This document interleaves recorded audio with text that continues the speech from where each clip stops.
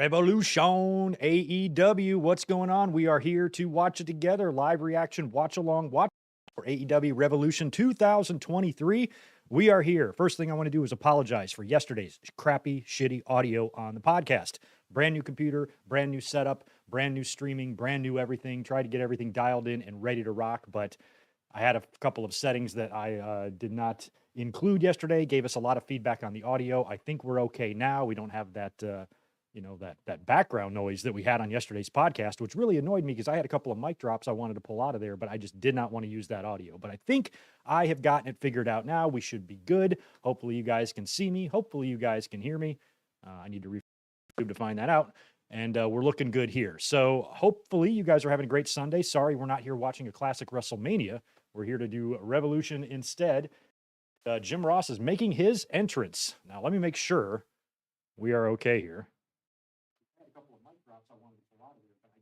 All right. I still think I got to play with the mic a little bit, but in terms of what the issue was yesterday, that shouldn't be the issue now. I think I've fixed that.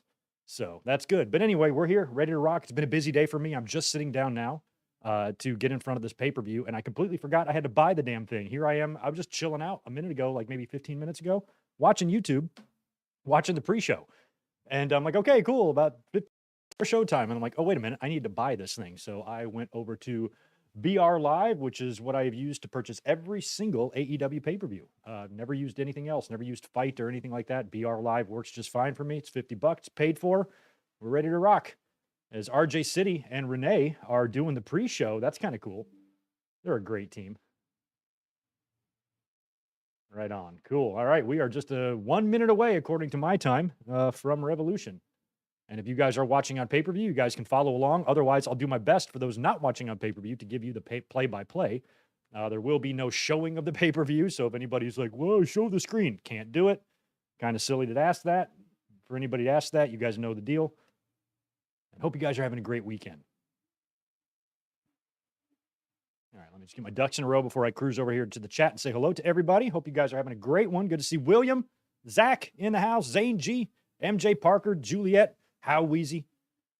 Got some channel members in here right now. We got Rodrigo, Jonathan Pittman. We got Vash. We've got, who else is here? We Are Pro Wrestling's in the house. That's awesome.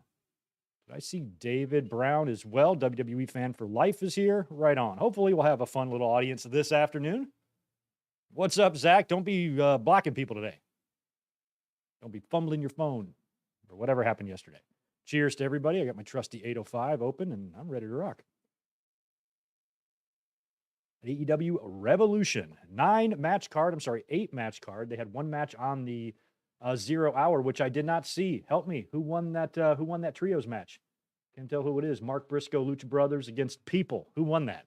I'm hoping Briscoe and the Luchas did.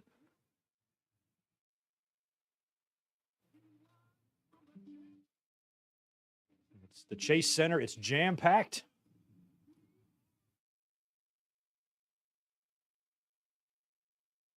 The Bella Twins are at the AEW pay-per-view. Right on. Maybe that means Danielson Lowe. Shout out to Will Washington. I think I just saw him in the front row. Right on. We might have some friends in the house, too. That's cool.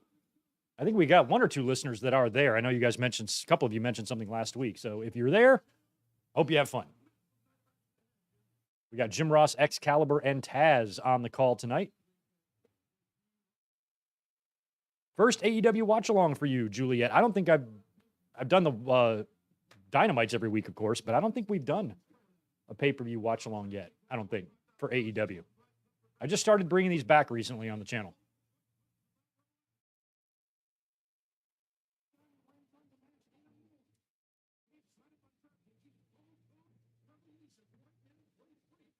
David, I paid $49.99 USD for this pay-per-view on BR Live. Sounds like you might have gotten a bit cheaper. Yo, Big J, happy Sunday to you. Okay, thanks, Juliet. I figured they probably did.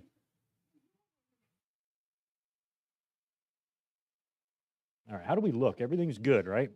I was even joking with Elizabeth. I'm like, I really didn't want my first live stream to be a podcast. I was kind of hoping today would be my first live stream, but that computer showed up Friday night at like 6 o'clock. So I spent all night getting it ready, and I knew something wasn't going to be quite right for Saturday's podcast. I just knew it. So I was kind of hoping like a watch along or something would be the first one instead of an important podcast where I'm talking about important stuff. But what can you do? YouTube life. Okay, so we are opening with Jericho and Ricky Starks. This was one of my picks that I'm not comfortable with. If you're doing your wrestling fan math, all of your equations tell you that Ricky Starks is winning this match based on everything we've seen on TV, what happened on the Go Home Dynamite. But I kind of think if Jericho and Paul White are going to start something together, what are we waiting for? Bring him back at a pay-per-view. Jericho did trademark Jeri-Show. So maybe we see the big fella come help Jericho out. But the fact that this is the opener, you usually want to start a pay-per-view hot. I feel like Ricky Starks, I'm probably going to be wrong in my prediction, but we'll see.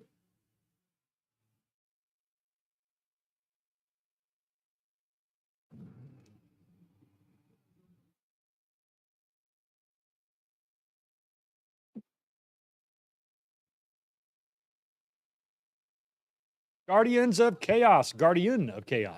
Jeremy Finchen, good to see you guys. Appreciate everybody chiming in. Hope you guys are having a splendid weekend. Usually we're here on Sundays watching classic pay-per-views, unless there's a real pay-per-view. Now we're watching a real one tonight. We'll be back with WrestleMania next Sunday. Ricky Starks is one of those great handful of talent. There's actually a lot of them in AEW right now that have very distinguishable theme songs. When you hear it, you know who's coming out. And for a company as new as AEW, they have a lot of those wrestlers. I mean, there's a lot of wrestlers in the company right now. Wow, that's a cool little, maybe a camera upgrade there. Yeah, I could see that guy backing up. He had some sort of nice 4K looking thing. And I've talked many times about how really important theme music is. You don't have to be a wrestling fan for very long to know that. I mean, look back in the 90s, how pivotal, crucial, and important themes of Undertaker, Bret Hart, Razor Ramon, Goldust, Diesel, guys like that, how important those themes were to them. Imagine them anywhere else with any other theme. Wouldn't seem right, would it? And I commend AEW for not having generic sounding shit for everyone and actually putting some thought into what music to use and even paying for licenses for music if need be. All right, Jericho, and here we go. Jericho and Starks right off the bat. Bell rang, we're fighting. Aubrey's warning him early about the closed fists. I understand that not everybody's going to be watching this with me, unlike Dynamites, where we probably all have TBS pulled up together. Not all of you might be watching Revolution, so I will do my best to let you know about the action in the ring, but I am no play-by-play guy. I'll probably sound something like, well, this guy right here, he's punching that other guy, and then he threw him against the ropes and clotheslined him, and then he gave him a drop kick, and then he won. It'll sound something like that. One thing I'm not going to say is compartmentalize, and I'm not going to talk about how the wrestlers don't waste any motion. No wasted motion. Jericho into the barricade. Tope by Ricky Starks. Jericho's out. So, yeah, the fact that this match is just starting and it looks like Starks is kind of the aggressor here. There's no rule to how to do things. Generally, you might want a fun, exciting opening match with a babyface victory to get your crowd rolling into your pay-per-view, but I did predict Jericho, so kind of holding out hope we see Captain Insano.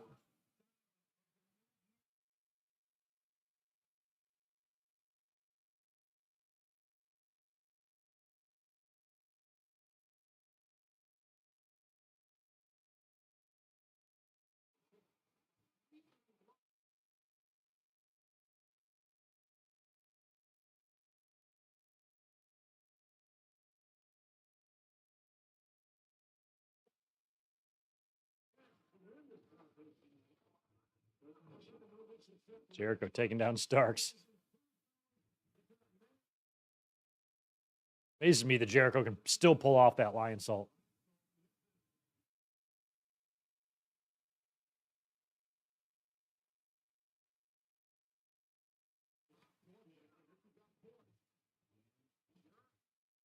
Oh, wow.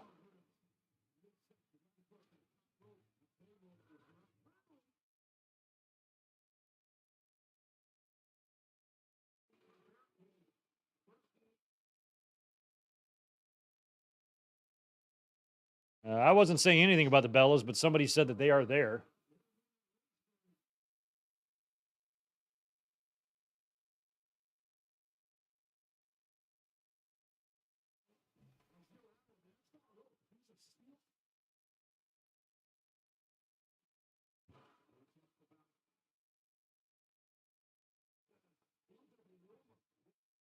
I mean, I don't really understand. I mean, I can understand cables working. I really don't understand how WWE rings uses real ropes. I don't know how it looks like it has that elasticity to it. I don't understand how they do that with just ropes, but they do.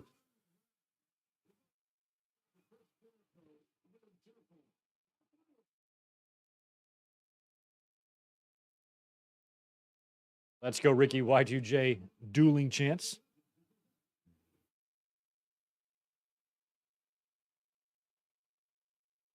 Jamal Garcon, good to see you, man. I do not know where you can watch the pay-per-view free.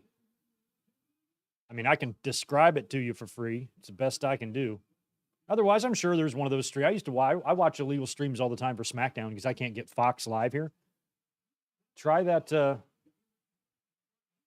See if this website still works these days. I'll try to hook you up with a link there, Jamal. I shouldn't be doing this if Tony Khan might be watching us. What? Greg's giving away?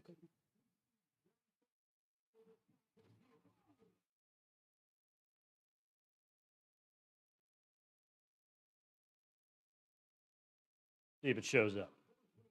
It does.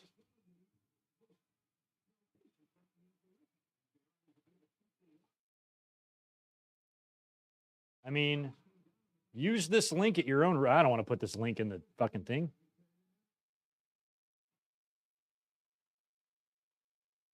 Here's what you do, Jamal. At least I think. Go to watchwrestling.ai.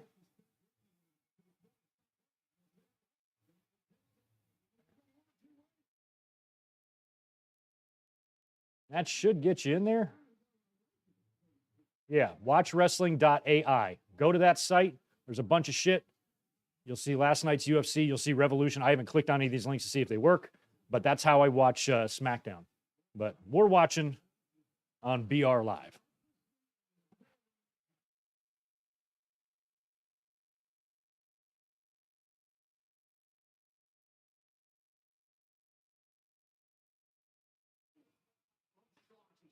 Yes, Rodrigo, I know about Pro Wrestling Tees stores. Matter of fact, I have a store there.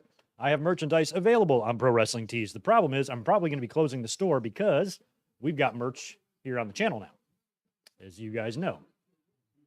I think I forgot to tag products in the video here, but you can find them on my main page.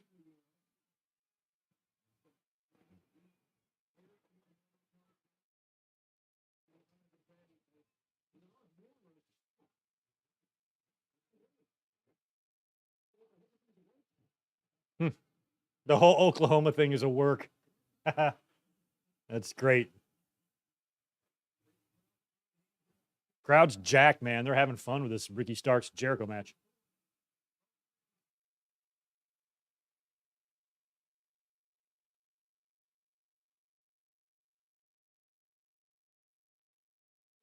I've got to figure out how to do it, but one thing I do want to do for you guys, I just got to figure out how you do it. There's got to be a way to buy a pay-per-view for somebody, right? There's got to be a way to order it and let you watch it without signing into my account. There's got to be a way to do that, right? I'm going to try to figure out how to give away a pay-per-view, and we'll do that next time for AEW, like on the go home or on the predictions video. We'll try to give one away. The only problem is the next pay-per-view I think is Double or Nothing, and I'm probably going to be there. So this might not be something we can do until like Forbidden Door, but let's look into that. because I would love to hook somebody up, channel member, that is, channel members only, with a free pay-per-view. It would be my pleasure. I just got to figure out how do you do it. How do you gift a pay-per-view to somebody, either on Fight TV or BR Live? I'll do some investigating, like research, and figure it out so we can do it.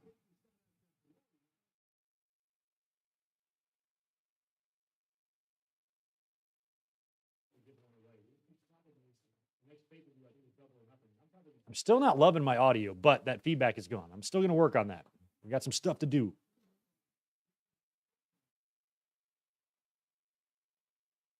Zane, there's no point in doing it for SummerSlam because SummerSlam's on Peacock.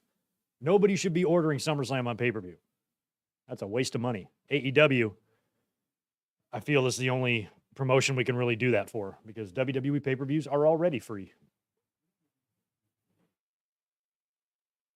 And I ain't buying anyone a Peacock subscription, so we're just going to have to stick to AEW on that.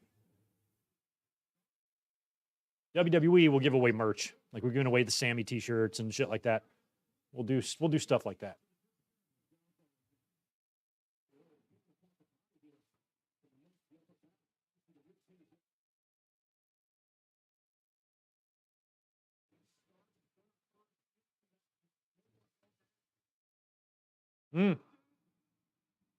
Ricky caught the code breaker into a power bomb. That takes a lot of strength. I mean, Jericho is no small man anymore. He's got some of that, some of that stuff that happens to us old dudes sometimes, even when you're in the best of shape. I used to have the most sweetest six-pack. Not anymore.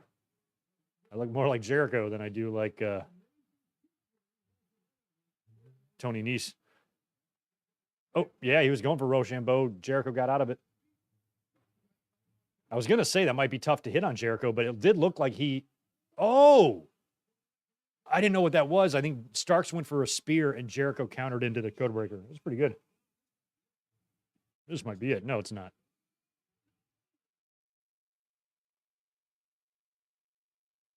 I mean, there's nothing out of the ordinary going on in this match. I mean, this is just a straight up match, and fans are very much liking this. Ooh, that was a really good, well-executed spot there with those two.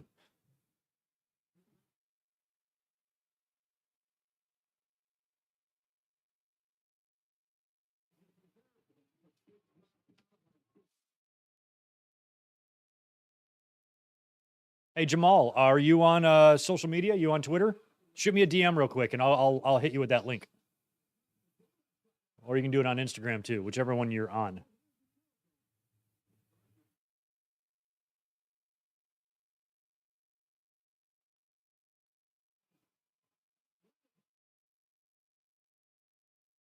Nice. Big spear. That was like a Takeshita clothesline type of spear by Ricky for the near fall. Jericho out at 2.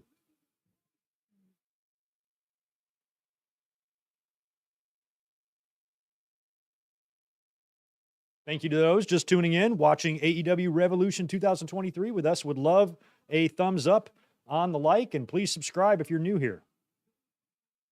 Subscribers have been doing good. We've been taking in a bunch, just past 35K the other day on the channel. On to 40K. Next goal.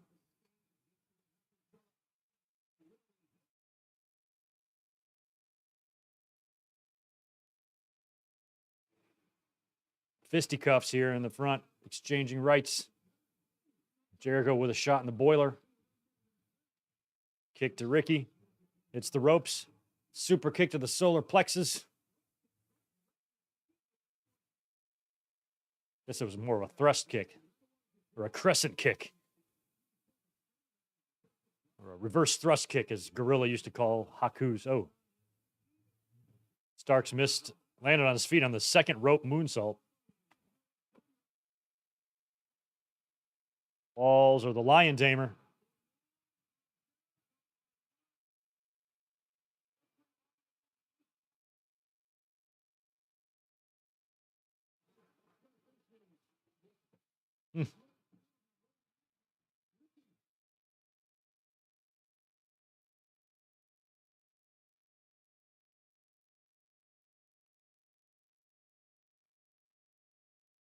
Nice single leg.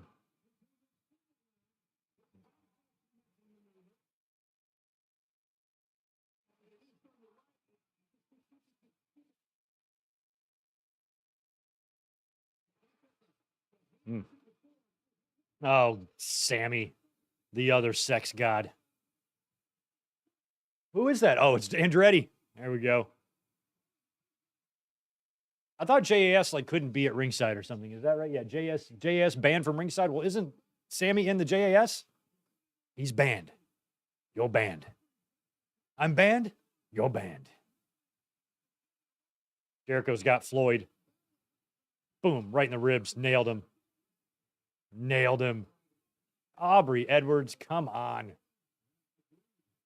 Come on, girl Hebner.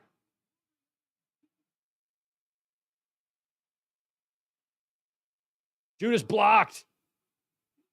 Nice. Nice. Rochambeau him here. We have not, and that was really cool how Ricky blocked it, grapevined his arm, nailed him with shots in the back of the head, and now it looks like he's just going to lift him up for Rochambeau. He's got him. Ooh, he got it. Woo, ball game. Should have picked Ricky. I knew I was going to be wrong on that, but that's okay. Sometimes you got to have fun.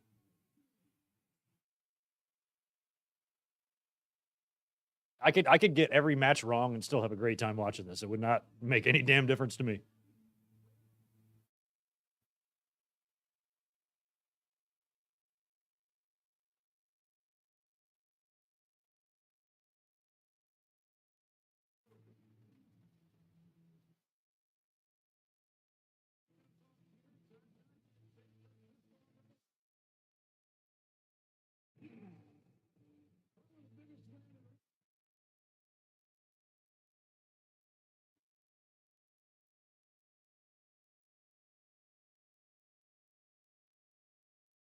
Yo, shout out to Crowbar.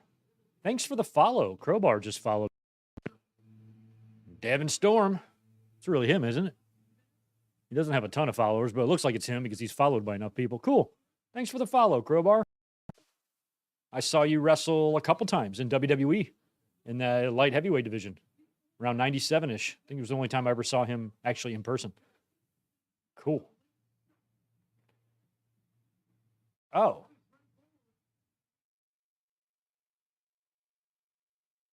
Oh. So the whole time on Wednesday night when we were just talking, shooting the shit, and they were doing that whole Christian promo with Jungle Boy, this is a casket match? What do you have to do? Slam the lid shut? I guess that's kind of smart. Jungle's going to win this.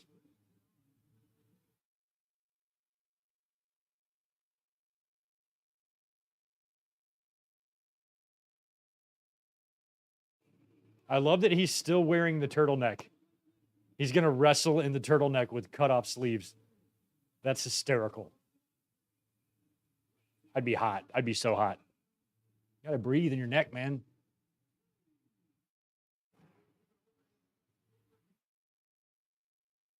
That's so awesome.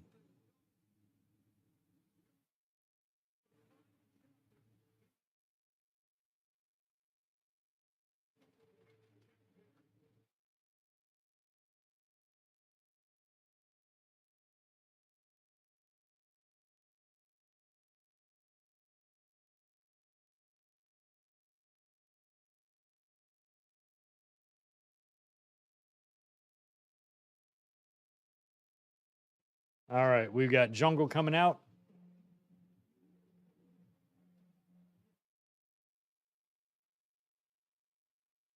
What's the fucking rules in this match? Why am I so confused?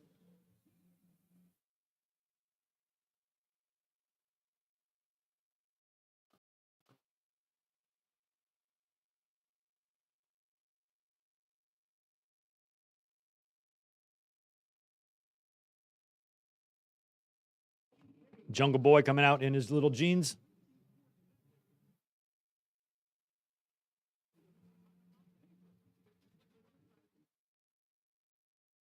What are the rules? I literally have no idea. I'm watching this not having any idea what a final burial match is. I just thought that was Jack Perry's promo. I just thought he was speaking metaphorically, like, I'm going to end you, Christian. Here lies Christian. I didn't know this is a real, like, casket match or something. I'm so lost. This is what happens when you don't turn on the pay-per-view until 30 minutes before it starts. I watched no pre-show. I didn't refresh my memory on what's happening. I didn't get any previews of these matches. I literally don't know what's happening.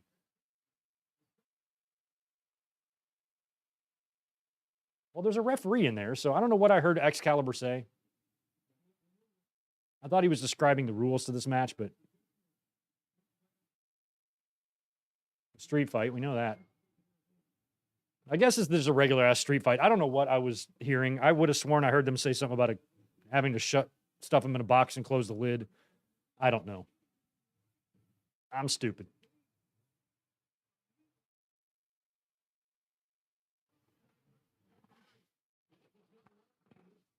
I just thought it was a match. I mean, I figured it was going to have like some no DQ aspects to it, but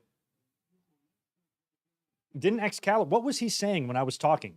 I heard the tail end of Excalibur's sentence, and he said something about closing the lid on your opponent. Like, what was he talking about?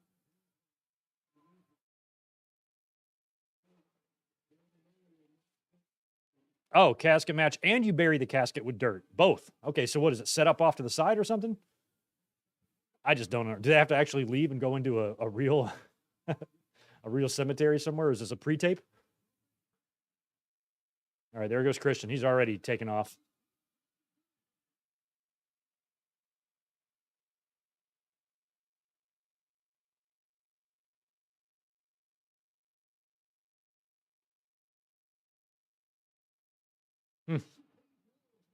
Devlin, are you watching?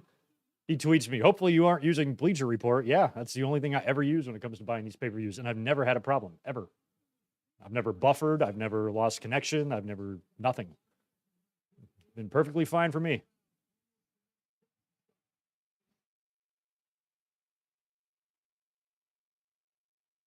Thank you, Gorneyson. Casket match, and you bury the casket with Dirk. It's on the stage. Okay, I didn't even see it.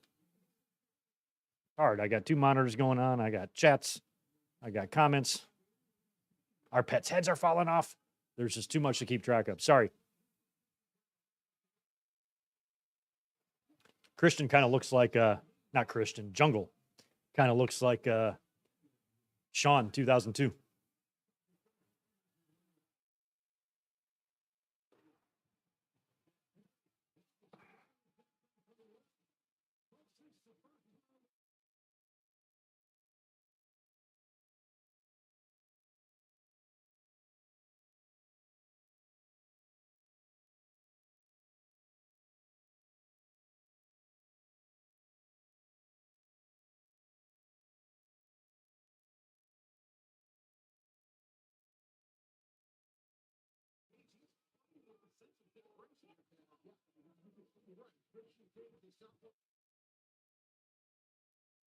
I did not even see that casket and dirt up there. I had no idea, even on Wednesday.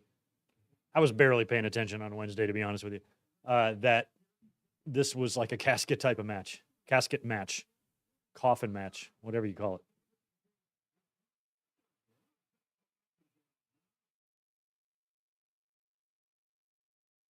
I see it now. I see the casket over there now in the corner.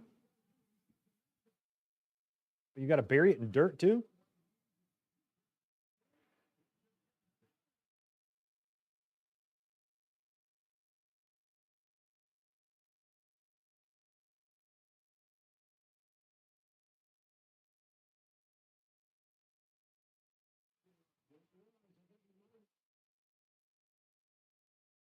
Hmm.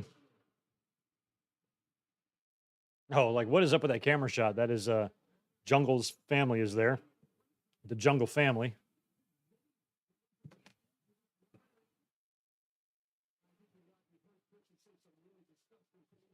Christian just grinding his forearm and elbow into the face.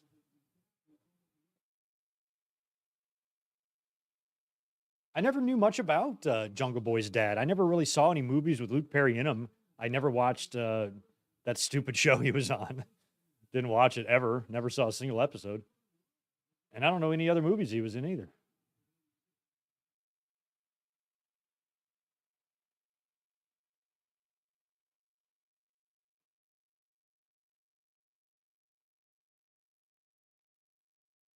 Ooh, that's a nasty. Well, he's got his neck bent.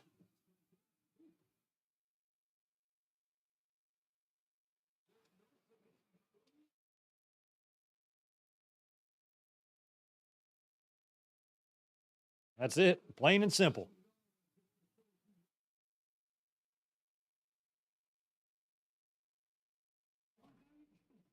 You're a loser, Jack.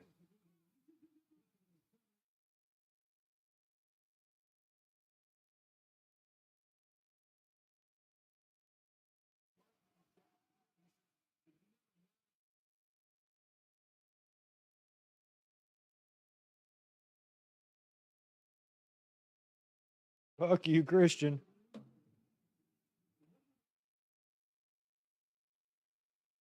Trying to fix my LEDs. Oh my God. Christian with the smack the back of his head on the barricade. That was nuts.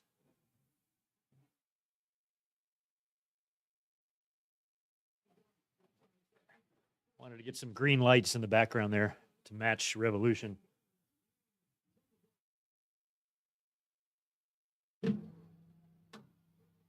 Hopefully that doesn't make it look too dark. We're good.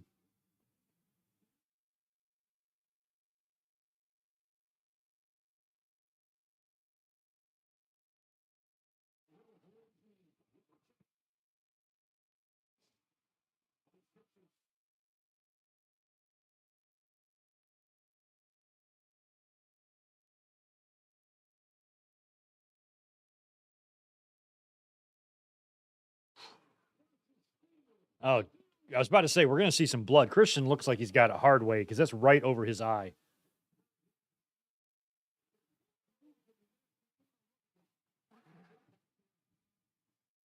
Ooh, what a bump on the steps. He's going to take his belt off. Careful now. You got some jeans that are a little bit too loose. They're going to be coming down on you.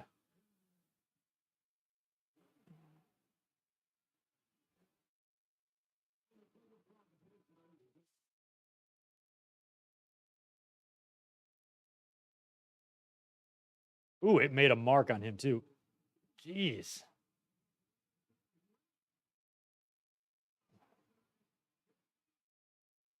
This is great. It's talking to his family. Is that his mom and the sister? It's got to be his sister. God.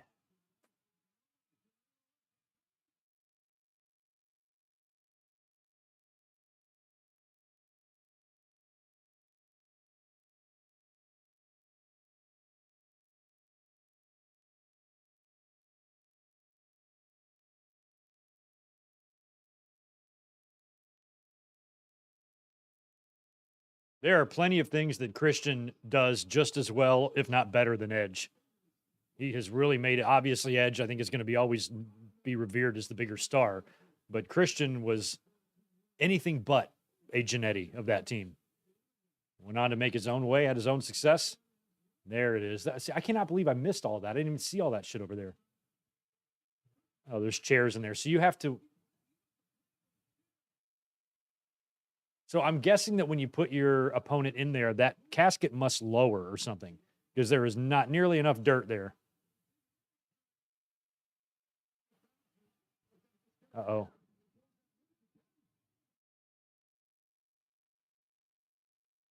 Oh, wow.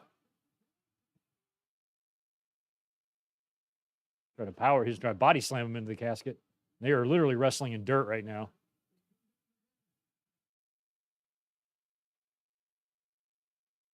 Oh, jeez. Y'all are going to be dirty.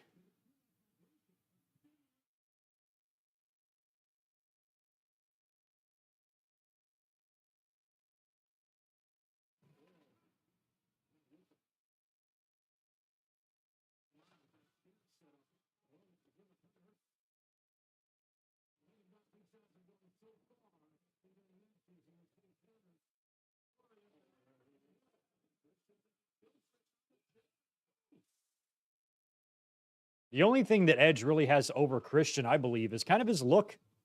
Ooh, nice big stage dive there by Jack. I mean, Edge has an overall better look. He's a little bit bigger in size, but in terms of their work rate, what they can accomplish in the ring, I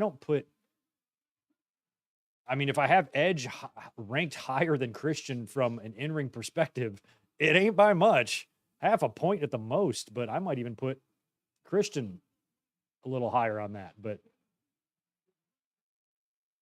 both of them are capable of having great matches at any time.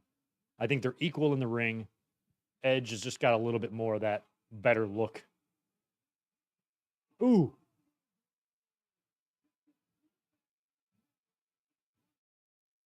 Edge has probably got Christian, by a point or two on the promos as well. But again, not by much. It's not like that means Christian can't cut a promo. He certainly can. Knows what to say, how to get the fans to react. He knows all that stuff.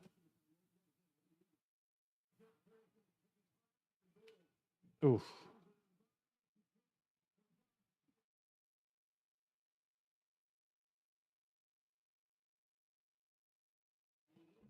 Relentless and uncaring.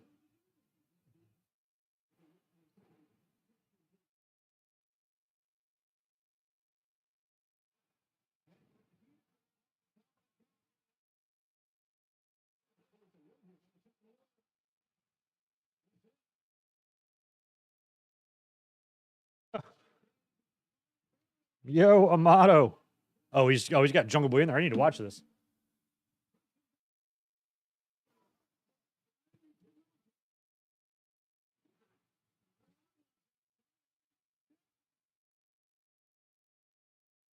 The thing about Edge and Christian is if you ever get into a debate with somebody about which one's better, it should not be a heated debate because they're both so good. If you prefer one guy to the other, you should be able to say, I might like Edge better, but I can understand people who like Christian, There's no sense in combating that opinion so hard because they're very, very equally matched in a lot of ways. You could make a case for both.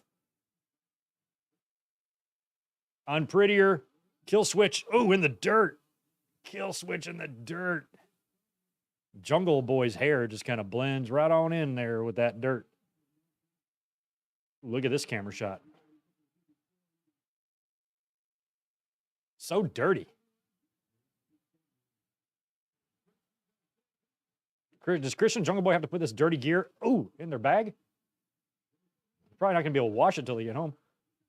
Oh, it's shovel versus chair. Ooh, is he all right? I thought Jungle might have really gotten tagged there, but he didn't.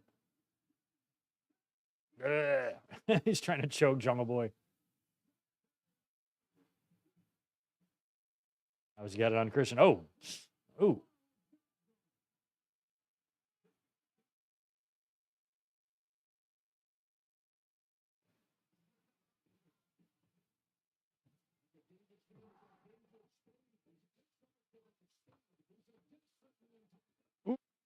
Big miss with the shovel.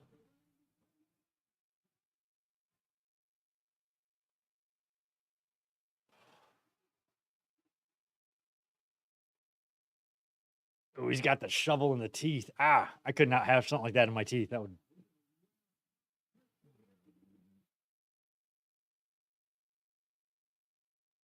Jungle Boy, you're dirty, man.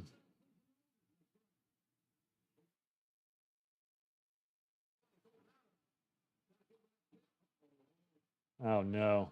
Once and for all, he might end Christian here.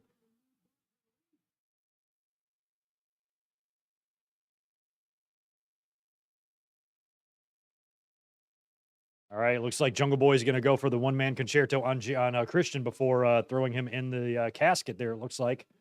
Unless Christian has got... Don't hesitate this time. He hesitated on Dynamite. Not this time. Just smash him. Smash him.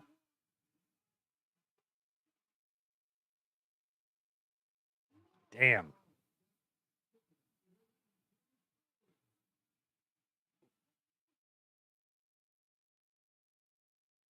That was loud. That should be the end here. He's just going to drag Christian by the turtle around his neck. Throw him in there. Now, I'm guessing this thing must lower because there's no way you can cover this thing in dirt. It's above the rim. That hole. Unless somebody's going to attack Jungle here. Huh? And he kissed him. That's it.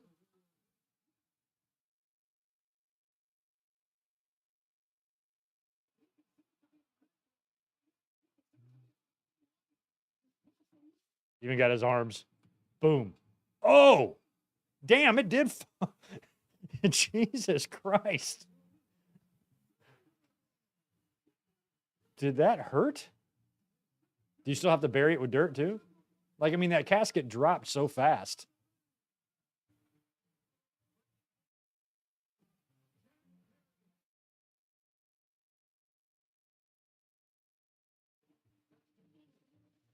That's one way to get rid of Christian. Holy crap. I mean, it looked like the casket fell straight through. I thought it was just going to be lowered. I mean, whatever it landed on, I hope it was padded. Jericho, or I keep calling him Jericho. Christian was in that casket.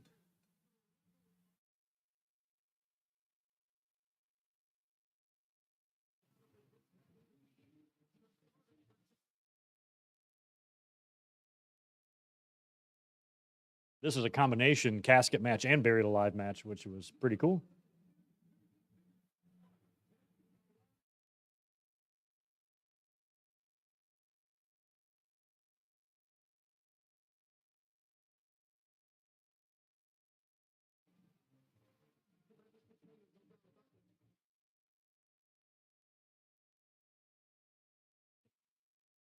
Right on. All right. Who's next?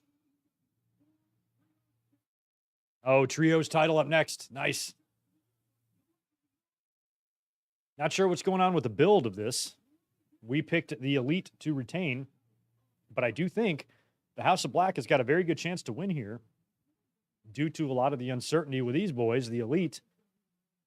But I think the tag team titles or the Trios titles are going to change hands, but not both. So I picked the Acclaimed. I think that AEW should give the fans that Acclaimed victory. I think the building would pop. It would be fun. But I don't know if they're both going to change hands. And speaking of that match later on, Amato, you're not at the show, are you, Amato? But sent me. Oh, never mind. Okay, so my buddy Amato sent me. They have. Can I save this?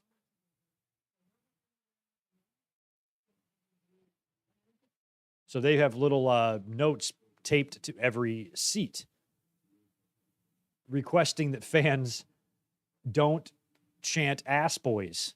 It says here, welcome to AEW Revolution. We appreciate you coming here to see us defend our titles. The amount of ass boy chants has become a distraction. Please refrain from shouting, chanting, or whispering ass boys at any point during this event. Please also refrain from chanting daddy's favorite, who's your daddy, booty boys, or similar phrases. It looked like it was, at first I thought Amato was telling me that AEW put this on the chairs, but they didn't. It's just a kayfabe thing.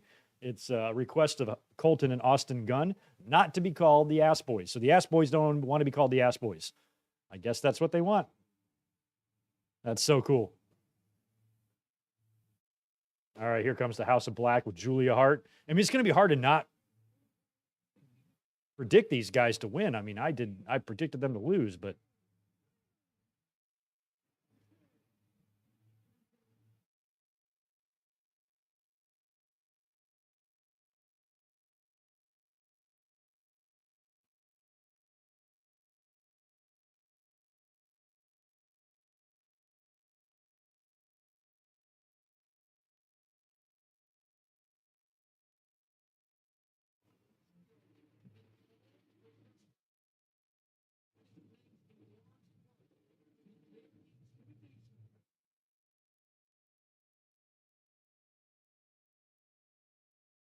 I don't think so.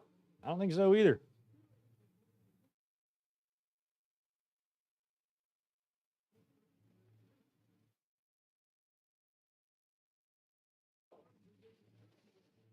All right, prepare to hear some Kansas. I mean, there's been a lot of speculation, baseless speculation yesterday on the podcast about the Elite and how peculiar this build with the House of Black is. because of how good it could be if they had a little bit more going on in the build. So I'm not sure if the Kenny and the Bucks are mentally checked out or if we're making a mountain out of a molehill and this is much ado about nothing. I don't know.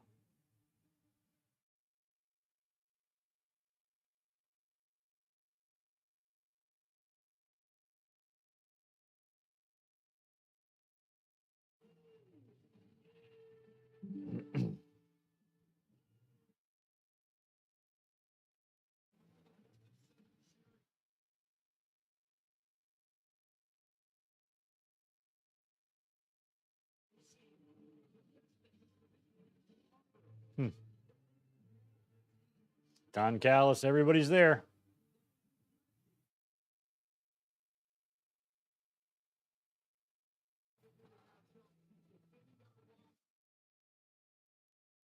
Oh, I need to turn this down. Jesus, what am I doing? Shit. Hopefully I didn't catch too much of that.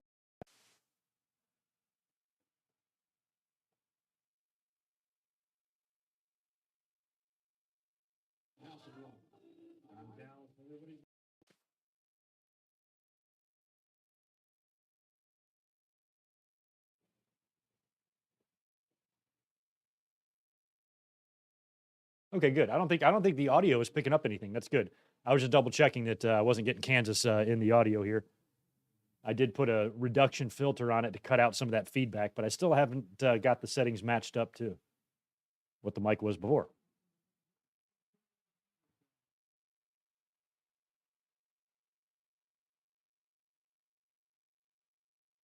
All right, trios titles on the line. Here we go.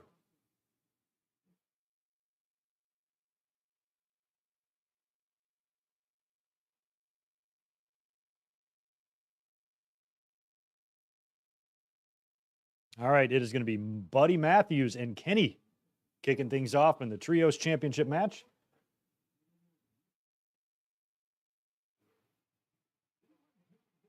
I'm trying to watch body language. I mean, the Elite did not come in with a whole ton of energy there.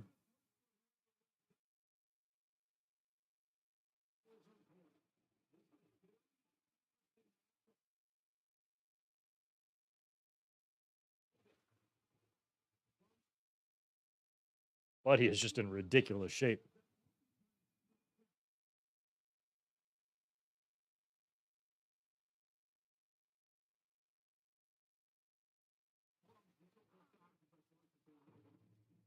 Remember when Buddy, what was it? Was it it feels like it's been a long time. Remember when he won like what was the cruiserweight title in like Australia?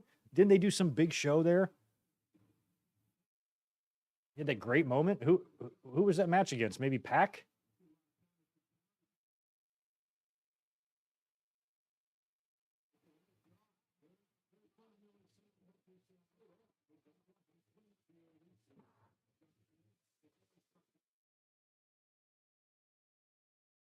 Don Callis sitting in on commentary.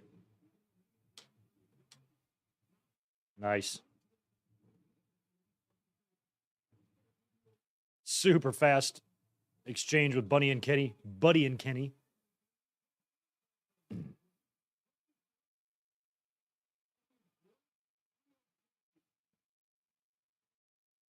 I like how Buddy is in this. Buddy is with a woman who's just covered in tattoos. He's a part of this stable with two completely inked up dudes.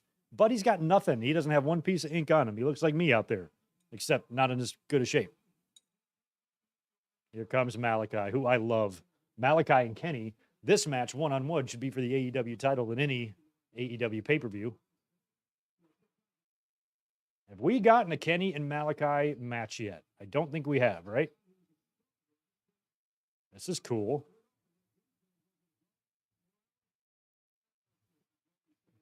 Well, before these guys hook up, I need to go grab another beer out of the fridge. I'll be right back.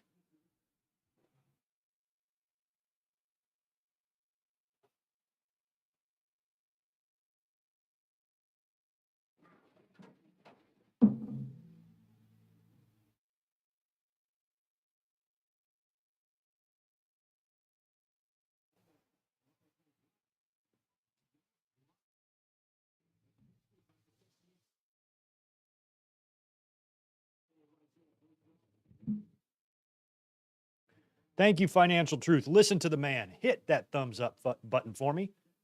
Greg would appreciate it. Thank you to everyone hanging out with us here this Sunday evening watching Revolution. Hit the like, subscribe, notifications bell, all that good stuff. Ooh, terrible, kind of a weird looking arm drag, but he got him over. Nice recovery anyway. I need a little boost of energy.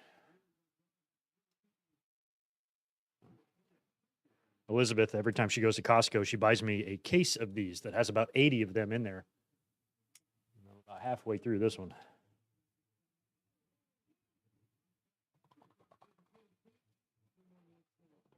Huh.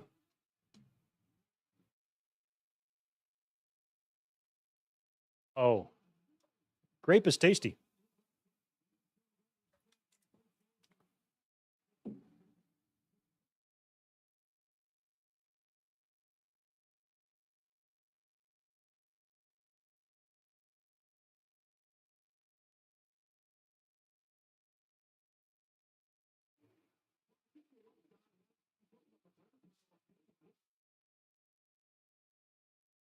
You know, just the other day it was snowing in Rancho Cucamonga,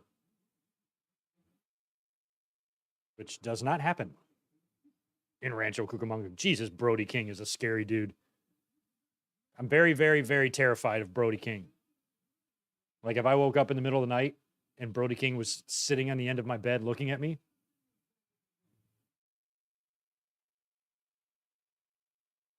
I just have to change my sheets. Let me just say that.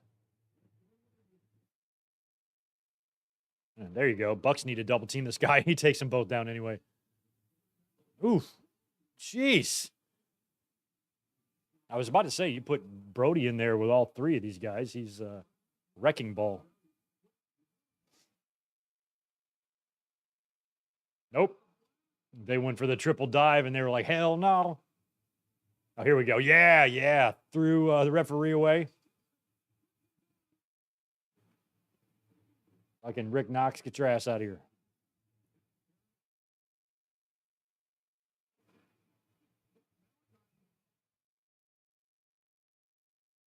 Oh, spiked him hard.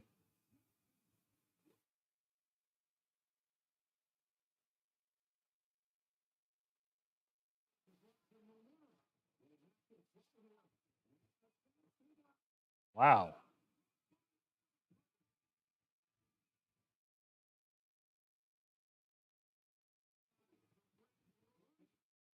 Oof.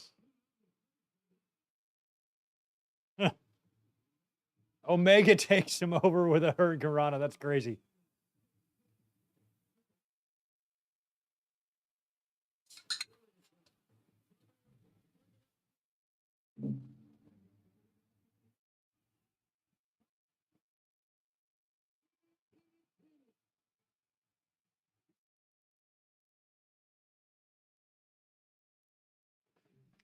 The inside of these beer caps says properly chill. So it's reminding you to properly chill this, but if you take the cap off and then read that and it says properly chill and you're like, oh, I forgot. Well, now it's too late. You ruined the beer. I don't get it.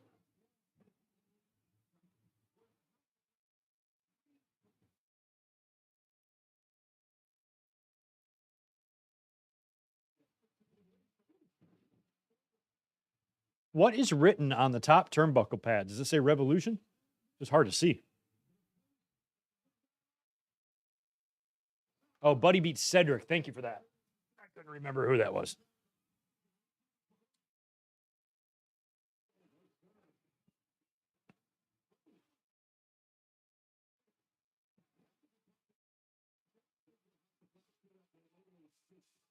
Oh.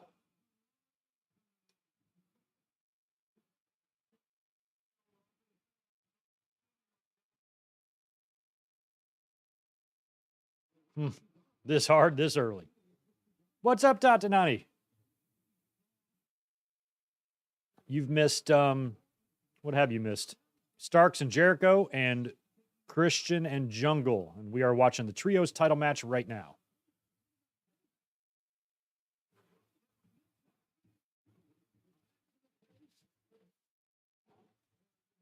Cheers.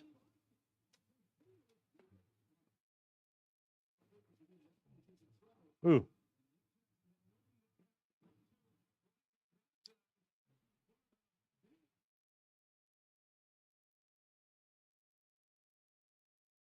Huh.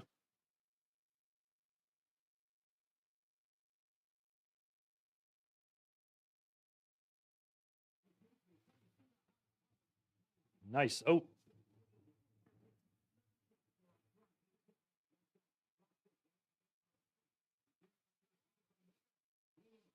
Huh. Jeez.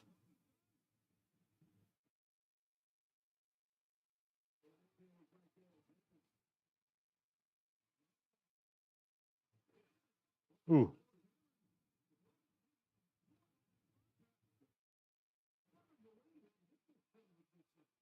Hmm.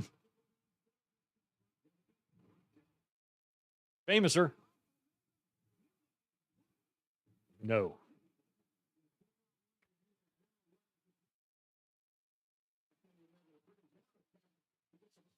Yo, Marcus the Entertainer's in here as well. Good to see John J.E. Dennett. Anybody else that I've missed shout outs to while I was chatting? JJ Leg is in the house. Right on. We got channel member family.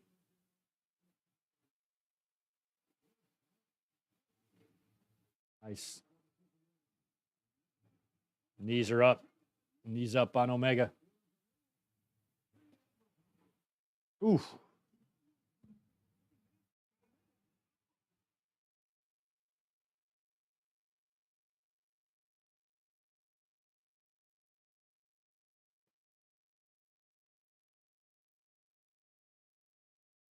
Oh, wow. What a sequence. Black and Buddy ate a super kick.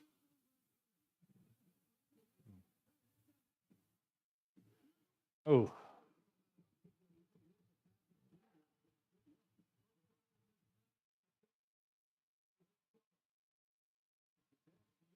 Who does the finish? Why can't I think about who this person is? Who does that? Is it Seth that does it?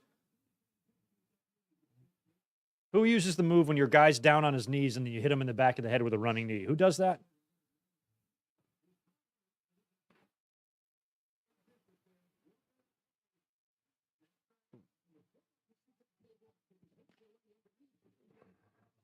Oh.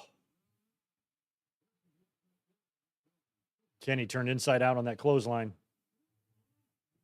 House of Black strategy needs to be leave Brody King in there because he's been pretty dominant in there.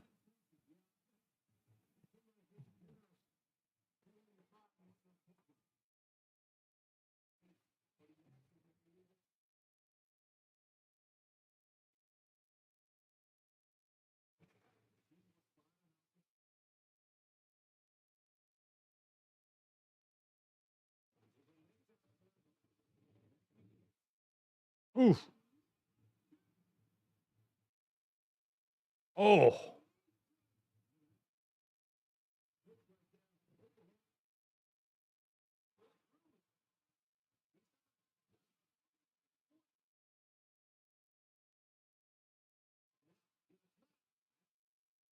Top elbow to Malachi, who had a knee bar or a knee submission on a Kenny there. And now they're all in there. It's impossible to call this. All sorts of punches and kicks flying. Buddy on the top rope takes down, I think, Nick. Super kick from Matt. Super kick to Malachi from Matt. Sliced bread by Matt. And then Malachi stops the insanity. Kenny's wearing gear, looks a lot like AJ Styles. AJ wears blue gear just like that, doesn't he?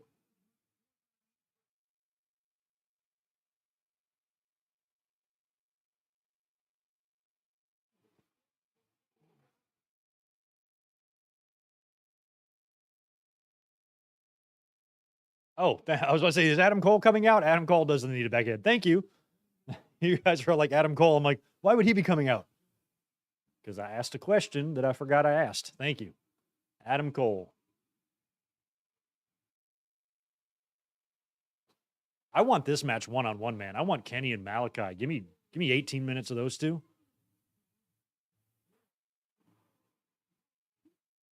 Oh, jeez.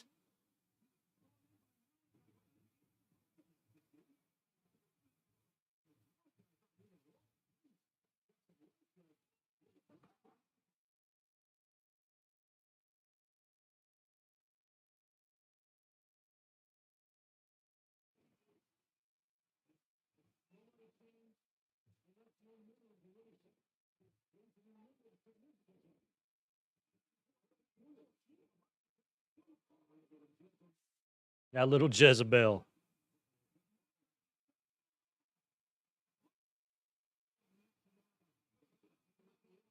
Hmm.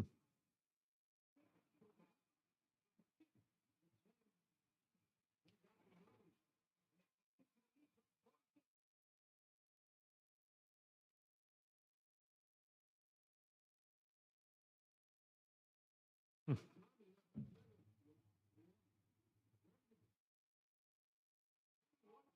You better look out. That black mask can catch you.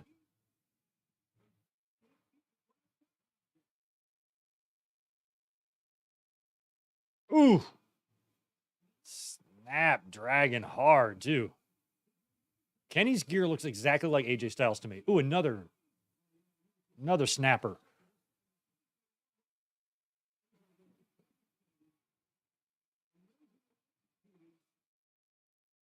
There's Julia. Julia, look out. You better get down, girl. I don't want her to get taken out by Malachi. Look out. Julia, get down. Sheena missed him. Nope. Oh, no. Oh, no. Oh, no. Kenny's like, whatever. Oh, God. Oh, my God. And Nick makes the save, or Matt does. Nick does. Holy shit. Julia, poor little Julia Hart, ate a V trigger. Holy crap. And then Kenny ate a fucking sick black mass. But I think Nick made the save there. Holy shit. Dante's in for you. Better get in there, Buckers. Matt making the save again. I feel like, oh no. Oh no. And Julia Hart with the V trigger. Oh no. Both Bucks might be taken out now with Brody King. He's got his hands on both of them. Uh-oh. Are they all going to converge on Kenny? I mean, this might not just be an upset win. This might be a definitive win. Bucks are disposed of. All three members of House of Black in the ring with Kenny. What happens here? Does Kenny get executed?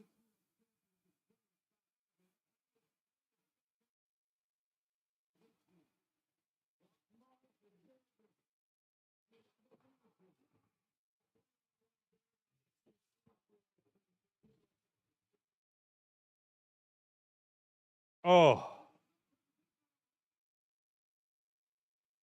Ooh, baby.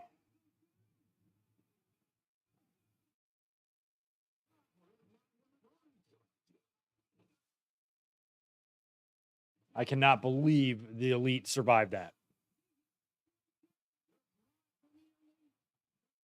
I loved Kenny's lack of remorse for V-triggering Julie. He was basically like, well, that's what she gets. Nobody invited you up on the apron. They're going to pin Malachi? No, Buddy's making the save. Buddy, crowd like that. Crowd like that.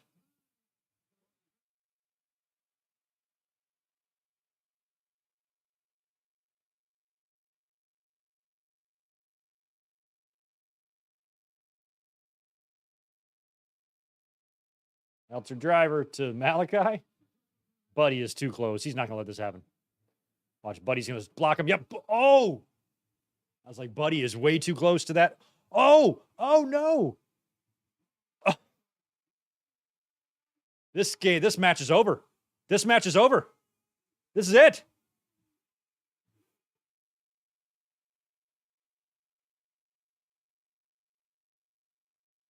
I knew I should have picked the House of Black. I'm only 1 for 2 right now in my predictions. Wow. Well, that's good. I was kind of hoping they would win.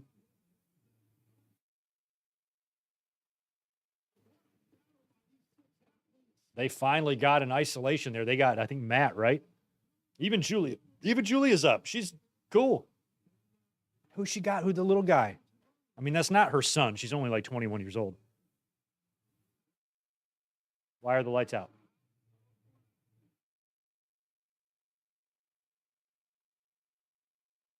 Cool. They put down the Bucks and Kenny, so let the rumors swirl.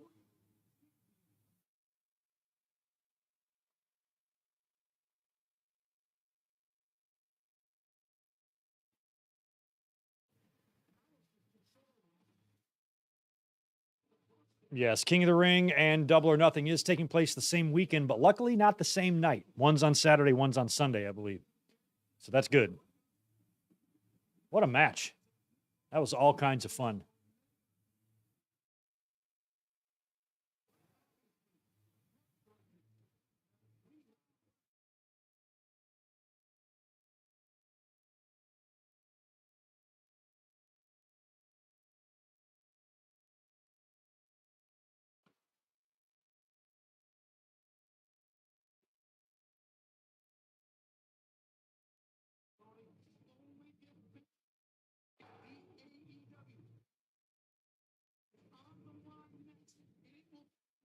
Okay, three-way next for the women's title.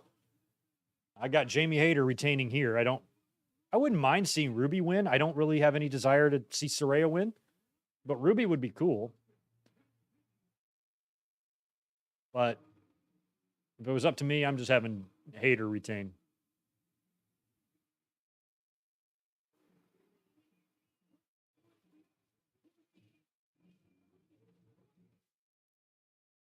All right, here comes Saraya, looking good in the green. Green is the color of the day. Green's my favorite color, by the way. I don't use it enough on the channel. I use a lot of blue. I need to use more green.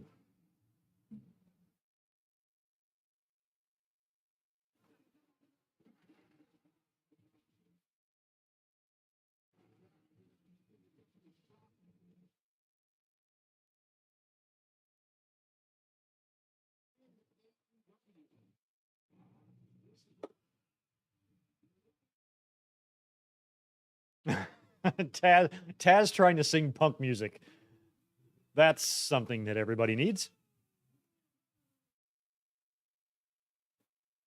I remember in the 90s, I didn't really listen to punk, but this song was on the charts, and I think I just picked it up to have it. But I had this Rancid album on CD.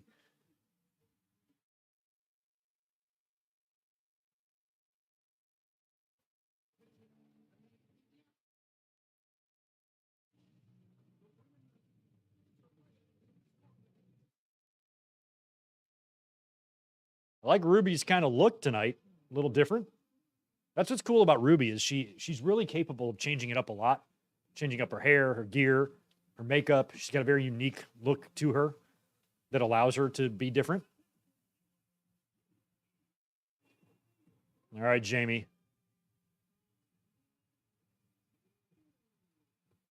When did she pick up this title? Full Gear, right? I'm still not done with Hayter. I would like to keep her as champ. It looks like since Hayter and Britt are now baby faces, they have dropped Rebel from their crew, which sucks. I really like Rebel. Hopefully, she'll be back.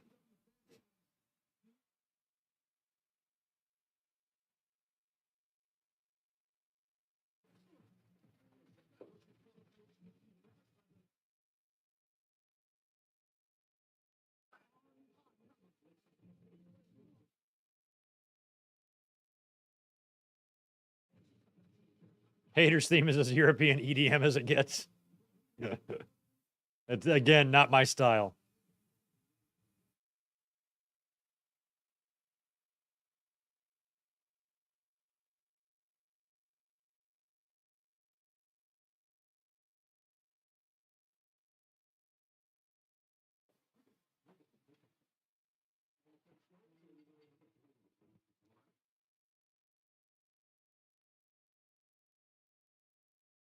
All right, for those just tuning in, it is now time for the women's championship match. Three-way. Bell just rang. It's Saraya and Ruby challenging Hayter.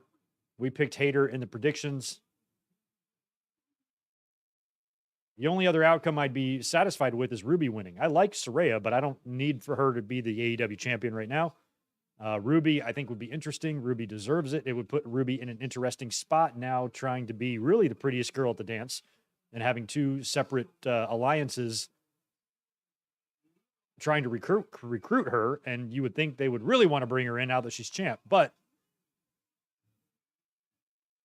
I felt like Ruby hurt herself on that drop kick. Are you all right? Jesus. She kind of missile drop kicked off the apron, landed right on the floor, and it looked like it hurt Ruby a bit.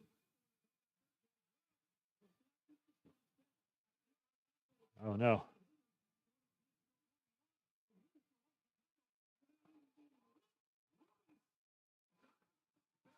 I feel like Ruby, she's all right. She's up. She's moving, but that's adrenaline. I think that hurt her when she landed on her back like that on the floor.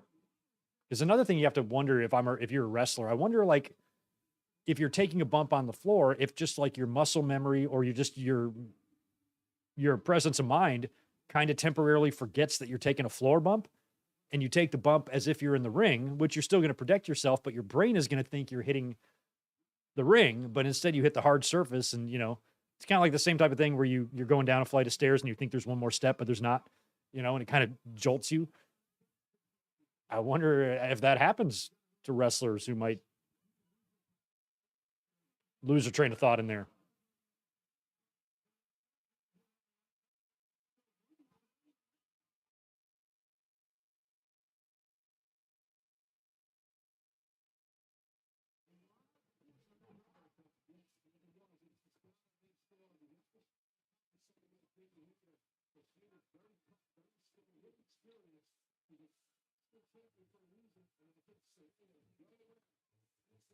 Yeah, I mean, at some point, Thunder Rosa is going to have to come back too, and I think bringing her back in some sort of championship match scenario, having her return and cost somebody a match might be a good idea.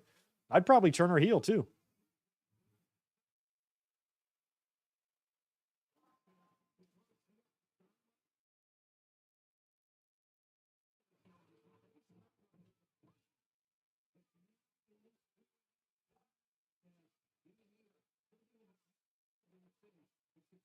Paige looks great. I'm really happy for Saraya that she's in the ring wrestling. She's kind of gotten that first match out of the way now. She's been in the ring relatively regularly.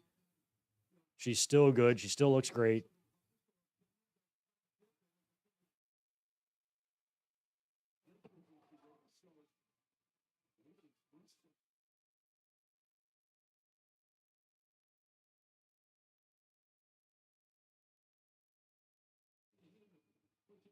Marcus the Entertainer, yeah. Bald Guy Wrestling is up and running. I would have more reactions on there already. I've got a few in the works right now, but I kind of paused everything to get the new computer set up. But over on Bald Guy Wrestling, links in the description below. I post videos from live events there, and I'm putting reactions there too. And then the clean, unedited versions of the reactions without the distorted video are up on Patreon for $1 a month. You can access on Patreon. So check them out. And content will be hitting that channel frequently because I have endless footage to use. So I have just a matter of finding the time to edit and throw stuff up there, but I have no shortage of content. It's just a matter of getting it up there and doing it. But I had to take a 3-day break to kind of get the new setup and everything dialed in. And I'll resume my editing in the next couple days and hopefully get some videos up over there. The two reactions that are up there now, Royal Rumble 1991 match. No, there's three. I'm sorry. Royal Rumble match 1991, Hulk Hogan versus the Andre the Giant from WrestleMania 3, and the conclusion of the Roman Reigns and Kevin Owens match from this year's Royal Rumble. All right, we got choke. We got a choke on Hayter as Saraya's bashing Hayter in the face while Ruby chokes her. But Hayter's big and stronger than both these girls.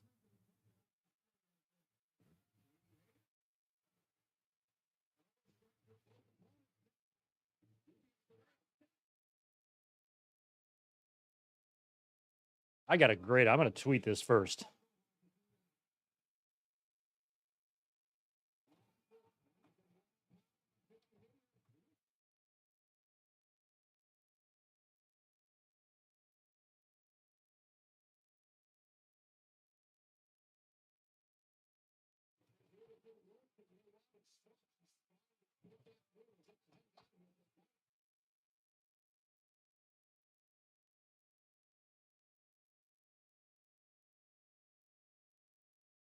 I would have, you know what I would do? I would have Jamie Hayter obviously retain here. And then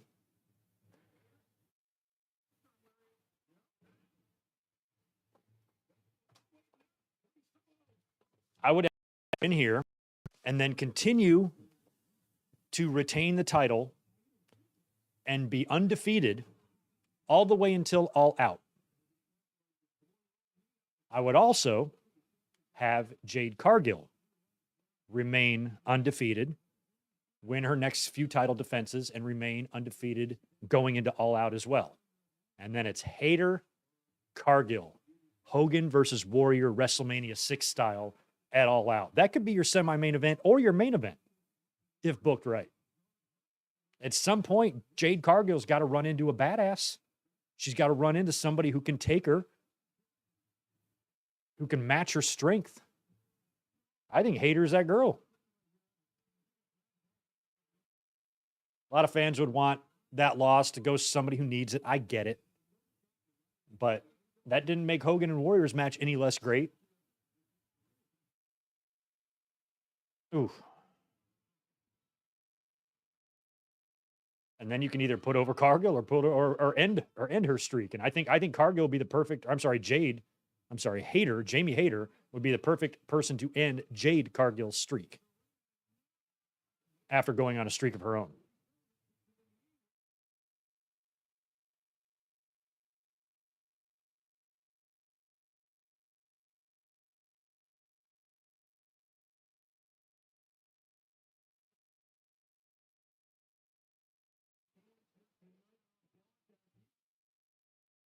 Yeah, you're probably right. It's going to be Britt Baker to beat Jade Cargill, but you never know. John J. E. Dennett, take care, brother. Sorry you're out.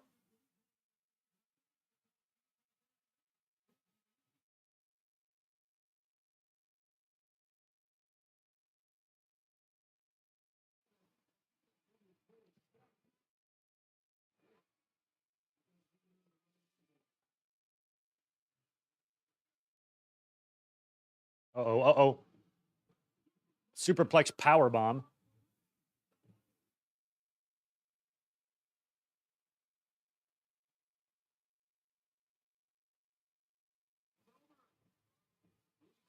Man. I mean, this is great. I mean, Soraya's always used this move ever since her NXT days. Oh, God. Hayter lays her out.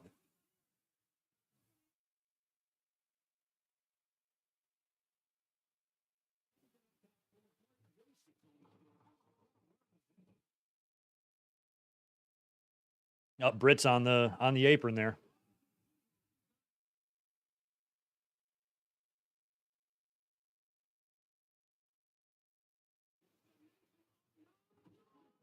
No.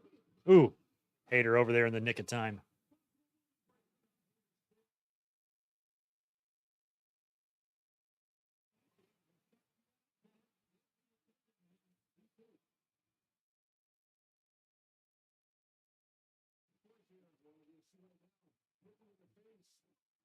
Yo, Jordan Karg. Thank you for that DM. Why do I not follow you, my brother? I'm so sorry. I'm following you now. If you're watching, I just got that DM from you. That's something I might be interested in. Yeah, get back to you, man. If you're watching, thanks for that. If you're a channel member and you're on Twitter and I don't follow you, shoot me a DM. Let me know. Make sure that I do that.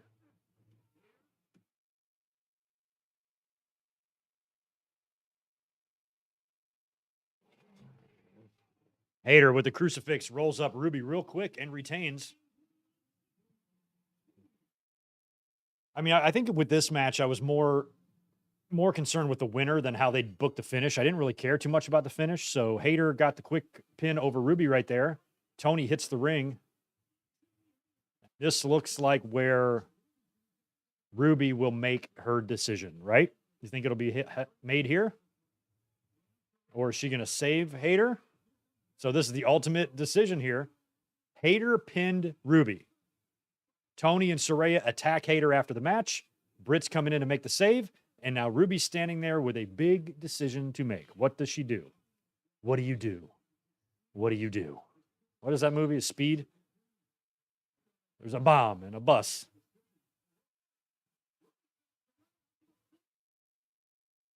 Watched this movie the other day called The Net with the girl from the bus. Rest in peace.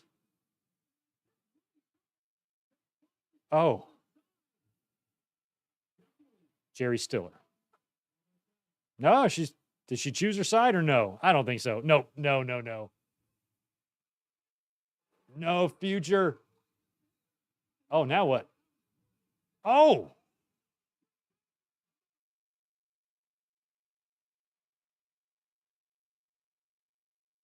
So does the decision made? Oh. Tony takes down the camera. Tony?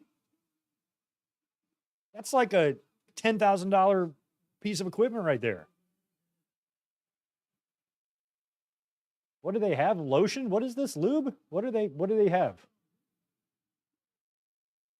Oh, it doesn't look like spray paint. It looks like lotion. You can do rub swab all over her. Rub some Jergens on her. Oh, no, she's going to spray paint her. Oh.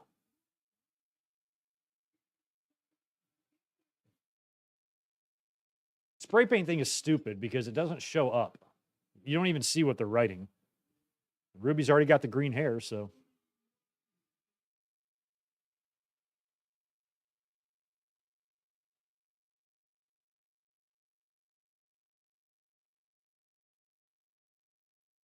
So now we've got these three. Ruby has joined and turned heel. I guess that was a heel turn. She's joined up with Saraya and Tony, but they made it seem like this was a decision she made after she lost the title. Like, for example, if she would have won here and won the title, I don't know, would she have joined these two? Or was this a decision made out of frustration since she's the one that ate the pin? That's the way I think.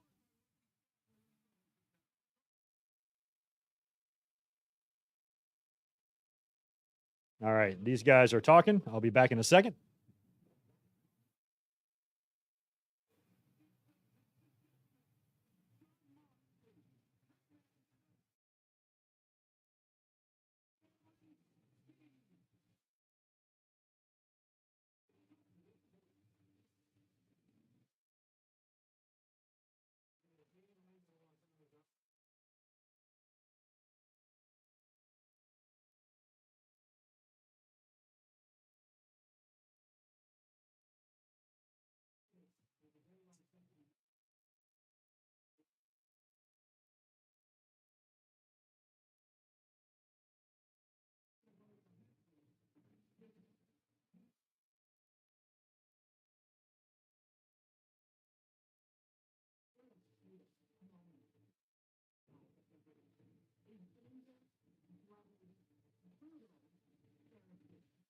All right.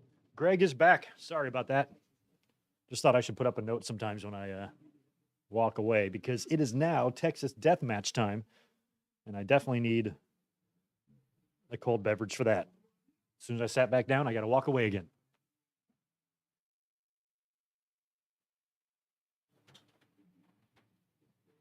I just want to make sure that I'm provisioned up for this match because this is kind of the one I've been looking forward to the most.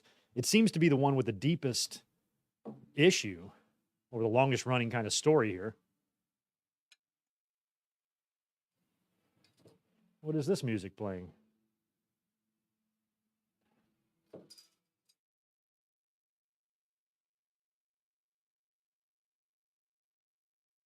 feel like it's got to be Hangman coming out first, right? With this type of music.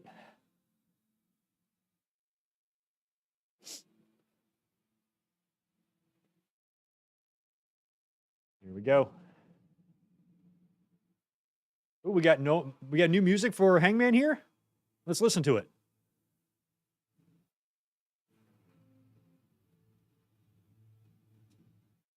I don't hate it. This is the first time we've heard this, right?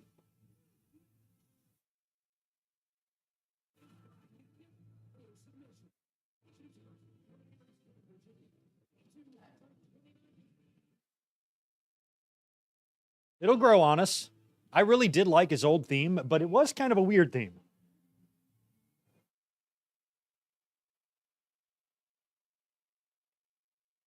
That's good. It's more music that Tony Khan has paid for, which is really awesome.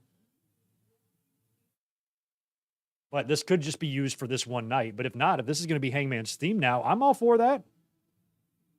Fuck yeah.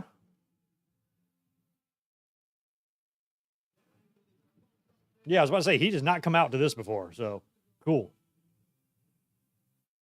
So it could just be the it's a Texas death match. Maybe that's why he's using Ghost Rider, but I would like it if he was using this permanently.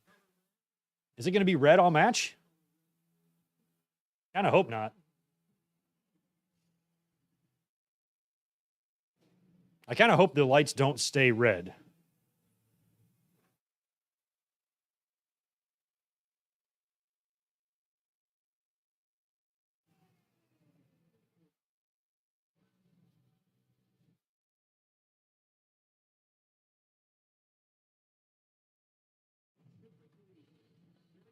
First match, Mox busted open. Well, we can give Moxley criticisms for the blood, but if you're going to watch a Texas death match in AEW of all promotions and expect to not see blood, you are going to be disappointed because you are going to see it. Maybe Moxley didn't need to have a fountain of blood shooting out of the top of his head on Dynamite when he was cutting his promo. Sure. But this is a death match. So he's going to bleed, and he's going to bleed bad.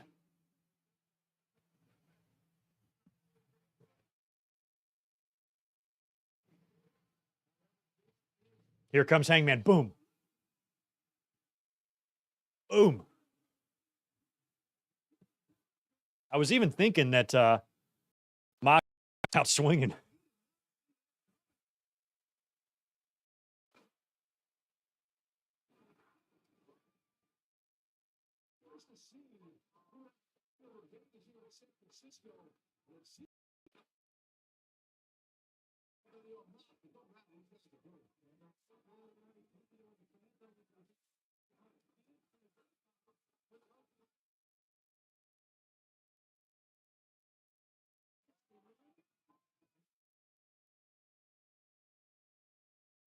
Okay, I think we're officially a minute in, and Moxley is not bleeding. So you have lost that bet.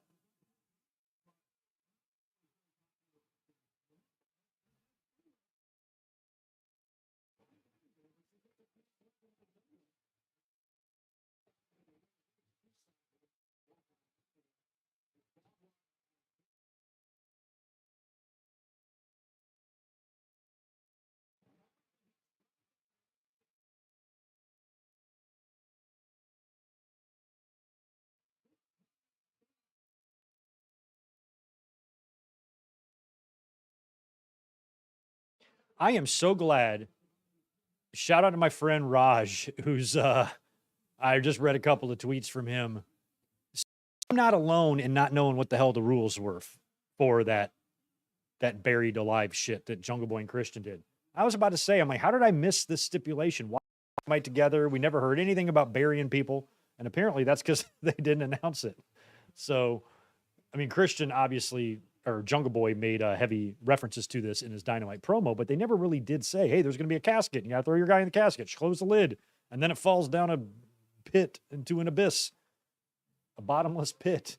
It never ends. Christian's still falling. He's going to fall forever. He's going to be in that casket falling until he dies. And then after he dies, he's going to continue to fall until he decomposes, at which time the casket will continue to fall. It'll just fall forever. All right, we have got a barbed wire siding. John has some in his hands. Poor Renee Paquette. She goes, I'm going to be sleeping on bloody sheets again. What do the wrestlers do to these hotel rooms when they go back to their room and they're bleeding all over? Oh, my God.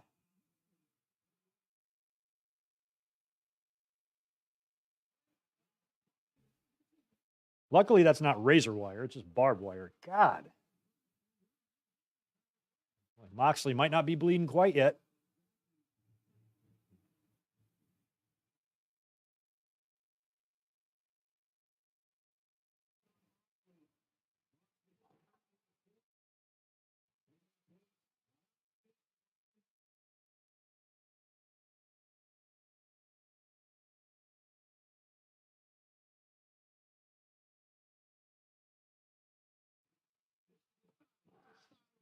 Moxley's bleeding. All right, well, we made it, what, 3 minutes? Right on. But in a death match, that's kind of what you would expect. Wrapping it around his boot. Oh, he's got cuts on his shoulder already. Renee, get the Neosporin and Band-Aids ready, because he's going to need it.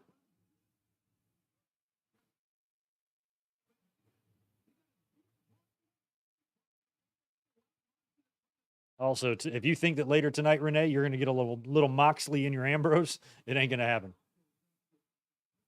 He is going to be bloody and sore.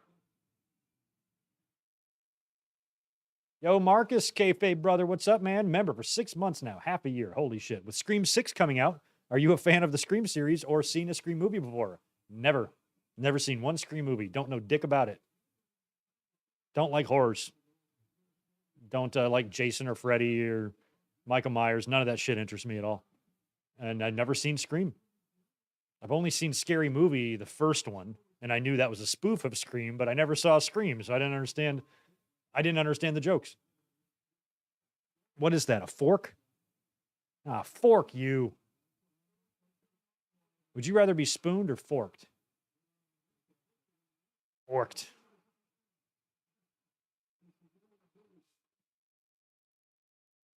Yeah, it's got a little handle on it too. Like, it's what his kid uses to eat his fucking applesauce. Oh my God. Oh, he's going to get forked in the forehead.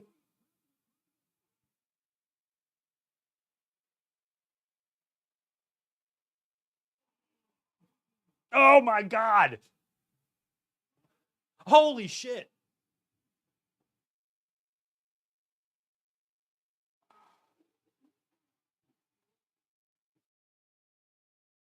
It splattered all over John Moxley. He had basically a triangle choke on Hangman. Hangman's forehead is right in front of Moxley. Moxley's got a fork in his hand, and he just and the blood shoots out of his forehead and sprays on the chest of John Moxley. That's hardcore. Holy shit. Oh. More forking. Well, Hangman said he doesn't like violence. He does now.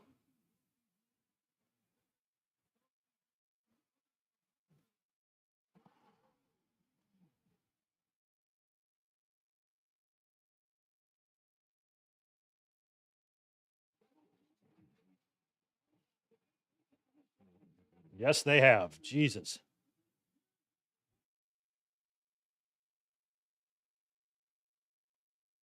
Ugh.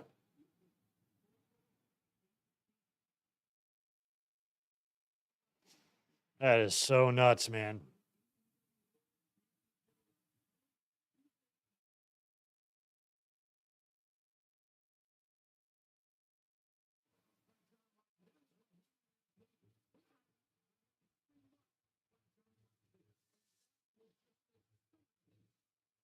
Nice slide by Moxley.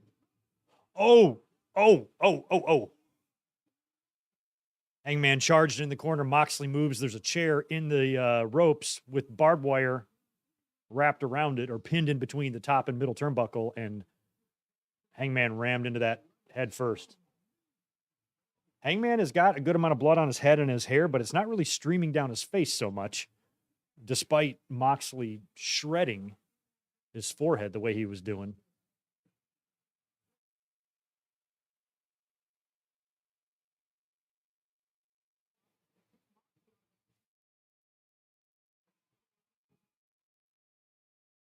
Oh, he's going to half crab him on the barbed wire with the barbed wire on his nipple. Oh, sliced and diced. Oh, my God. Hurts me thinking about it.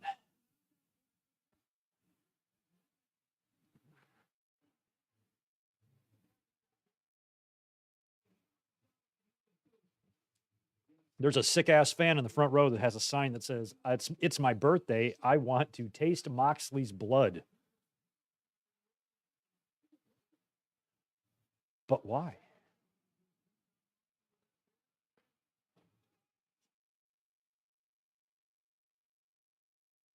Chair shot to the back, wrapped in barbed wire.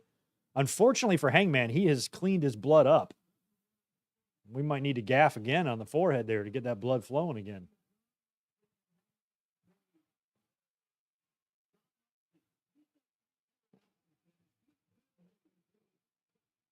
I like that Moxley doesn't believe in abs. He's just not going to get them. Don't have time for it. Who does? Tony Nese, maybe.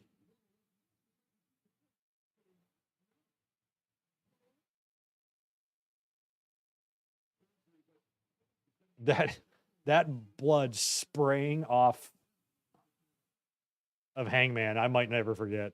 Oh, Jesus. I mean, this is just one brutal spot after another. I mean, I wouldn't have gotten any sleep last night if I was either one of these guys. I'm like, well, tomorrow's going to fucking suck. Like they're writing this shit down. First, we're going to do this. Then we're going to do this.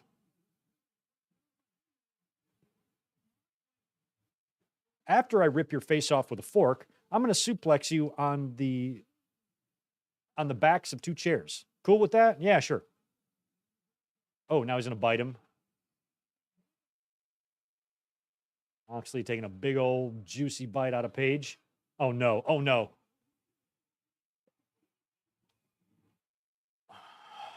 I mean, that was still brutal, but it wasn't as bad as what I thought might happen. The only good thing about that is that Moxley's back did not land because they had two chairs set up back to back. And so if he would have landed right on the top, that would have, split him in half, as Taz says. But luckily, he landed on the side and flattened one of the chairs. Whew.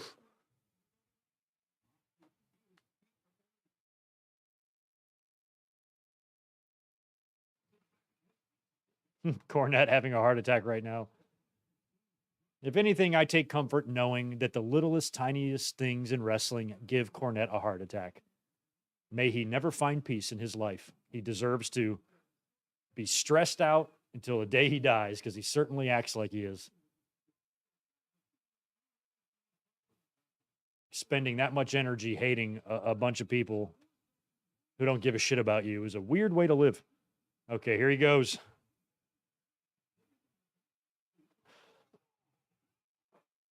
That was just completely pointless. Hangman, look at his back. Look at his back. So Hangman grabbed the barbed wire. He wrapped it around himself, climbed to the top rope, and attempted to moonsault onto Moxley, who was on the floor. But he caught him, but just barely. And then he lands on the ground and rolls in the barbed wire that's wrapped around him, shredding his back to shit. That was not a very cerebral decision. Oh, Moxley. God damn. I mean, Moxley is completely sliced. He used that opportunity to blade more. Oh, God.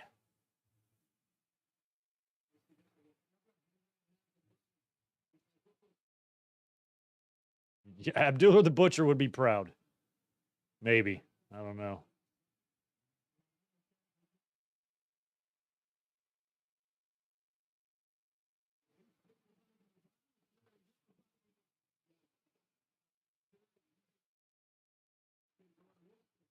I don't think it's really that much. It's not appreciated enough. How, like, some of these little injuries.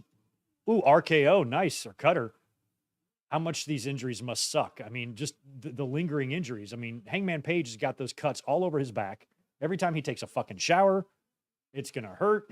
he's going to bleed on his shirts. This is going to go on for days. It's going to be a pain in the ass. It's going to be hard to sleep. It doesn't just end when the match is over, you know? All this shit sticks with you. I work in restaurants. I've been in restaurants 30 years. The battle scars I have, the burns, the cuts, the damage I've done to my body just doing that, just serving motherfuckers in a restaurant. Imagine what it's like for a wrestler. And every time I get hurt at work, it bothers me. You know, I'll cut my finger or something like that, and it's just a pain in the ass. And these guys have to go take thumbtack bumps and chains now. We got barbed wire. We got bricks. As Bobby Heenan would say, you never know when you need a brick.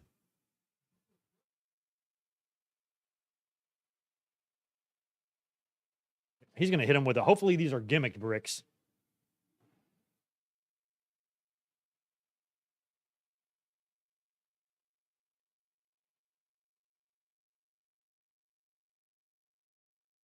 Oof. Oh, he's going to brick. Oh, my God. Ooh. Okay, so I will say that might be the first time I've ever seen that spot done. Moxley gets two regular fucking bricks, red bricks, sandwiches, uses the bricks as bread, uses Hangman Page's hand as meat, makes a meat brick sandwich, and then stomps the sandwich. Don't think I've ever seen that. And I've been watching wrestling for more than a couple of weeks.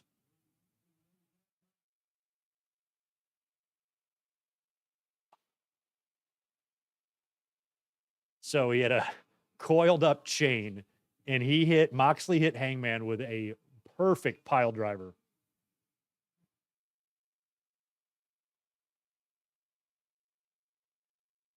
Moxley's face has a lot of crimson on it. It almost looks like it's a mask. You could almost call it a mask of crimson.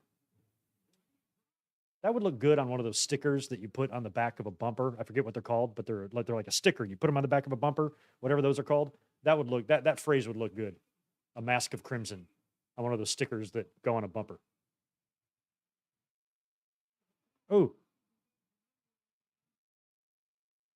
Now we got an STF. It looks like Moxley has wrapped the chain. I don't know what kind of extra advantage that's really given him, but he's got the chain wrapped up in the knee there.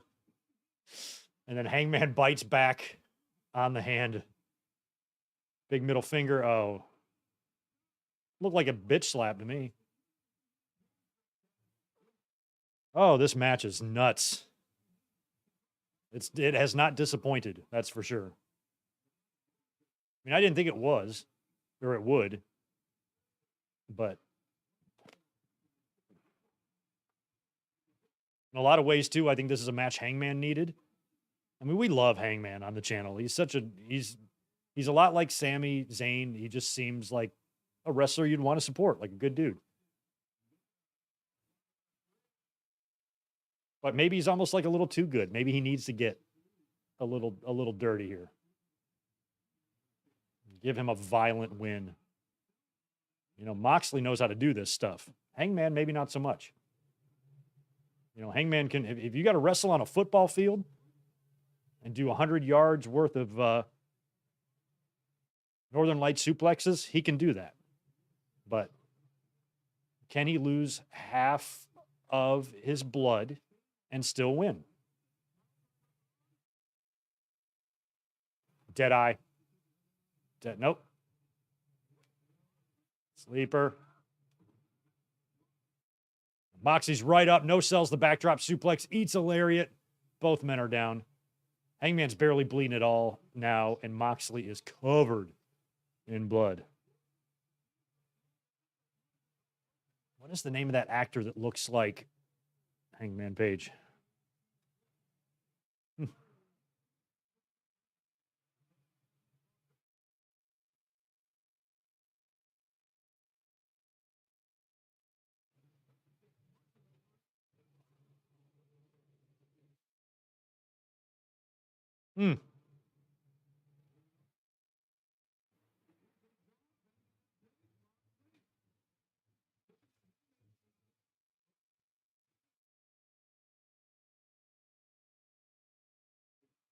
Ooh. Jesus. Moxley isn't bleeding on his back yet, but he might be soon. Dead eye on. Oh, that looked really good. Dead eye on the chair wrapped in barbed wire, and he did stick him. Stuck him hard. Holy crap. Ooh.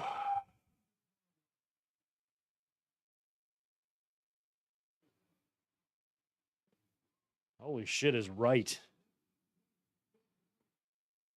If you gotta Google Jerry Burns, Jerry Jere Burns. Google image that actor and tell me that ain't Hangman Page.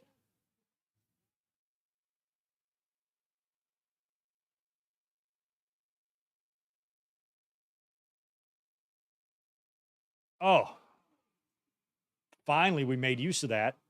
Plywood with barbed wire bridged on a chair on the outside of the ring, and Hangman, I think he just tope'd over onto Moxley and they landed on it. Oh. Then he was like, oh shit, I landed on. Okay, now Moxley is all cut up on his back. Man, this sucks. I'd hate to have to get on a plane tomorrow. Take a plane from San Fran to Cleveland or wherever the hell Moxley lives. Jesus Christ.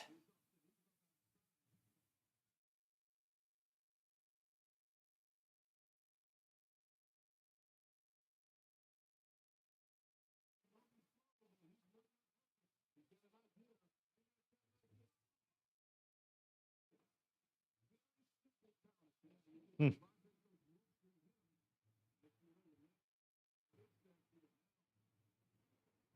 Oh my God.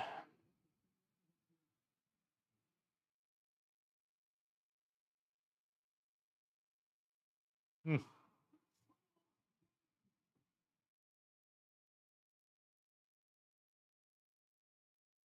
Oh my God, they're really doing it too. Jesus.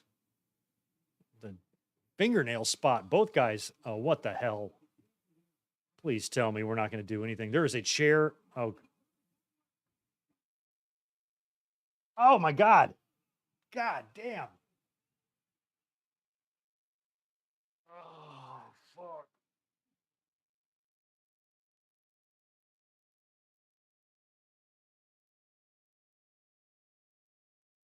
Oh, he's sitting in the chair. What's going to happen? Holy shit. Oh.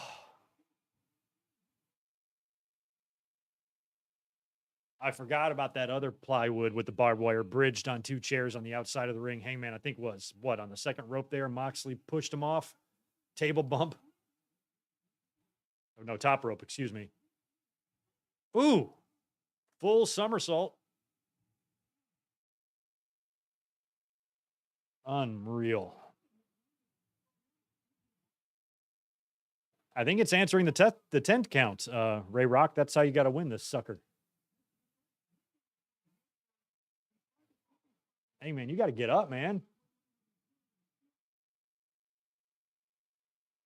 He's at 8. He's up. He's up. Oof. I saw the ring apron. The ring kind of saved him. He got up just enough to kind of stumble into the ring and he was able to get in it. Kind of clung to the side of the ring there. And the ring apron, which we all know, I believe is, I think, the 4th or 5th hardest part of the ring. The announcers always reference it. I think it's like the 5th hardest part.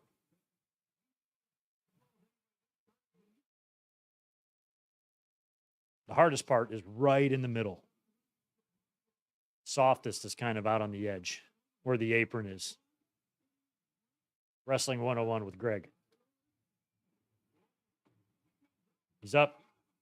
See, that's what Hangman needs to do. Oh my God. Anybody got a runtime on this match? I'm curious what we're at here.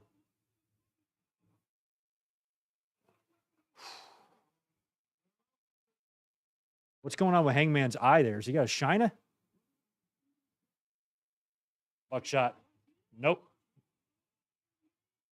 Unbelievable counter to the buckshot. That was as smooth as I've ever seen. We're stomp on the brick. Stomp on the brick.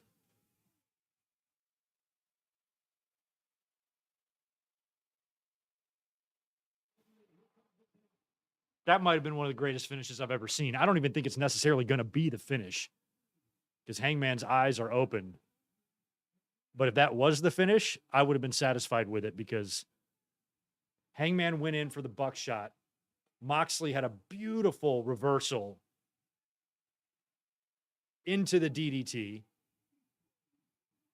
puts the bricks right under Hangman's head and stomps him. Hangman's actually getting up, and now he's going to choke him out. Yeah, I feel like Hangman's got a massive black eye. He's got a big black eye.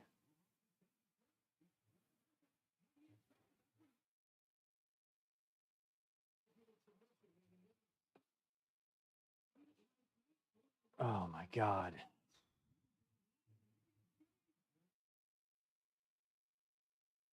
My God, that's just incredible.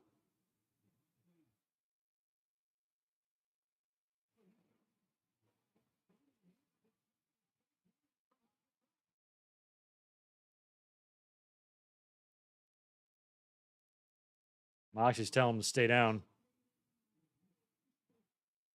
Come on, Hangman. He's up to 9. He's up again. Hangman's fighting. I like this.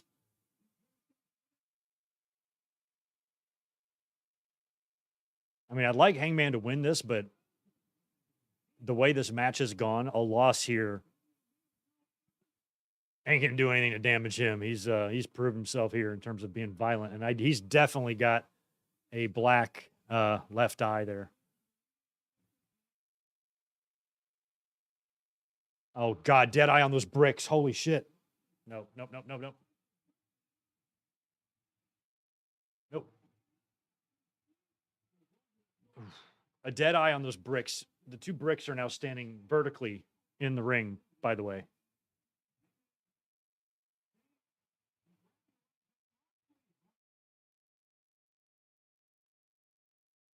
Low blow. Low blow. Right in front of Paul Turner. It's legal. This match. Now Moxley's wrapping this thing around his neck. Hercules style.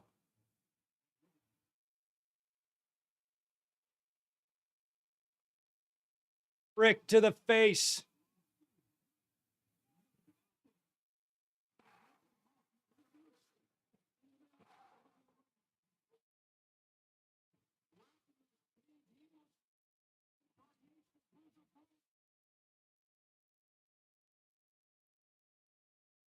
Oh, maybe he doesn't have a black eye. Ooh. Oh. Oh, he's gonna choke him. Yes. Yes. I was like, as soon as he wrapped it around his neck, I'm like, they're gonna do a choke spot. That's how you do it. Mox taps out.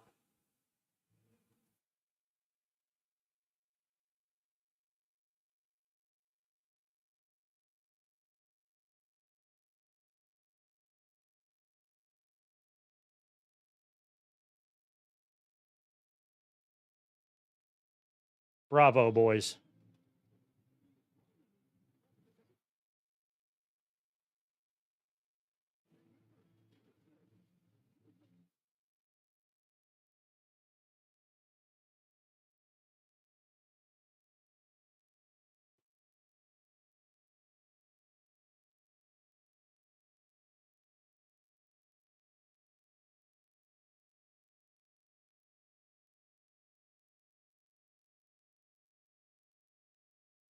What a match. That lived up to every degree of the hype. I was looking forward to this match the most out of any match on this card, and I can't see anything topping that. And what's great now is AEW's in a great position here. Capitalize on this. You have had just a phenomenal match that's going to go down as one of your best in pay-per-view history. Now have another one. You know? Big, big, big, big win for Hangman. That was just incredible. Absolutely incredible. Props to both guys. I was pleasantly surprised by how good that was. I was looking forward to it. Like I said, I knew it would be good, but it kind of exceeded what I thought it would do. And whew, my God. Anyway, I'm going to take a 5-second break. Elizabeth is heading off to work. I want to go say goodbye to her. So I will be back in just 1 second. Don't y'all go away.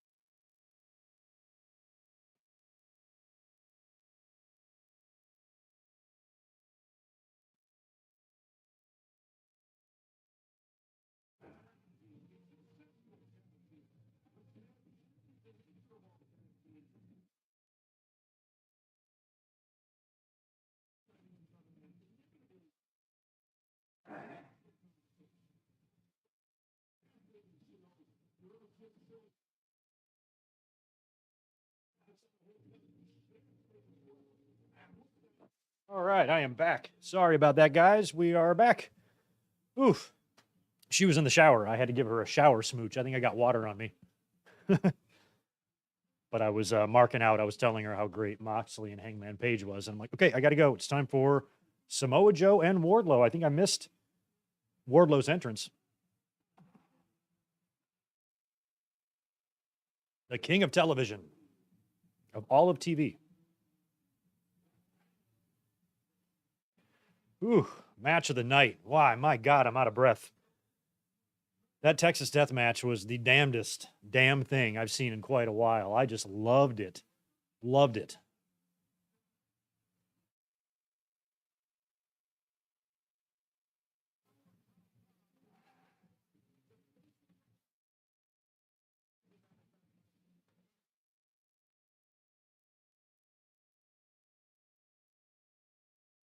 Oh, there's a Powerhouse Hobbs with his big ass, his big old ring. Yo, I got to answer. Sorry, I did not. That whole match, I did not pay much attention to the chat. There was a super chat in here way back when from Terry Allen Jr. I want to thank you, dude, for that $5, probably about a half an hour ago. Monday, buying a 2013 Nissan Rogue SV with camera, navigation, comfortable, being 6'1", replacing my old 2000 Toyota Camry owned several years from my mom. Wow, I have actually been inside of a 2000 Camry. I used to kind of have one. My ex drove, I think that same year back. I think she bought it new, and we had that car for about 10 years. I think she even brought it out here. So I'm very familiar with that car. And yeah, that's quite an upgrade, man. Good job, and congrats on the nice new ride. There's nothing better than a brand new car. Got one myself last month, or at the end of the year last year, because of my accident, and I'm loving mine. So that is going to be nice. Enjoy. That's going to be a much safer car, much nicer car, and congrats on the step up. But we need to start paying attention here to Samoa Joe and Wardlow. I feel like these guys are in a rough position because this should be a pretty heavy-hitting, brutal match as well, and they got to follow that nonsense. Whew, of that Texas Death Match. It almost feels like a this is bad placement for this match. I mean, if you're going to do a Wardlow victory here, which we predicted, it's the energy. It feels like they need a buffer in between this before they do a title change. Now you're going to hit us with a title change. It almost feels like that might not happen. I will say this. Oh, wow. Wardlow.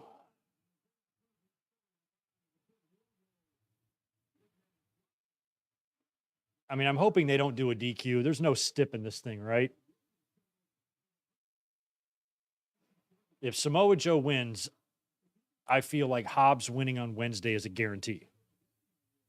Especially if Joe wins with some shenanigans.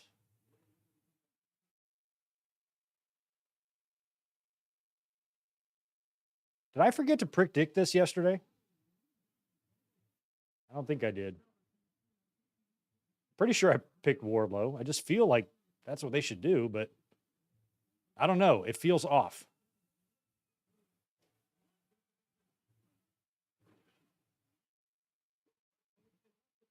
I feel like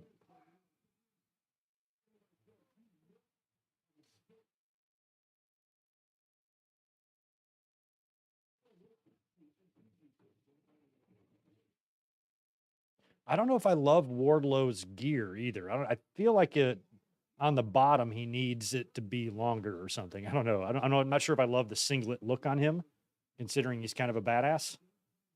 But if he is going to do a singlet, maybe more of a Kurt Angle singlet and not a Mantar singlet would be better.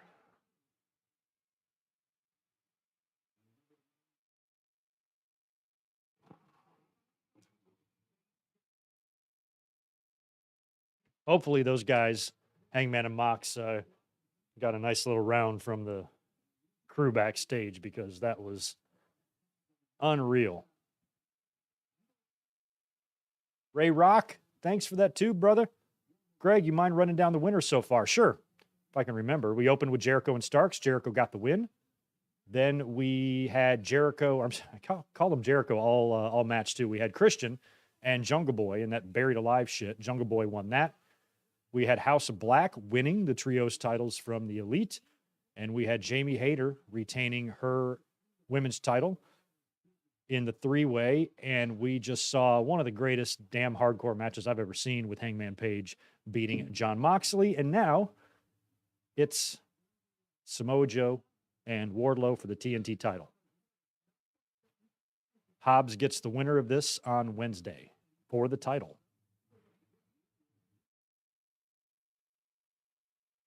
Spectre, man, appreciate that 5 from you too. Mox first Page was a bloodbath.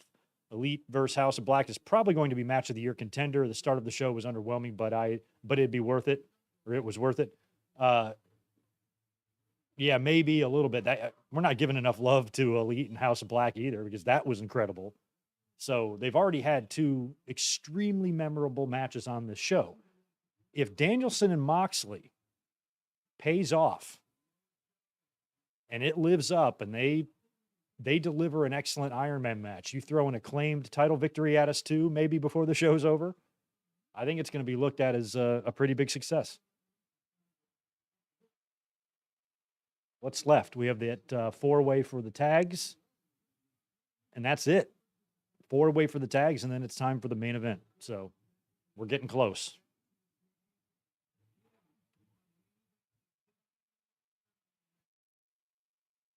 Which is pretty incredible. We're only 2 hours in. This show is going to not exceed 4 hours. It shouldn't. I mean, right now they're making good time. They're halfway through the pay-per-view. They still have 2 hours left, essentially. And they only have 2 matches left. So that's not bad.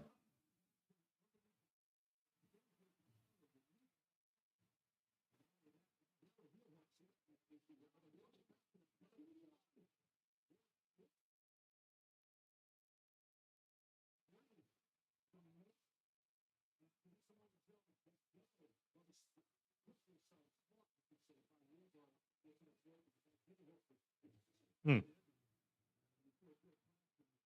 Marcus the Entertainer, appreciate 2 from you. Hangman won via hanging. That's true. He did. Moxley was smart, though. He tapped out quick. I kind of thought he would do the pass out thing, but, no matter how hardcore Mox is, he's got a wife and a daughter backstage. I think his tap out was for that. I wouldn't be surprised whenever he cuts his next promo, he might even mention that. And he'll give Hangman credit, but he might say something to the effect of, it's a good thing my wife and kid were there, because if they weren't, they might not have a husband and a dad right now, because I would have died. Ooh. But I didn't want to put them through that.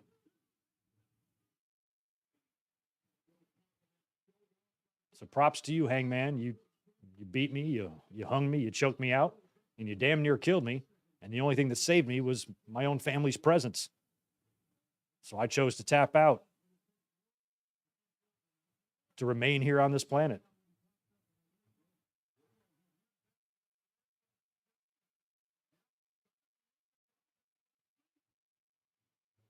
I still like Wardlow a lot, but my God, has he lost the magic that I felt like he had last year, And that's not really his fault either, which sucks. Joe's got the submission. Wardlow's trying to block it here.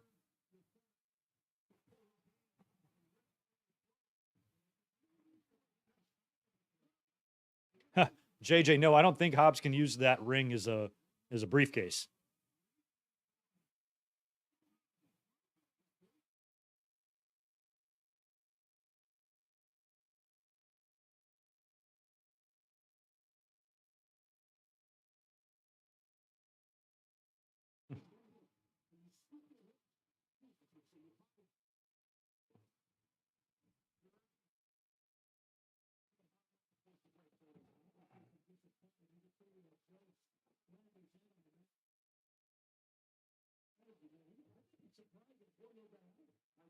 Hmm.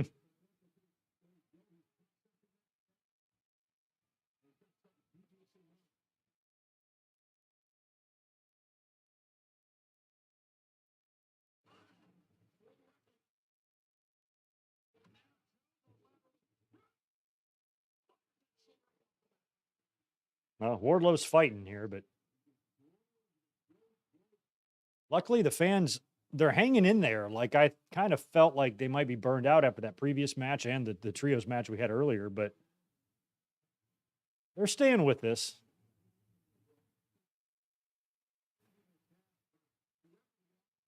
Yo, Zane G, appreciate that $10, my friend. I'm sorry for asking WWE questions on a AEW watch along, but your thoughts on Lesnar finishing up with WWE after WrestleMania, or can they always renegotiate? Is that what's happening? I don't even know. I'm kind of haven't been looking at wrestling news for the past 48 hours.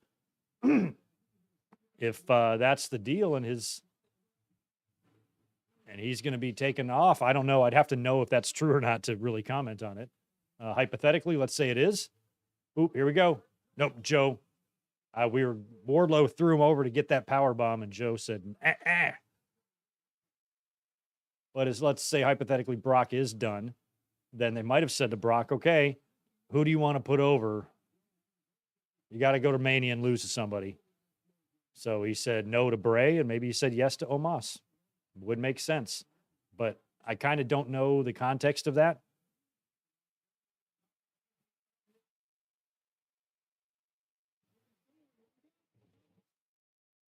Oh. Jeez.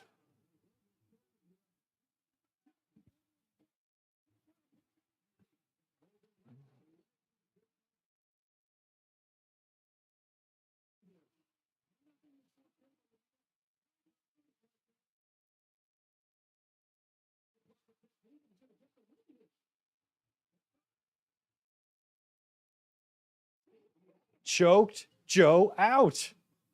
I kind of thought Joe, I mean, even as the heel, I thought Joe's arm wouldn't come down the third time. Two-time TNT champion Wardlow. Kind of a funky finish, but appropriate for the story. Just choked Samoa Joe out. Now we are going with his own friggin' move. So now we're going to get Powerhouse and Wardlow on Wednesday in a big, meaty men slap and meat fight.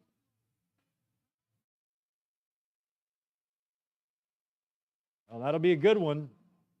Two young, beefy studs on AEW's roster. Well, that's kind of weird. I mean, do you put the title on Wardlow just to immediately lose to Hobbs? I kind of really wanted Hobbs to win the title, but I think that would only really work if Samoa Joe were to have retained there. This is going to be weird to hot potato this belt from Joe to Wardlow to Hobbs in a matter of 3 days. But maybe they will. But it's been good, man. It's another title change. That's the second of the night. I'm not sure how I feel now about my acclaimed pick of winning the title.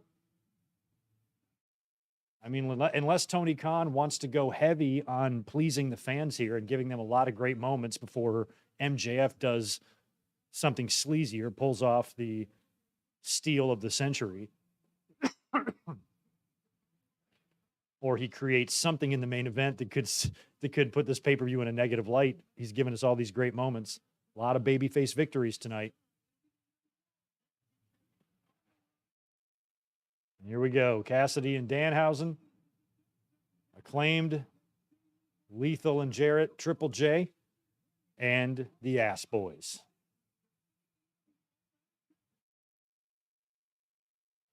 Holy shit.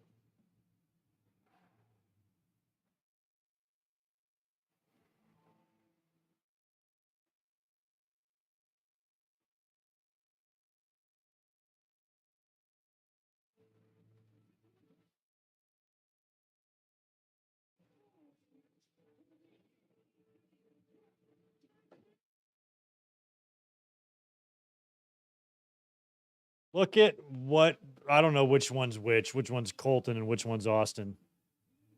But he's kind of wearing the Shawn thing.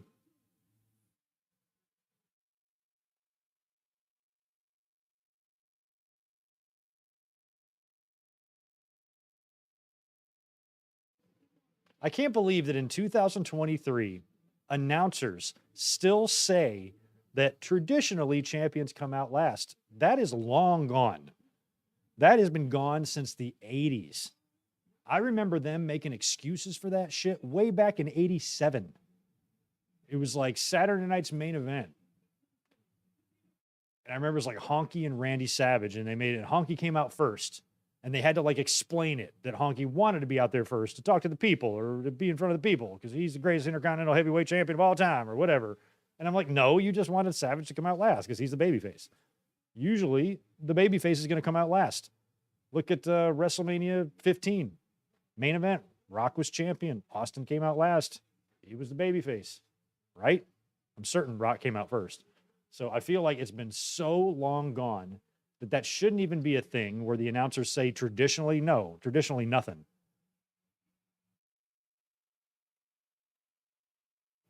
I guess I don't even really pay attention these days to how it's done in WWE, but I'm certain that the champion's not always last, although maybe they are. I know in Roman's case he is. All right, here comes Cassidy and Danhausen.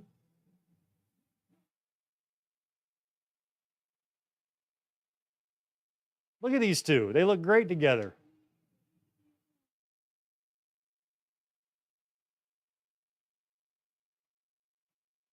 Now, I'm in a weird position here because me personally, as a wrestling fan, I'd have no problem with AEW putting the belts on these two. But I almost don't want it to happen because of the dipshits and how insufferable they normally are. And doing that is just going to ignite the fire around their anus even that much hotter. And all they're going to do is go, wah. And I don't want to listen to it. So let's just have them lose and put the Acclaimed back over here. That's probably the right thing to do anyway. But I'm not sure if that's going to happen now because we've already had a couple of title swaps, and I made the statement in my predictions that the trios or the tags would switch, but not both. I just felt like they both wouldn't.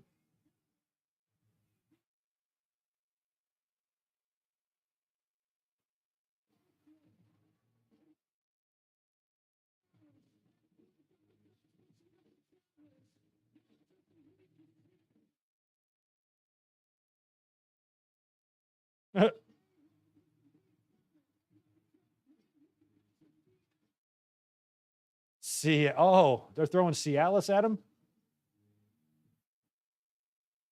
Well, Caster didn't have anything too over the top in that rap. Worst thing he said was Jarrett needing Cialis.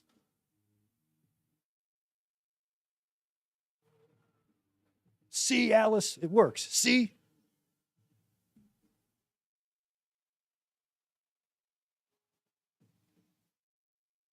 Acclaimed are still over, so I feel like this crowd would completely gobble up a championship title switch here.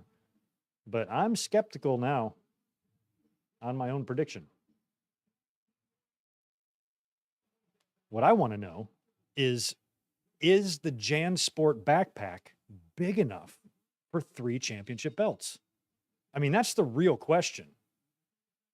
When you really want to break this match down, when you really want to break it down, what it's all about is the available space inside the JanSport. Why aren't we discussing this more? Why don't the journalists talk about that? Like, they always avoid talking about the important stuff just because they don't want to piss off their buddies in AEW. And they're just shills. Not one of them asks about the JanSport.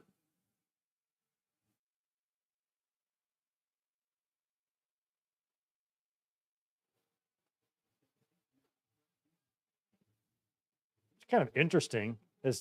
Well, have we seen these two guys interact on TV yet? Cassidy and Jarrett? Have they had a match yet? Because this is kind of cool. Another big legend for Cassidy to have been in the ring. Look at his strut. That's the greatest thing I've ever seen. Orange Cassidy doing the Jarrett strut, but just with his arms flailing about. Is so funny.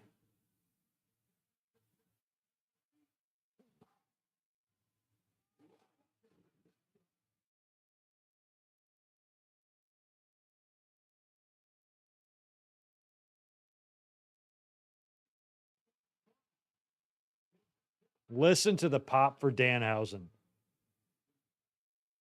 I want to give major props to the San Fran crowd for being. Just look at Cassidy's finally getting there. Come on, Orange.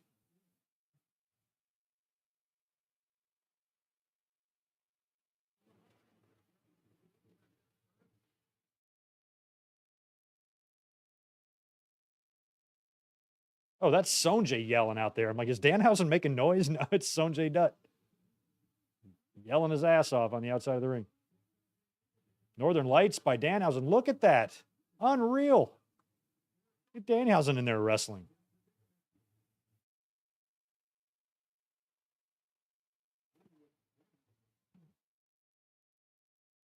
If anybody hasn't smashed that thumbs up button yet, I'd appreciate it. Thank you so much.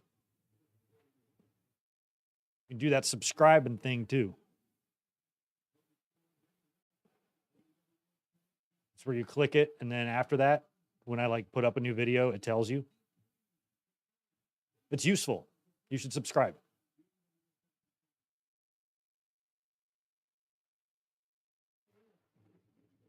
It's a nice drop kick. Which one of that with the man bun? Who is that?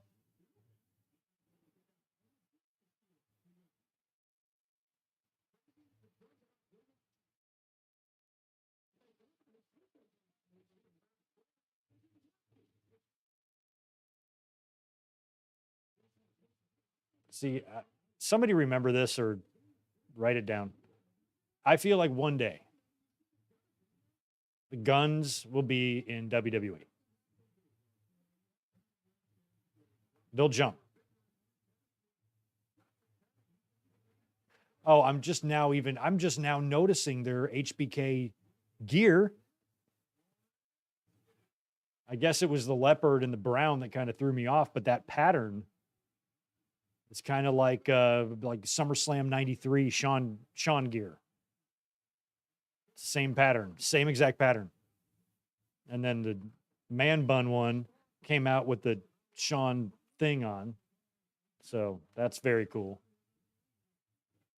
Lethal and Cassidy teeing off.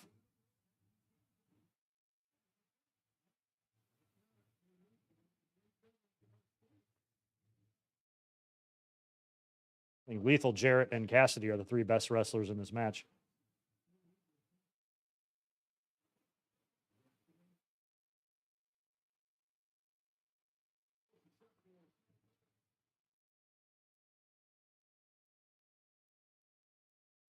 Tag to Caster.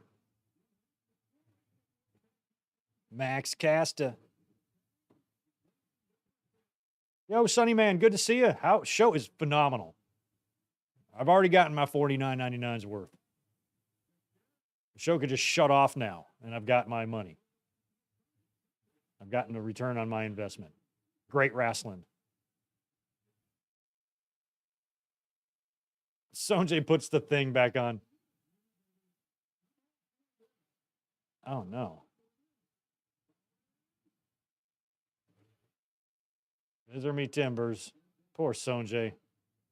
He's so crazy.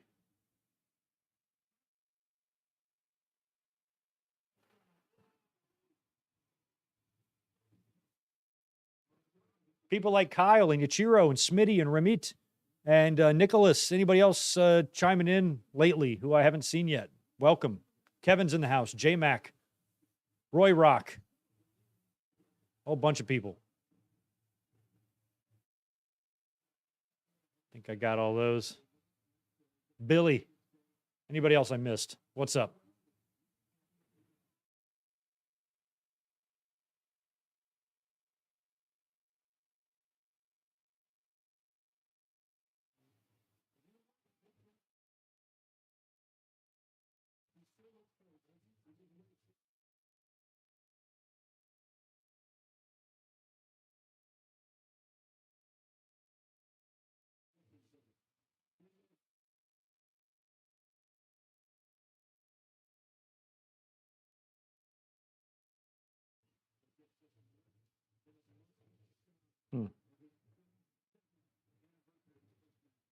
Jesus. 37th anniversary of Jarrett's first match. That's crazy.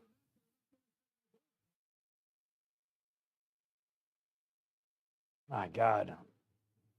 Would that have been like 1986? Jesus.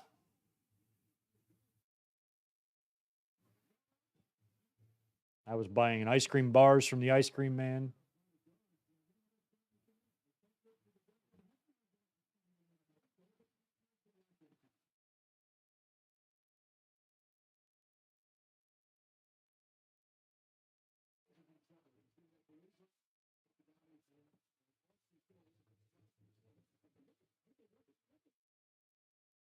Yeah, look at that.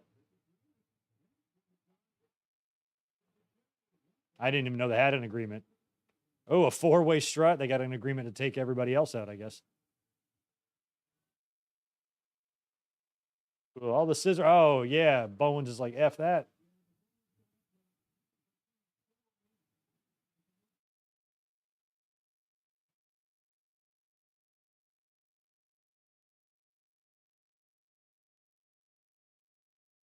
Tag to Lethal.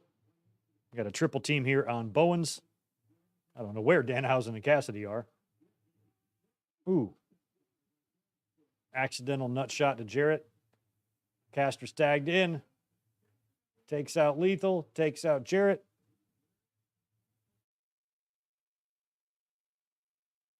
Ooh. Jesus. Damn.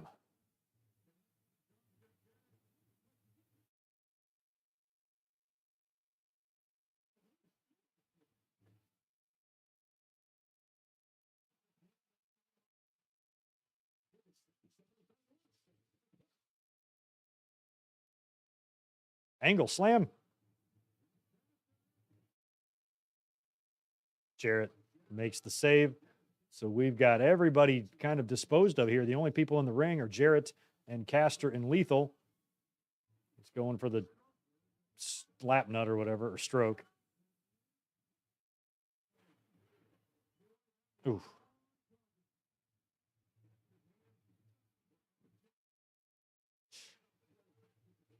Peekaboo. God, you can hear Sonjay. He is so loud.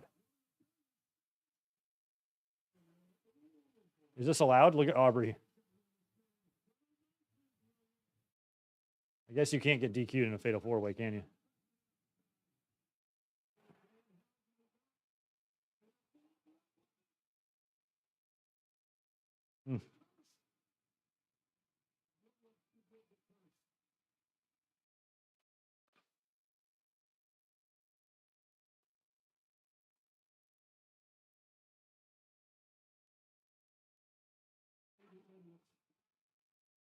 Hmm.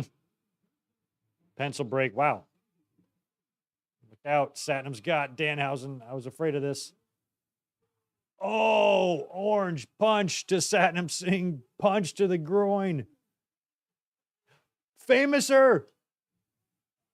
It looked like shit, but he did it. Oh my God. Is that the most off? That has Satnam Singh ever been down? I never watch Rampage. I never see the guy.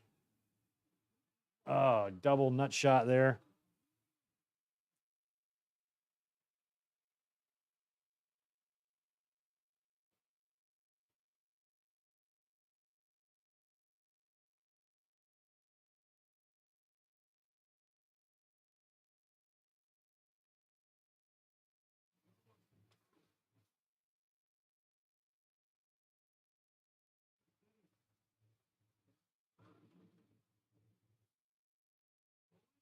Oh.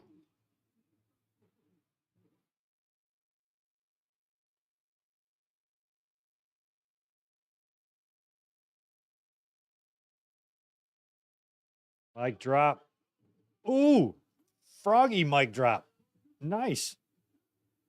Oh, you bastards.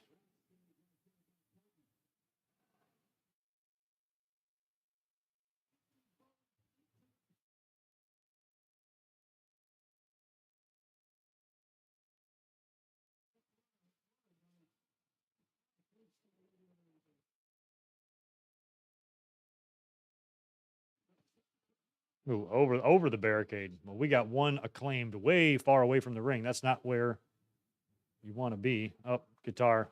The guitar.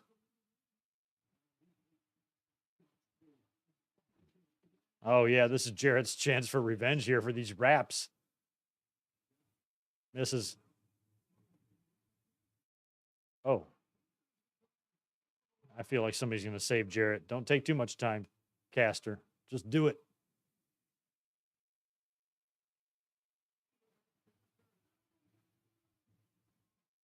Aubrey takes it away. What's Lethal got? Golden Globe. And the strokey. No. No. Jarrett hesitated. There's no way they're going to win like that. No way. No way.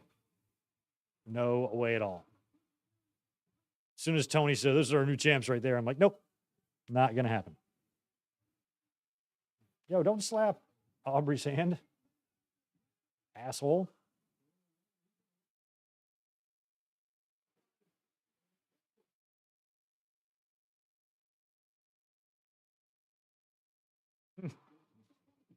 Oh my gosh. Jarrett.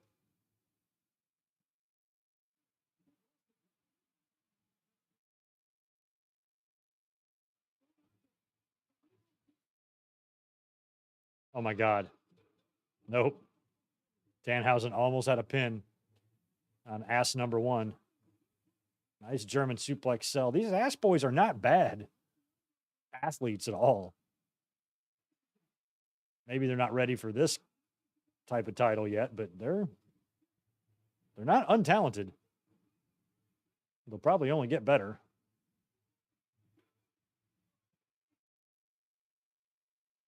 Guns retain, pinning Danhausen. That's okay. That's okay. Fans don't like it. I'd be a little bit more shocked if this match came before the trios match, but I just didn't see both of these championships changing hands. It's a limited amount of TV time. So if you have two sets of brand new tag team champions, I mean, are you going to have time to make for both of them on the show to be doing their own things? Or, feels like you limit it to one or the other since you only have 2 hours, but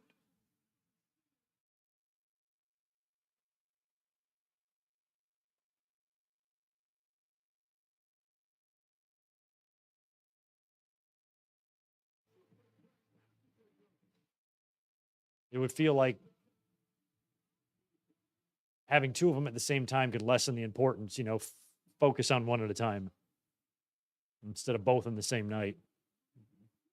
Ooh, okay. So Renee's in the ring interviewing Ass Boys. This would be a great time for a return. Let's bring back FTR right now. Let's bring them back right now. Dun, dun, dun, dun, dun, dun, dun, dun, dun, dun, dun. Come on. Come on. Dun, dun, dun, dun, dun, dun, dun. Come on.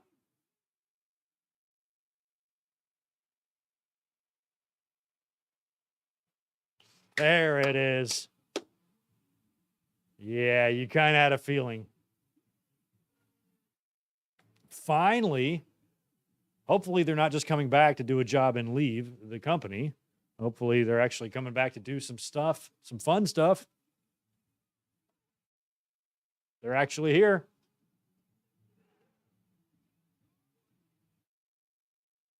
Look at Dax. He's like, God damn.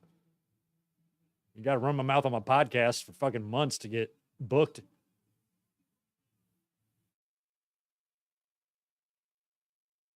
And here we go. There is a brawl. So that makes the Ass Boys victory worth it. We got an FTR return.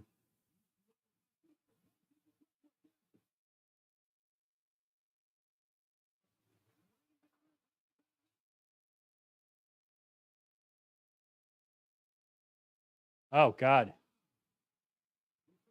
Dax got tagged. Fucking. Oh, it's Shatter Machine again?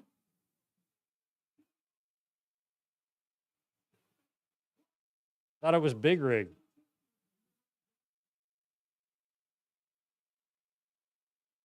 Yeah, Dax got. I mean, they were laying it in, man, when they were exchanging blows there. Dax, especially, I did see his side, and I'm like, it did look like they were going at it.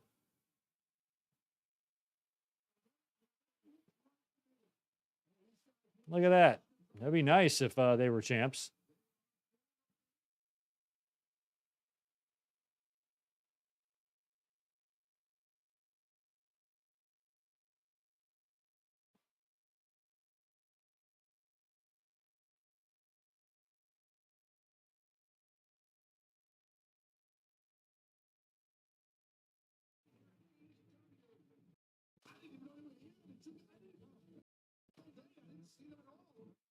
They always said, "Did you see him? I didn't see him. I was backstage all day. Didn't see him at all. So weird. Where'd they come from?"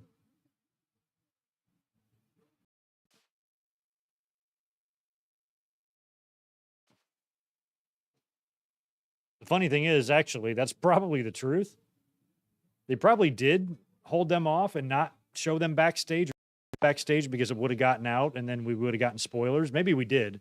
Maybe Fightful or whoever posted something about them being backstage, but if not, that means they probably did bring them in last minute and the announcers didn't know about it. For once, they might be telling the truth there.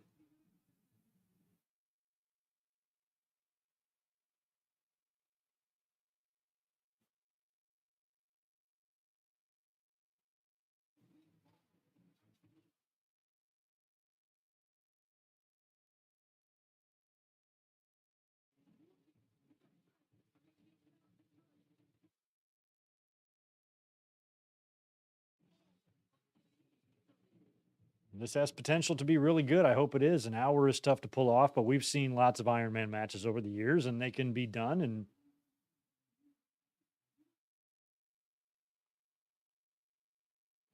physically, we already know Brian can do it.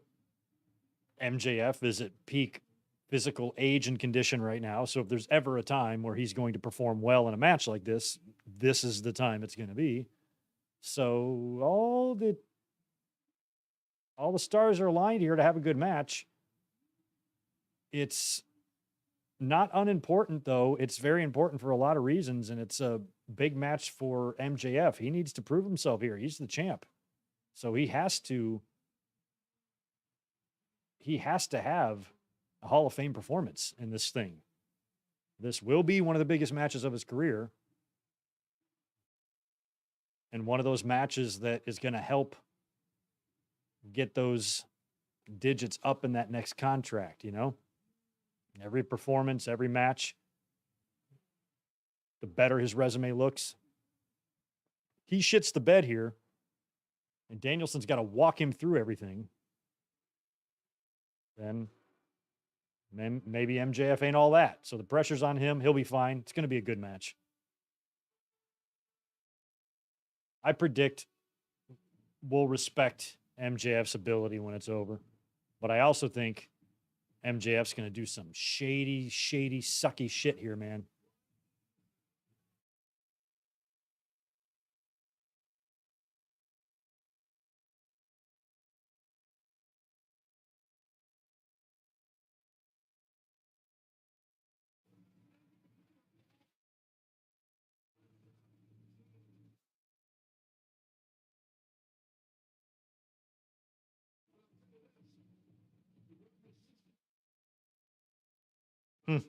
I would love for Danielson to win the title. Last year, I was convinced he was the guy to carry the belt after CM Punk left. Because I thought he was, you know, the most credible guy they had in the locker room. Best ability, best wrestler, has the best reputation, has the most respect. Well liked by everybody. Main evented a WrestleMania a year or two ago. Multi-time world champion. Nearing the end of his career, but still a lot left in the tank. I didn't think there was ever a better time to put the AEW title on him. And it could be a short run where he would drop it here to MJF. But we got MJF. Some piano music playing.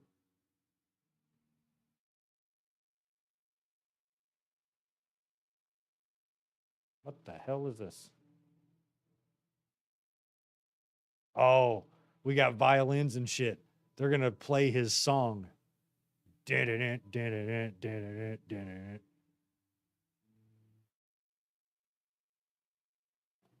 kind of cool. This should be cool.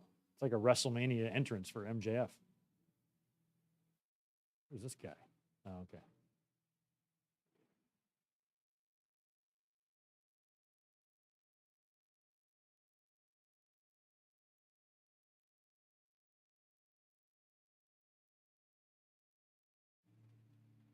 I'm hoping it sounds okay. I'm sure the music's going to play over the speakers too to enhance this.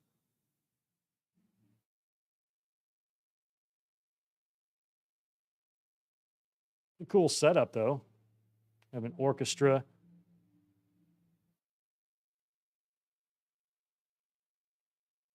Wearing Batman masks or something.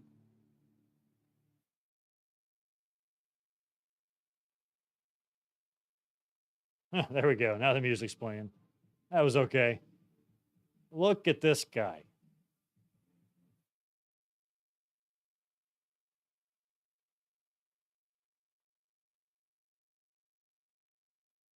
Imagine not being a wrestling fan and watching this right now and be like, look at this fucking guy.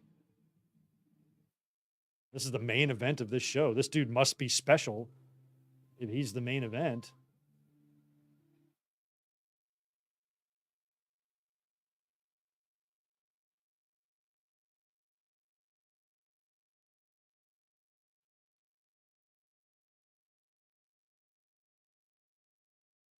Big match for you there, Maxwell. I'm so glad I'm just like the old man now who can sit back and watch these kids sink or swim. Good luck, bro. You're in there with kind of one of the good ones.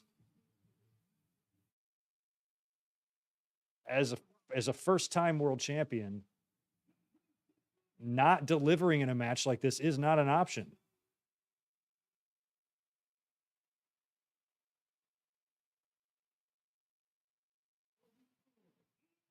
All right, rock and roll. Zane G. He's got a $5 super chat predicting a free agent making an appearance or someone returns to screw up the ending of the match. I can see that. We pitched a lot of that type of stuff.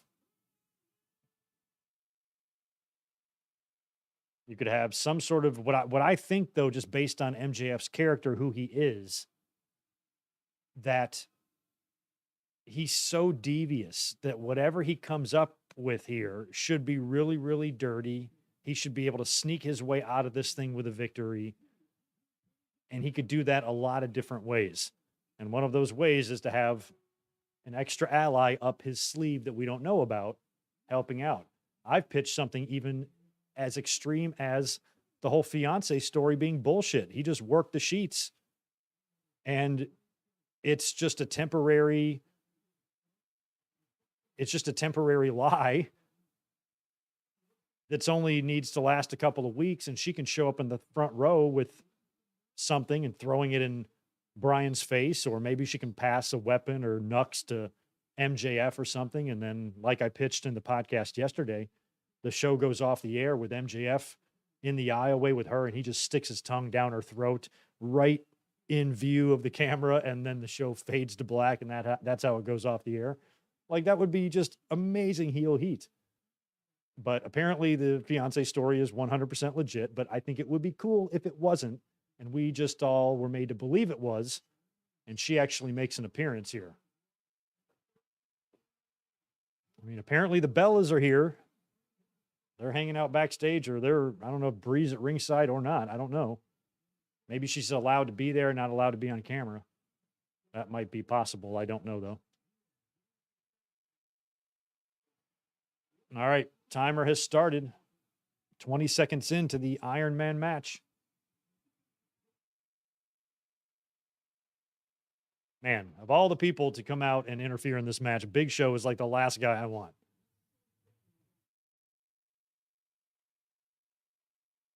I don't even necessarily want a Jay White or anything, even though Jay White would be cool because that would basically imply that he's signing with AEW. I don't need him thrown into this. I think I want MJF just to be sneakier.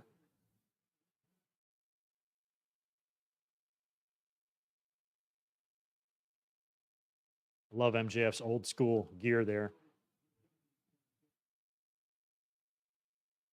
And there is one possibility here, too, that I haven't mentioned, and I didn't mention in the predictions or any of the build leading up to this because I didn't see it happening, but it's possible that it does.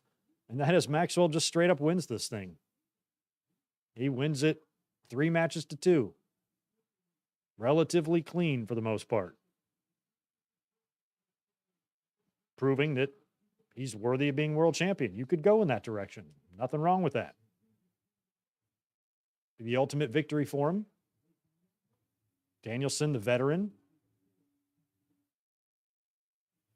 Beating him would be a big deal.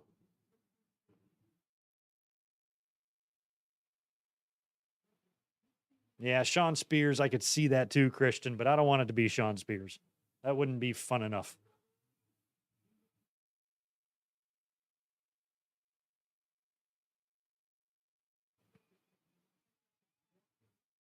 Well, AEW has fallen well within their time restraints here. It's only 7:45 here on the West Coast, so we're only 2 hours and 45 minutes into the show.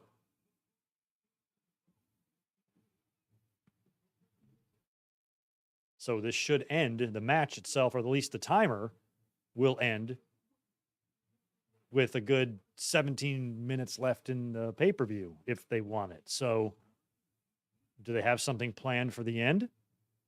Are we going to go overtime? The timing is interesting. I mean, they're going to come way in under 4 hours here.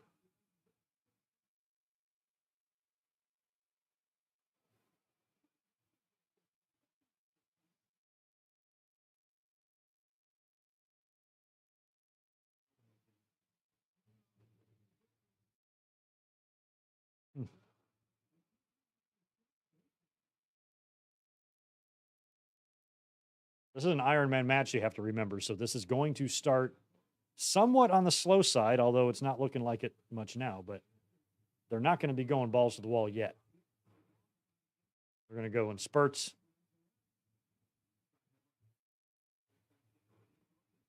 They have to be careful early on, too. You get some sort of injury here. You roll an ankle or something to where you're not necessarily super injured, but you're going to need a couple weeks off when it's over, and you got to wrestle the rest of the match that way.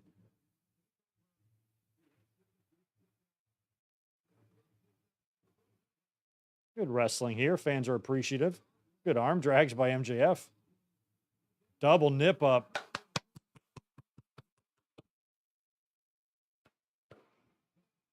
Good for you, Maxwell.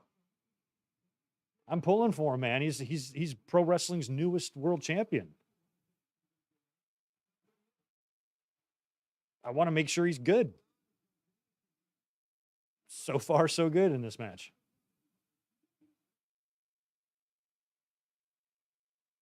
He still looked a lot like a kid when he joined AEW. When he was in MLW, he was young. He still kind of looked like an obnoxious, like, frat guy or something.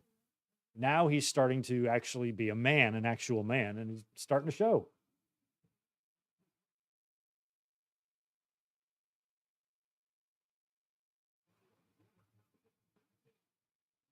MJF went for the handshake. Is he leaving? He was over the barricade, gone.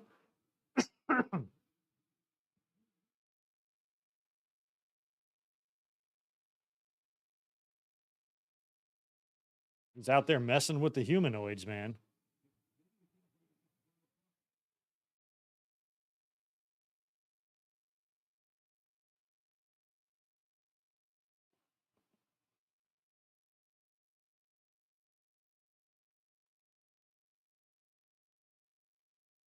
I don't know if they air the media scrum on AEW's YouTube channel or not, but a lot of people who are at the scrum are going to be streaming it, or will post it after. You'll find it in a million different places. I've seen at least one person from Fightful in the front row. I think Will Washington's there. So whatever his socials are, find him. He'll have it on there.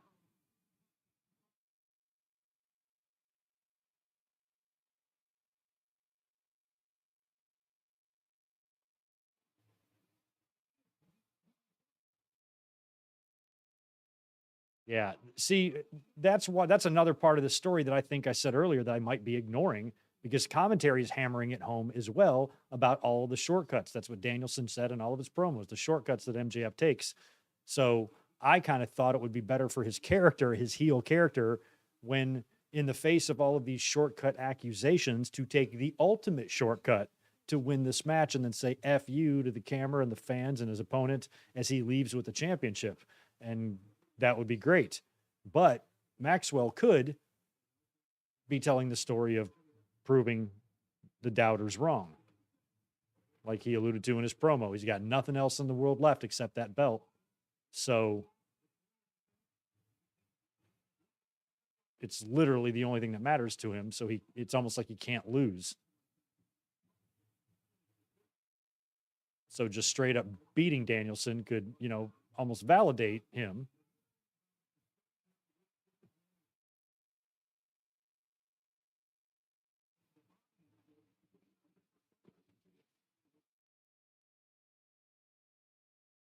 And it is now we're already into March of 2023. We are just a few months away from it really starting to be time to talk about MJF's contract. Oh my God, nice.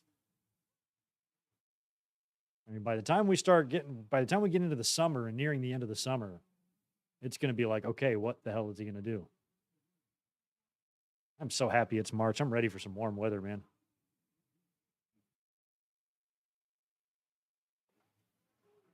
I shouldn't complain. I live in California. It's nice as hell here.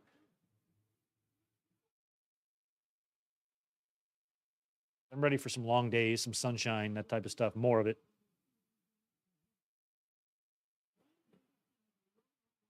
Well, MJF is in the corner, kicked to shit. I don't have a timer. Don't have a view of the timer. I still think we're under 10 minutes in.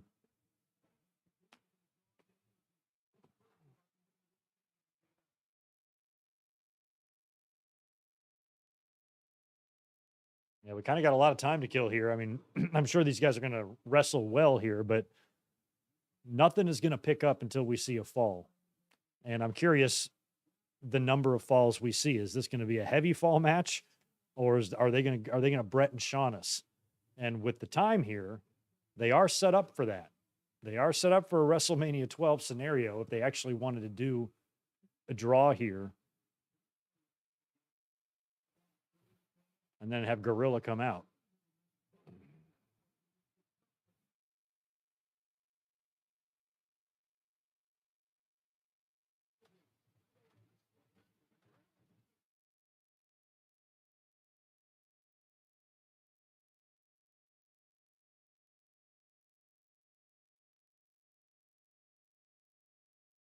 So I think we could get some sort of extra stuff at the end of this.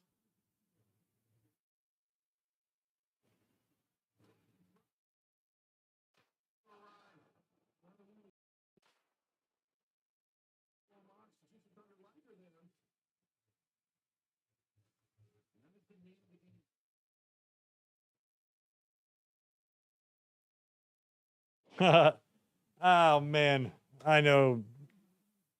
Serum creations, excuse me. I live in Maine. I know I need to shut my mouth. That was a stupid thing to say. We can't wait for it to get warmer. I live in Sandy fucking Ego.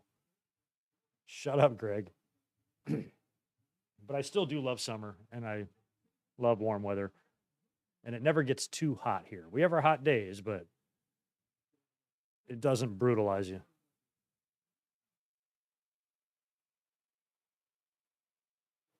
Actually, I lie. It gets into the hundreds all the time, but it's a dry heat. It's manageable.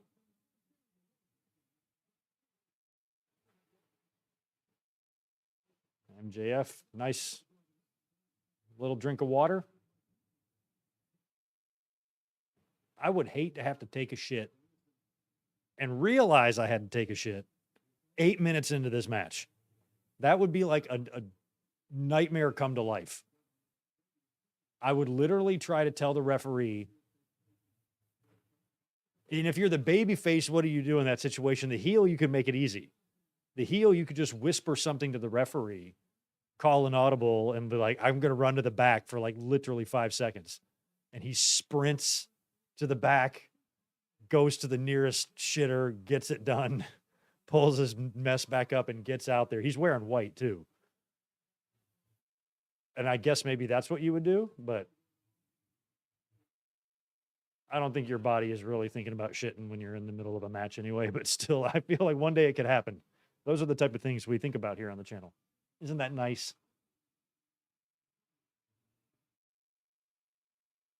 I know that's an old Q&A question that somebody had asked me like years ago, and I always laughed about it and thought it was so funny.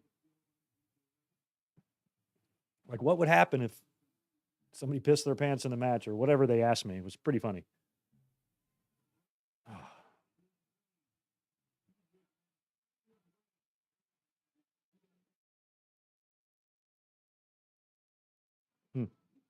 MJF moving the people. Danielson's selling it hard, too.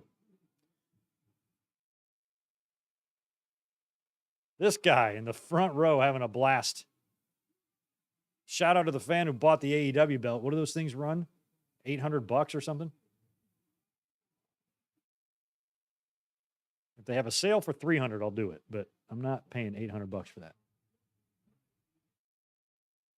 Jesus, Danielson with the running dive. He went all the way into the barricade.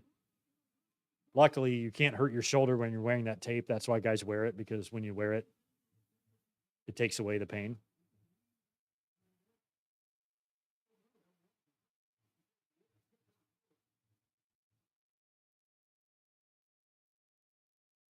I can't tell what they're chanting. Oh, nice front headlock. He had Danielson up and then just spiked him into a gnar DDT.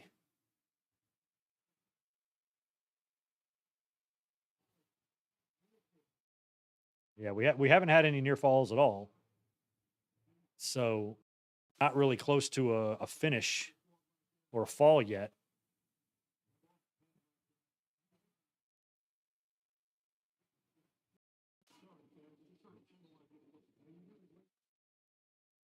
JJ, smart. Yeah, what the hell am I thinking? They probably do have a shit plan.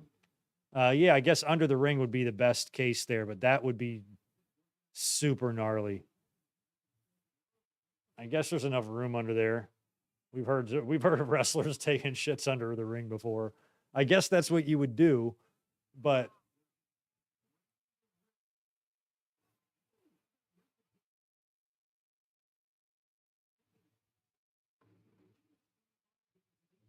you'd have to tell the ref, "Yo, get me some toilet paper." My God, what a scenario! I could see it happening more on commentary, a long pay-per-view. Although I've seen commentators ditch out before, so I don't think they have to. If they got to go do some business, they can get out of there. I've been to plenty of shows where I've seen them duck out and come back, so you can probably manage that if need be.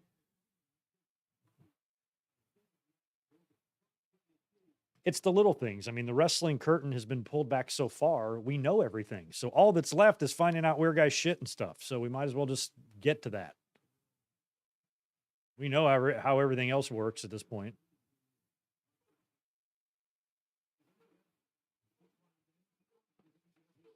MJF hammering Danielson. Props to MJF too. He's gotten himself in remarkable shape. And I'm happy to see that this is a guy who's taking being world champion seriously. He's smart. He sees not only the star that he's making of himself, he's in position to pull in some serious money next year.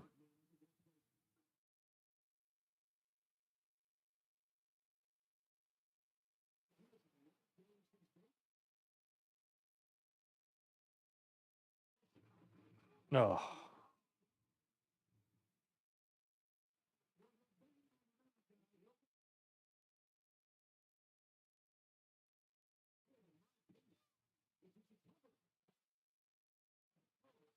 Yo, Dan Price. Oh, buddy. Man, you missed Moxley and Page. I marked out. That was so great.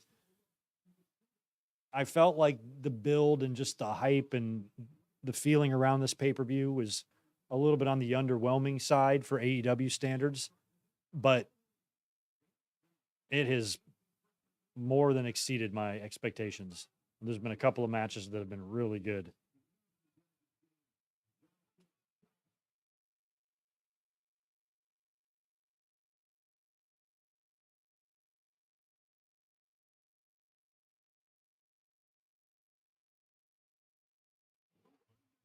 We got 43 minutes left, so we're 17 minutes in.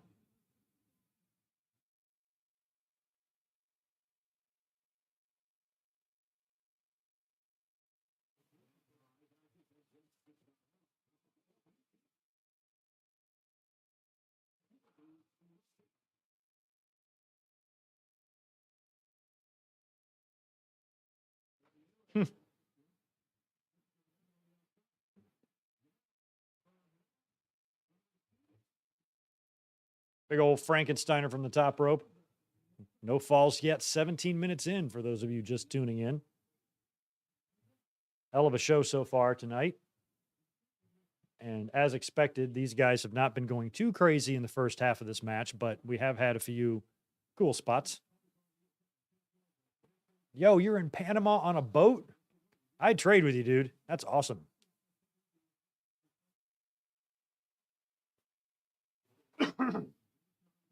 I find the Panama Canal fascinating. Did you go through it?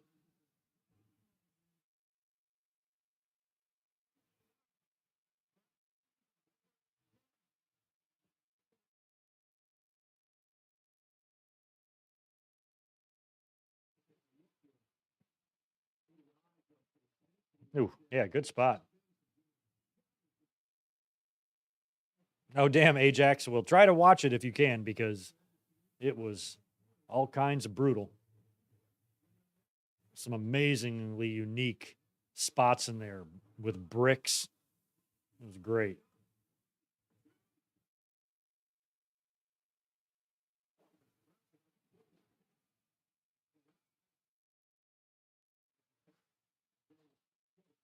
Well, at the very least, go back and rewind this stream a little bit, or you might not be able to do that till we're done. I'm not sure how it works. I think you can, but you can watch my reaction because I was freaking out. I don't know if I can get a download of this since I bought it on BR Live, but if I can somehow get, if I can download this show, I will post some Patreon reactions. I'll figure out if I can get that or not. Might not be able to.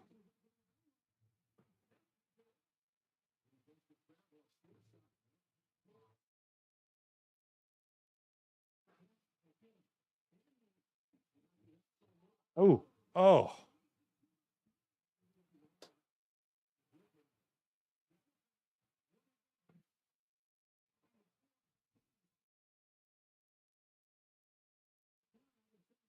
Nicholas, I think it is zero guarantee that WWE will give MJF a bigger deal. If WWE sells to an entity that isn't going to want to just throw money around, Tony Khan is going to have the advantage there because he can do whatever he wants. Oh, wow. What? Oh, shit. Let's hope that's kayfabe. Springboard moonsault. Maxwell landed on his feet. Looked like he tweaked his knee, and then Danielson came out with a suicide. But he's all right. He's all right. Yeah, I think it depends on what WWE's future is, whether or not they're going to be able to really shell out just any old amount, you know? I think at this point, Tony Khan's in better position to outbid anybody if he wants to, because he has just as much money, if not more. I think he does have more than Vince and the WWE, and he can make a knee-jerk reaction where he just says, you know what, I'm going to outbid WWE no matter what. Whatever they give you, I'll double it. He could do that. WWE theoretically could not. So it depends on how valuable Tony Khan thinks MJF is. If he's worth outbidding and if he's worth that money, then Khan will give it to him. If not, he lets him walk.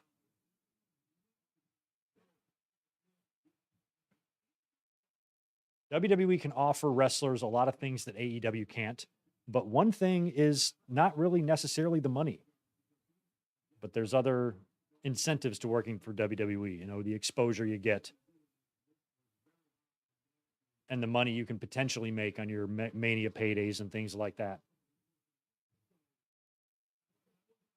There's lots of appeal there, but just straight up money, one guy's wallet versus the other, Tony Khan can hang.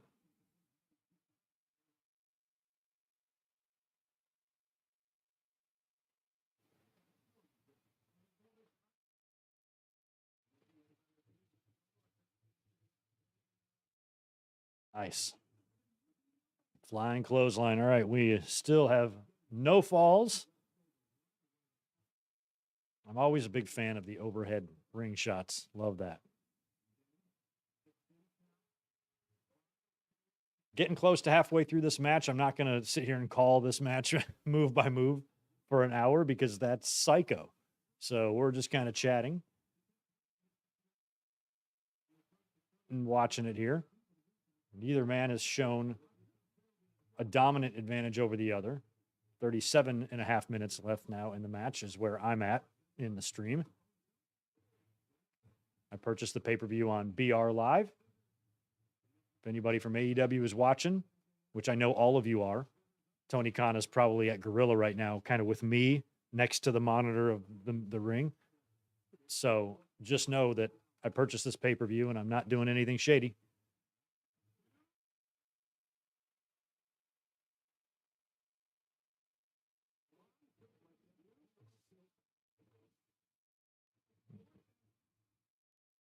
Yes, my favorite spot. Get out there, Cornette people.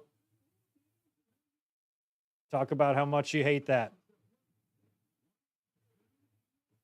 and continue to be completely oblivious to the fact that it ain't never going away.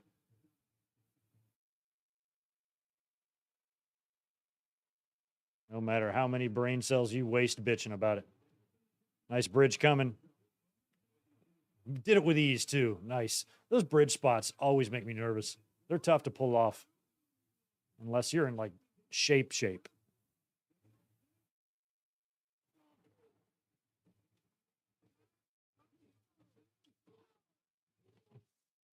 Man, the longer we go without a fall, the more I think we're looking at 1-0 or a tie going into the final minutes there. Or a tie 0-0, I should say.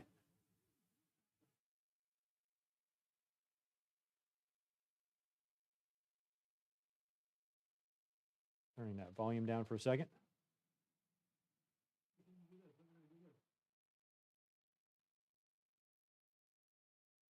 Okay.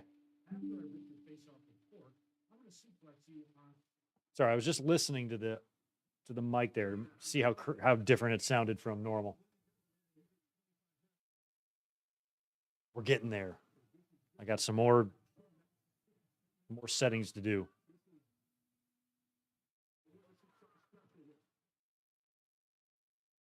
I had it just the way I wanted it on the old computer, but this one I'm still working on the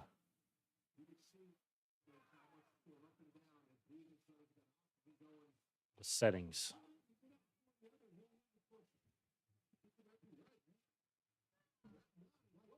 Nip up.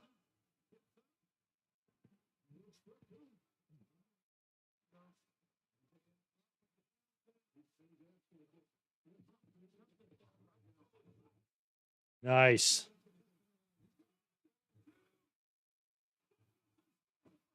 One nothing Danielson. All right.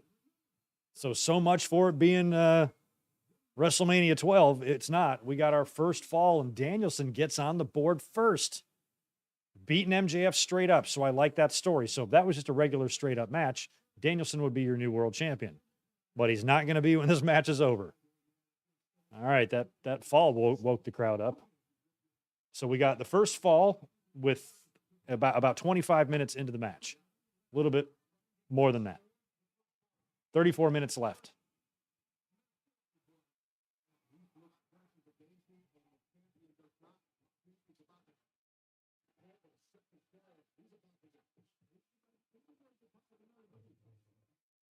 Looks like we pulled in about 35 subscribers on this stream. Not bad. So if you are here and you're not subscribed, hook us up.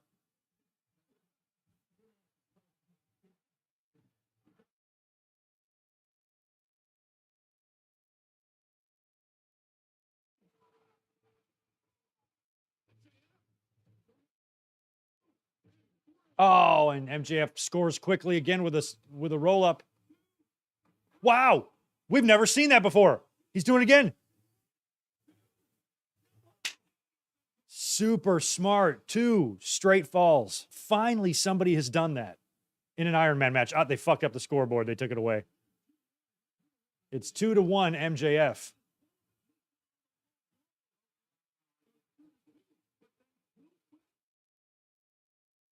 Oh, it's 2-2. There was a disqualification. I didn't know that. Oh, shit. Okay. And then MJF did the right thing there. Finally, that worked for somebody. He just pinned him twice. Nice. And just like that, within 30 seconds, it's 2-2. That's cool. That's cool. I forgot what the hell I was talking about, but that was awesome.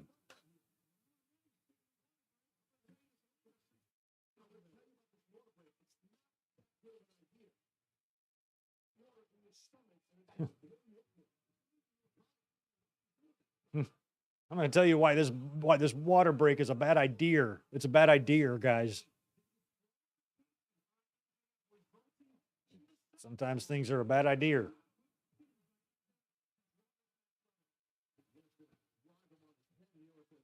All right. Ooh. So the question of if this is going to be a high scoring affair or a low scoring affair has been pretty much answered. I think we're going to get at least another fall or two here. So we're probably looking at something like 4-3 or 5-4 or 4-2, 9-5, 3-16, 4-20.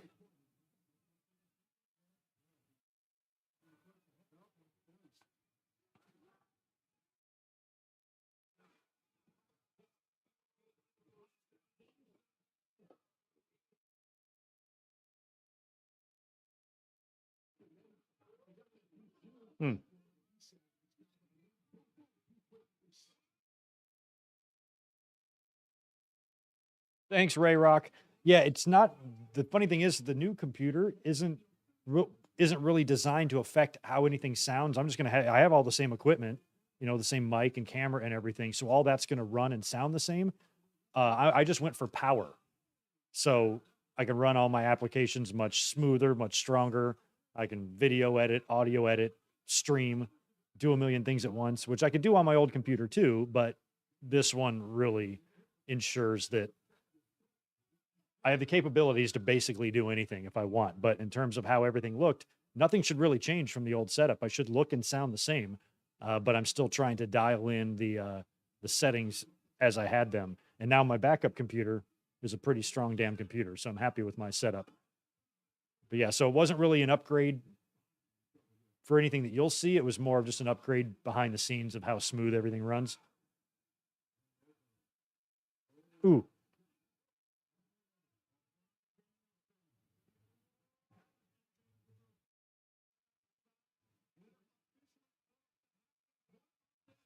Wow. Danielson got an incredible running start on those running knees on MJF, who was sitting in the corner.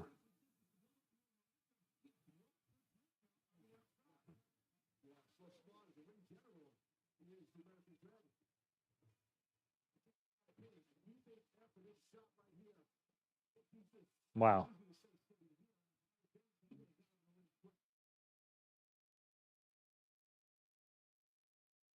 I'll be right back.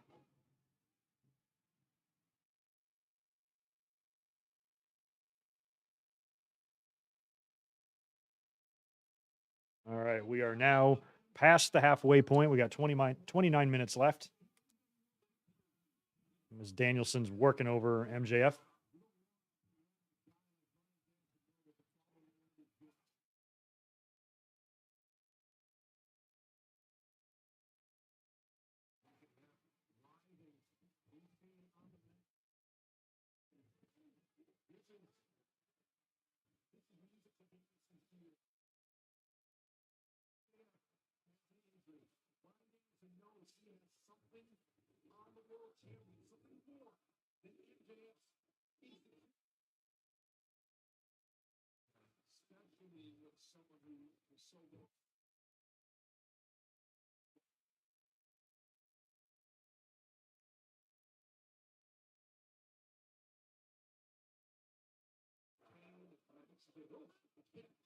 Figure four.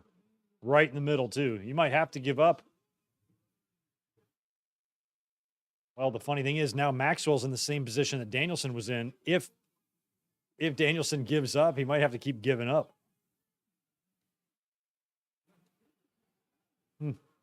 Maxwell's just slapping MJ or slapping Danielson. Ooh. Danielson laying those slaps in and Maxwell selling them.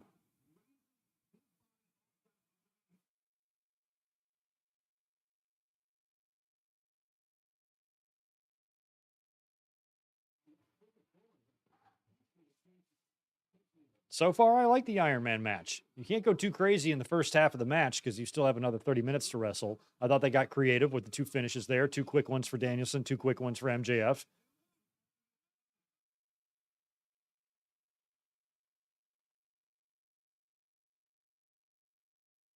And one of the things I always thought of in Iron Man matches from the perspective of a heel is what I would try to do is do something to incapacitate my opponent.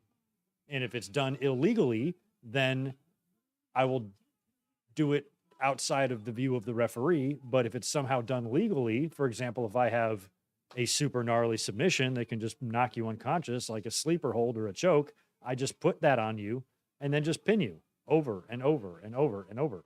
Or if I know my Iron Man match is, let's say, a month or two away, I learn some sort of crazy move or hold that can incapacitate my opponent, and I use that, and I just pin them over and over. Oh, God.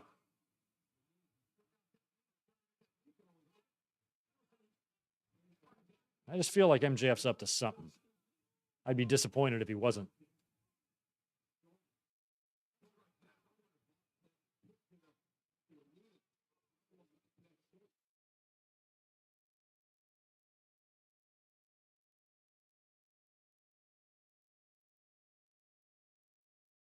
And in a lot of ways, too, it's initiation for Maxwell. I mean, he already had a great feud with Jericho, and he's worked with Punk and Jericho, but primarily Punk. And he's worked with some guys, and he's made his name. But as a world champion, this really is his initiation in terms of if he delivers here, like we said, then any of his doubters that he might have in the business in terms of people that might want to pay him millions and millions of dollars, like let's say like a big old nose Greenwich blue blood per se, then it's a lot of pressure. And if you can hang for an hour with the best in the game, then yeah, you deserve to be here. That camera is in the way of what they are trying to do. So, oh God, be careful. Both of you be careful. You got 24 minutes left. Oh.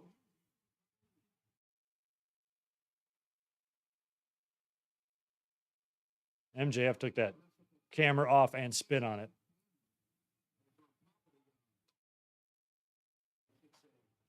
So I wonder if that was a spot they had planned, but that camera was kind of in the way, and now Maxwell is mad at the camera.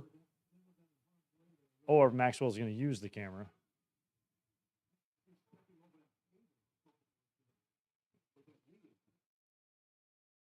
Because they could have just picked a different corner. Oof.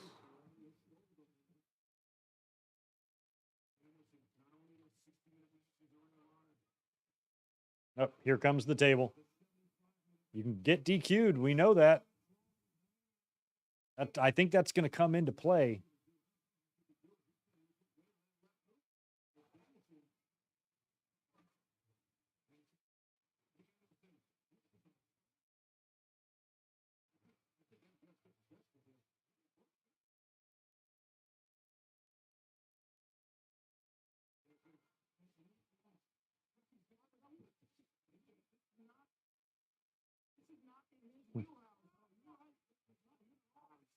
Oh, God.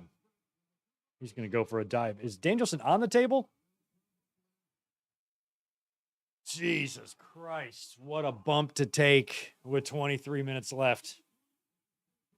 It took Maxwell a little bit of time to get set there. I had no idea what he's going to do in the corner, but Danielson basically was laying on the timekeeper's table that was pulled out. MJF went to the top rope and top rope elbowed over the ring post through the table. Look at this. Oh, overhead shot looks great. Oh, that looked really good. He kind of landed. He looked like he had a funny landing coming, but he hit it pretty well. And luckily, it doesn't look like either one of these guys are going to get counted out. Hopefully, Danielson is not. I think he's all right. I think he took the. Like, count him. He's like, count.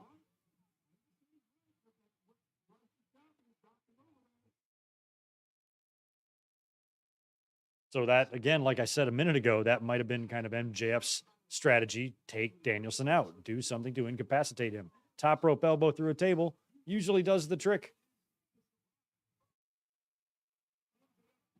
But if Danielson's able to, it looks like he's going to make it.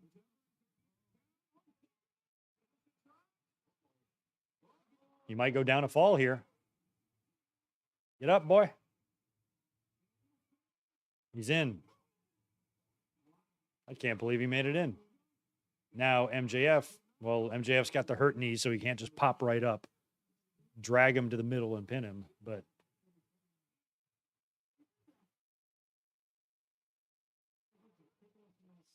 so MJF's got a bad left knee. Got 21:30 left in the match.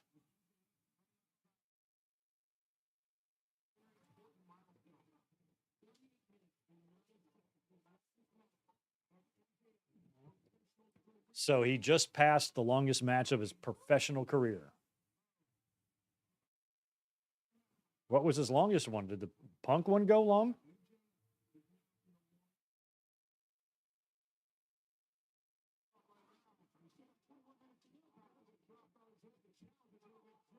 Oh my.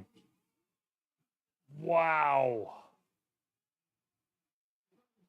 MJF just hit Danielson with a running tombstone pile driver through the remnants of the table that they just crashed through a minute ago.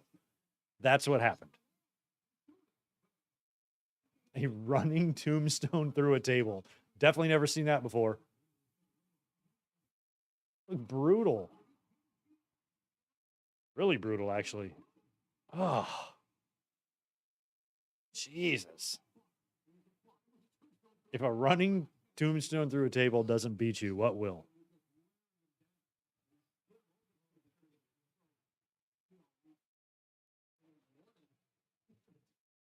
Jeez. Oh, God. Do we have to do that? Do we have to do that? He just went right for with his fingers and just gouged at the blade job on Danielson's head and tried to squeeze the blood out like a zit.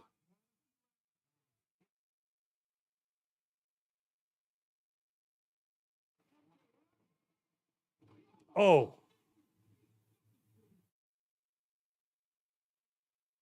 Wow, and he got him 3-2.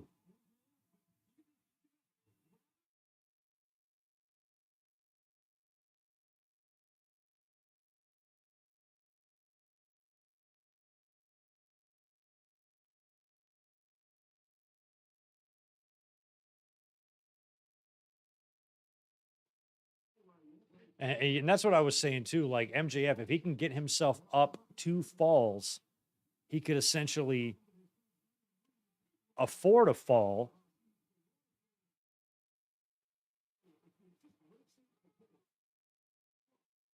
Taz keeps thinking that this water thing is a mistake. I don't know if that's going to play into the finish or if Taz just won't shut up about that. But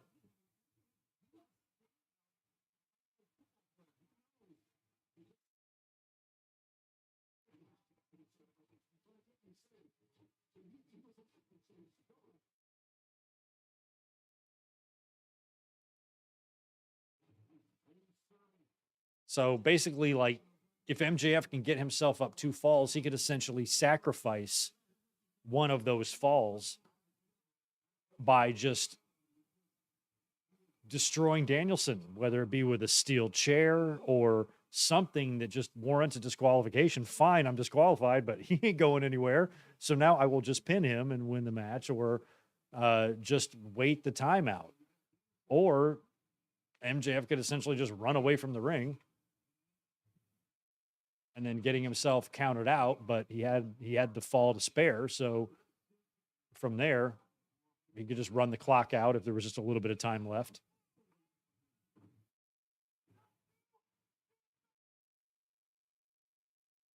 Jeez, he said, "You fucking suck" to Danielson, man.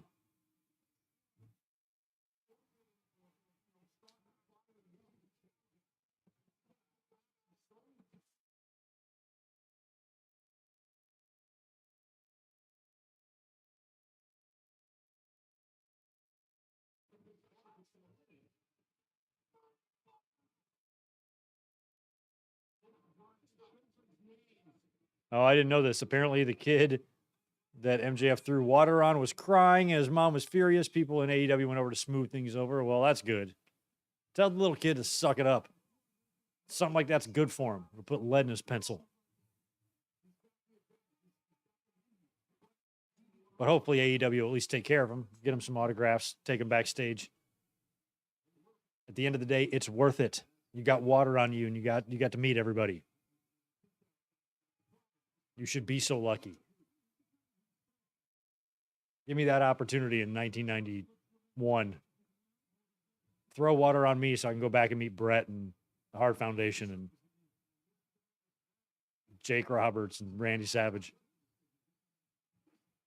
Throw anything on me for that matter.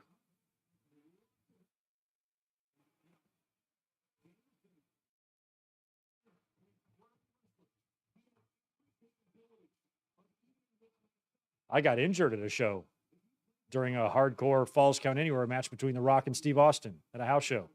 I was on the barricade. And Austin threw The Rock into the barricade, and it flew back, and it smacked me good in the elbow, and it hurt. And I loved it. I got to tell people The Rock hurt my elbow.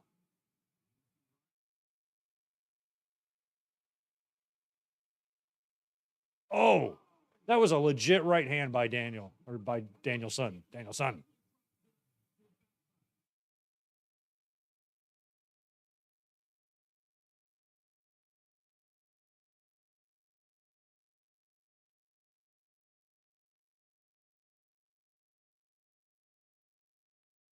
It just sucks. I think Danielson is on. He and WWE have no ill will towards each other, so I think he'll like go into the Hall of Fame one day. It just sucks that he has to go in as Daniel Bryan. I mean, unless they'll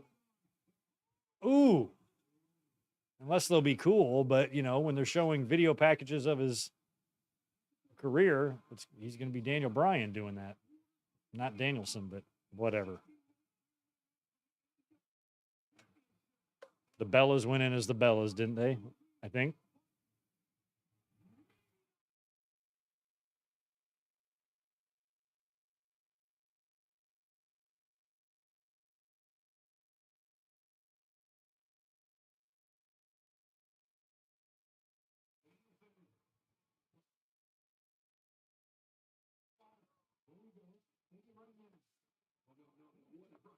Nice, Marcus. Thanks for the heads up. FTR has new merch on AEW Shop. That's a good sign.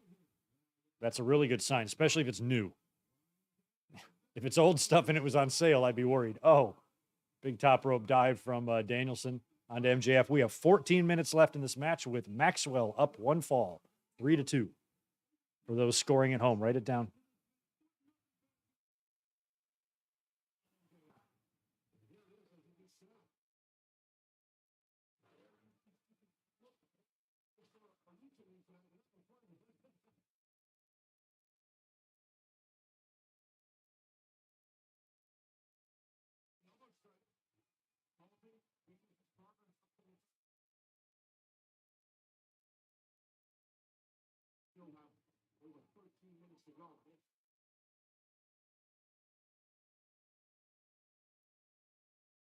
Crotched.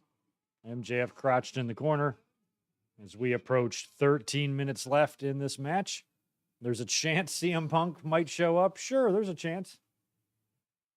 There is.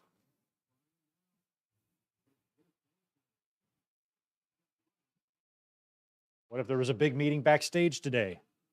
And Tony was like, we're bringing CM Punk back. And Elite were like, we're not cool with that. So we'll go out and lose the titles and then we'll leave. And then Tony Khan's like, cool. And then CM Punk shows up here and attacks Maxwell after the match. I don't think that happened, but I suppose maybe.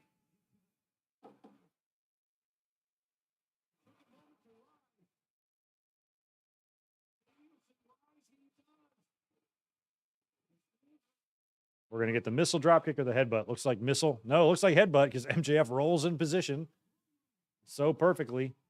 Be careful, Danielson. He's got a bloody mouth, bloody head. He's whiter than Sheamus.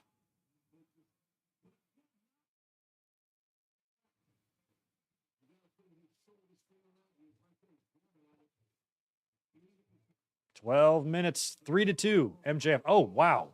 Oh, wow. MJF is busted open badly.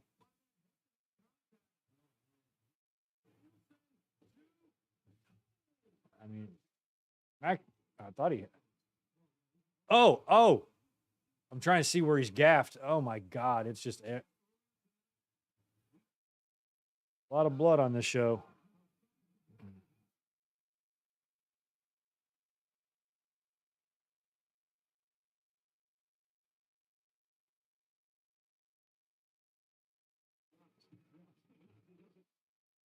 Blood never really freaked me out as a kid. I saw a lot of guys bleed. I remember I got a little freaked out when I saw Andre bleed, but it was also kind of cool because he was so scary. Oh.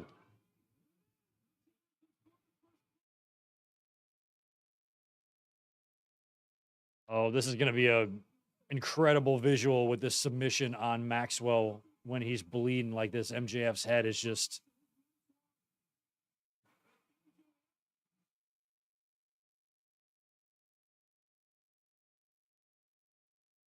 He did. Tie game.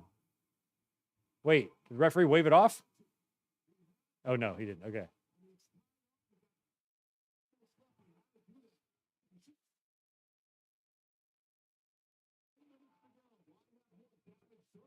Do you have to break the hold in a situation like that? You probably do in the rules, but when do they ever abide by the rules? So much blood this pay-per-view. My God.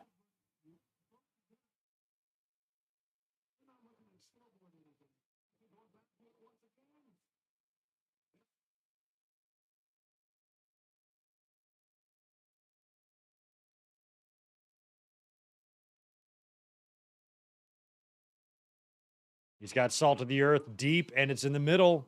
9 minutes left. Danielson, or just under 10. Danielson might have to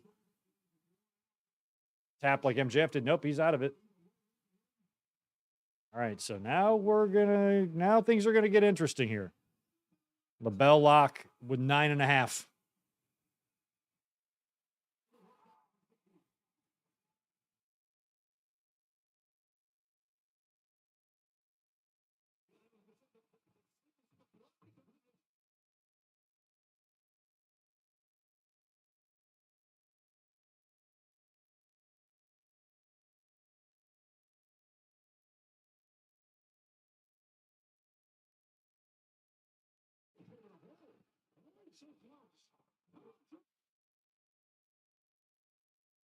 Nope. He look at his hand is trembling at like high speed.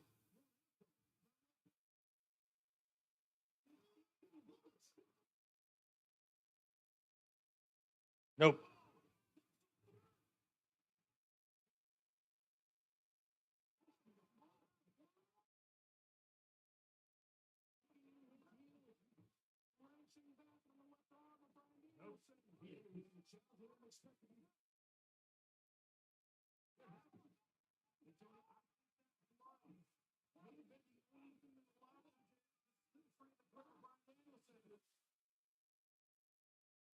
Drug him to the middle. He's still got it. Danielson is a ways off. He's got a pretty sick ass armbar here. 8 minutes left and counting.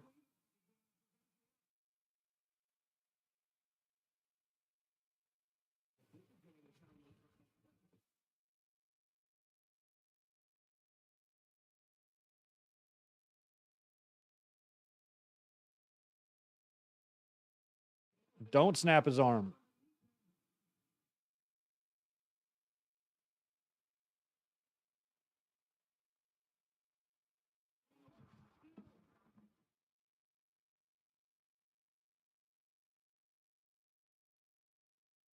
Ooh, Miro would be. I like that idea too. I'd love for some sort of a return to happen here.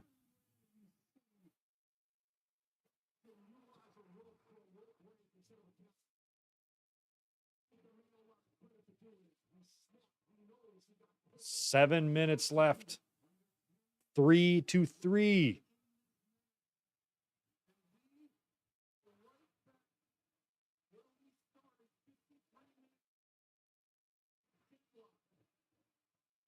That is a definitely unforced. This is awesome chant. That's for sure. These guys have done well.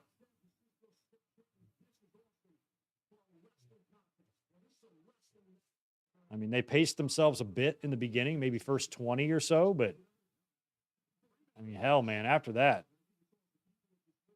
we're going through tables. We're getting tombstone through tables. We're bleeding.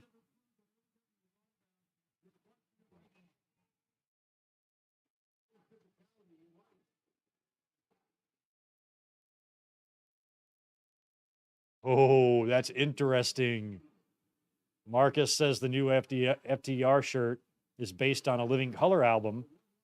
The band that sings Cult of Personality. Is it the same album that Cult of Personality is on?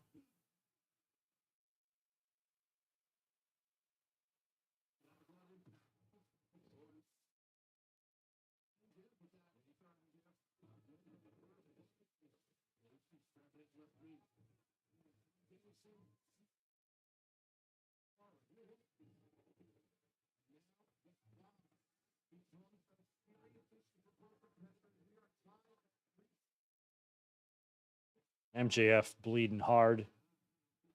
3 falls apiece. They have taken away the timer, but I believe we're in the 6 or 5 minute mark here.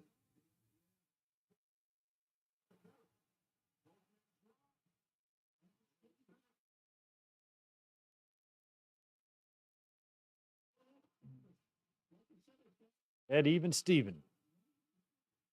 Feel like a sudden death scenario is possible because of the time here.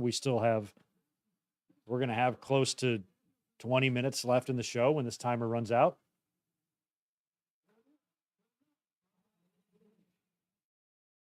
Five minutes left. And that ramped him up. Danielson's like, nope.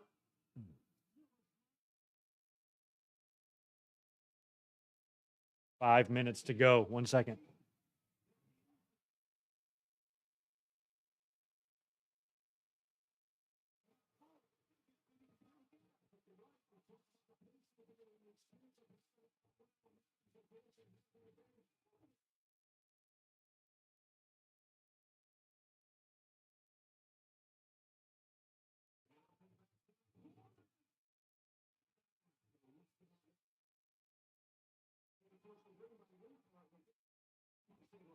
All right. 4 minutes and 5 seconds left.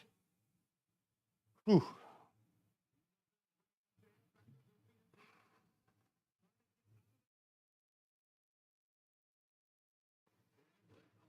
The buys should be interesting. I feel like the buys might be a little low for this, but the pay-per-view is delivered.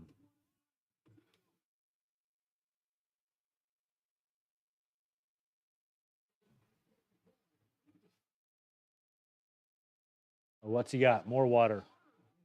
I meant to drink my water. I sipped my beer.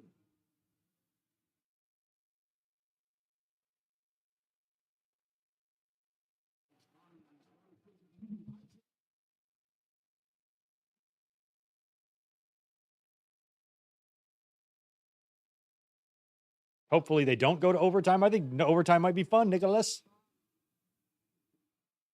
H2O, H2O. They're making a story out of that H2O. I hope it's high quality. Oh, no.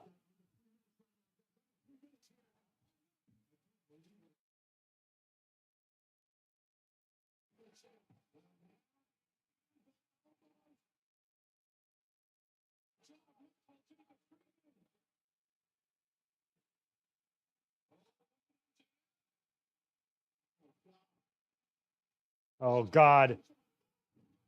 Middle rope tombstone.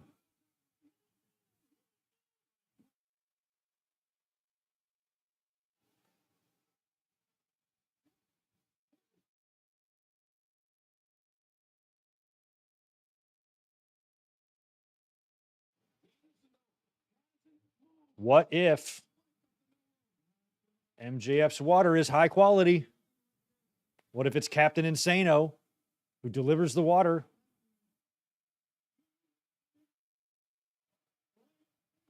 I thought they're chanting Undertaker.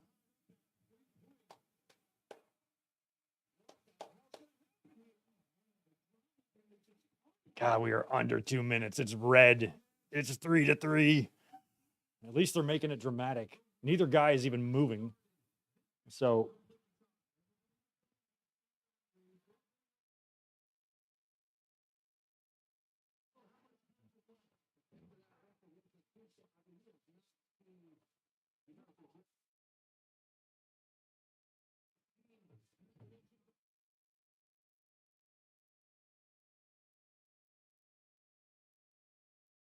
nice cover by Maxwell. Desperation cover with MJ, which MJF gets reversed, and Danielson with a single leg. Crowd is, this is like the crowd's on their feet. Okay, so there's a minute left. They're tied. Single leg on MJF in the middle. Very Sean sharpshooter-ish. Here we go. What are they going to do? Is MJF, he can't tap out. Nope, he's stone colding. Danielson drags him. Okay, so is MJF just going to run out the clock here? He's got to make it 40 more seconds, man. So I think it's going to end tied. I don't think he's going to submit. A little bit of WrestleMania 12, a little bit of WrestleMania 13. He almost tapped. I thought he did. He's dragging himself. He's trying to break the hold. Oh, no. 15 seconds. 3-3, by the way. 10 seconds left. Oh, no. Now he's... Holy shit. 4, 3, 2, 1. And now he taps. 3-3. Okay, so this is where Gorilla Monsoon comes out.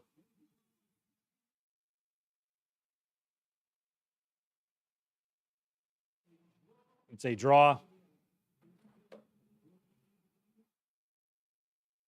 It can't end that way. It can't end that way.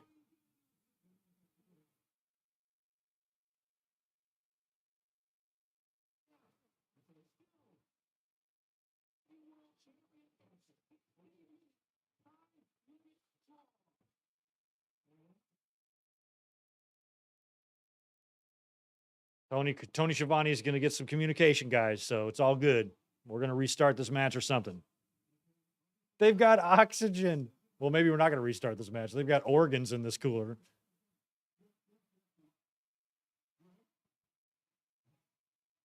Well, MJF and Danielson are both going to want to... Okay, Schiavone's getting some information.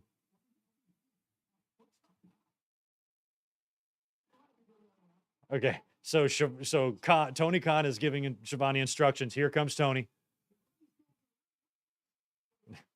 Hurry up, Schiavone. Get that man a microphone.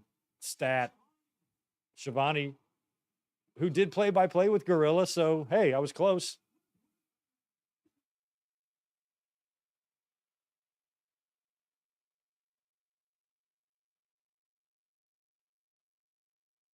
No draw. Yeah.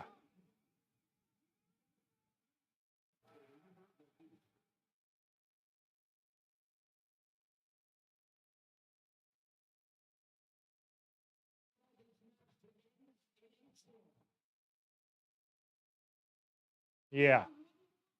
One more fall. Sudden death.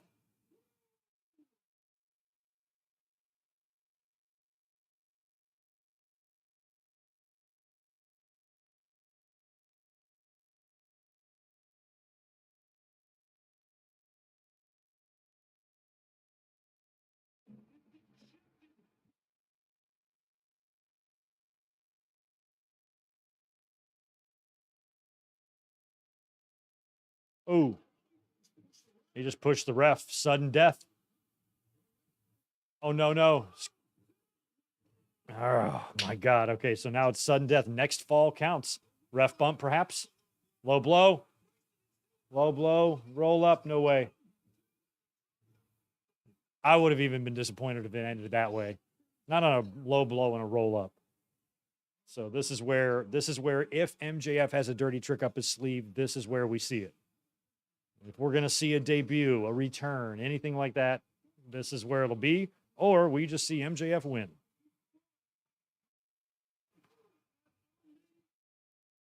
Tony was very excited to announce that.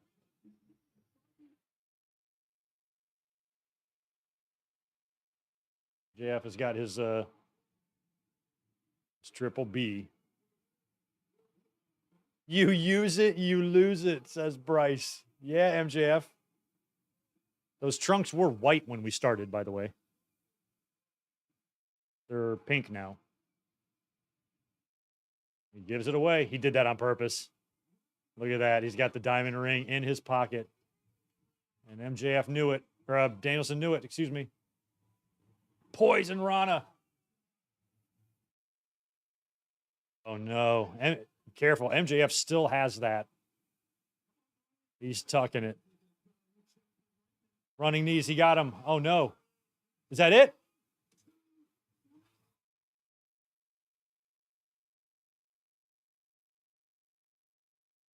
I thought that was it. MJF kicked out of that, and he is still wearing that ring.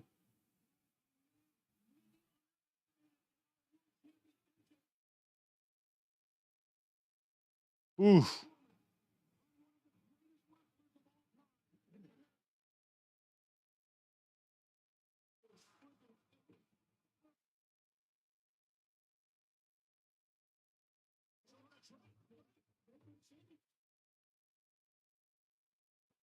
Danielson laying into kicks to the hamstrings. I think MJF, yeah, he's still wearing that damn ring. I'd feel way more comfortable if we just had that off of him.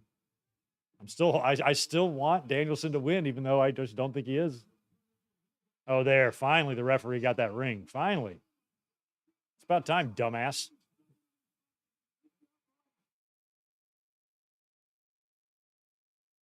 No, that's not a tap. That's just anger that's just anger pounds. It's anger pounds.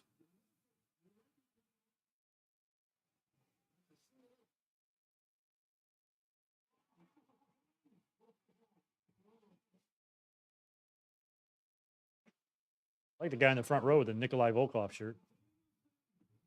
Oh.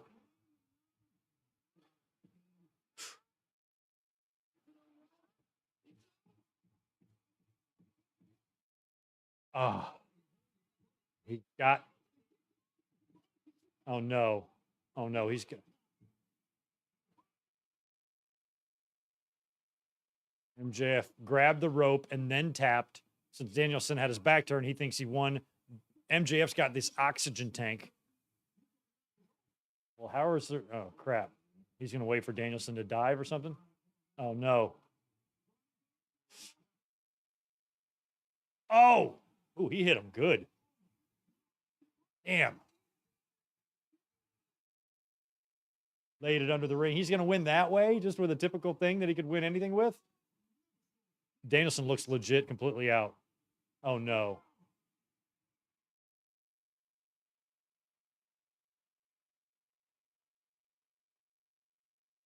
He's just going to be out. Referee's going to call it.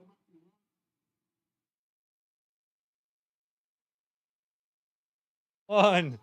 We got to do this. This is just adding further damage. He is out. What if he does kick out? He's not. He's still alive. He lives. More drama. We've still got 13 minutes left if this wants to be a 4-hour show. Those tuning in, MJF and Danielson are in sudden death right now. Pretty fun Iron Man match. Ended 3-3. And they've had at least 3 instances here where I thought that was it. This is it's lived up. They delivered, I'd say. And Danielson taps to his own move. He had to. He got hit in the face with an oxygen tank.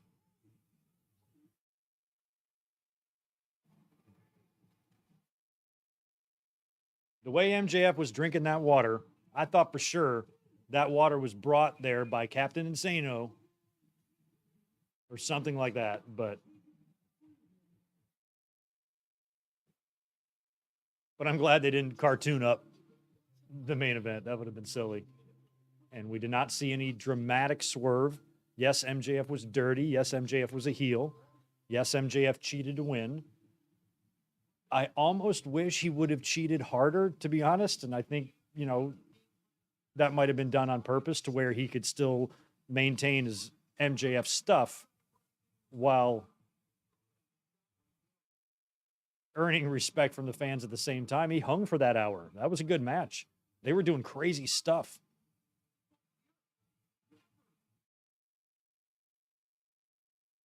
I mean, that match, I think, went about as well as it could have gone. All the major spots were pulled off well. I mean, early on, only halfway through the match, we had that top rope elbow through the table. I mean, they were taking risks. You get injured 20 minutes into this match. What do? We saw a lot of blood, a lot of crazy spots, a lot of barricade stuff, ring post stuff, multiple table bumps. The running tombstone was incredible. A lot of brutal submissions. And a ton of blood. So that is a wrap on Revolution. And it ends with MJF retaining the AEW title, defeating Bryan Danielson in the 1 hour Iron Man match 4-3 in sudden death. And it was incredible. And they finished under 4 hours. So they got a 9 pay-per-view card, 8 on the main card, including a 1 hour Iron Man match done in 3 hours and 50 minutes, and nothing felt rushed. One thing AEW is kind of good at, they are pretty decent with their timing. They do seem to have it down. The flows of the show, I think, can use some work sometimes. But in terms of them getting everything in, allowing the right amount of time, they've been doing that well. And this was a really, really great pay-per-view that, in my mind, exceeded its expectations, because I don't think a lot of fans were looking especially forward to this one of the weaker builds and one of the kind of the weaker fan anticipations in quite a while. So it needed something, and it needed, at the very least, the wrestlers to deliver. And I think they did. Every match, when I kind of look back here at the match card, they all came through. Even, maybe the weakest match would have been the women's, but that wasn't a bad match at all. And we had the Ruby turn at the end of it, and that still had, a fair amount of interest. But other than that, I wouldn't even categorize that as a weak match at all. I just think the pay-per-view was solid, and they had a couple of matches that were excellent, and in my mind, at least exceeded expectations. Unless I just had way too much fun watching that Texas Death Match, I think it was better than what I thought it was going to be. I knew it was going to be good. I was interested in it, but I didn't necessarily think it would exceed any expectations. I just thought it would be a really good, brutal match that I enjoyed. But I enjoyed it more than that. So it was all in all fun night of wrestling for sure. We're going to hang out here, though, and talk for a little bit. We're going to review this show. I'm just going to pull up the match results here. I'll use one of our friends. Here we go. There's a good little listing of the match, and we'll go through these here in a minute, and I'll basically just go by memory on this, and we'll talk about each one of these matches and what we thought about it. I also want to hear what you guys thought of the show. Give me your letter grades. Give me your number grades, 1 through 10, A, B, C, or D.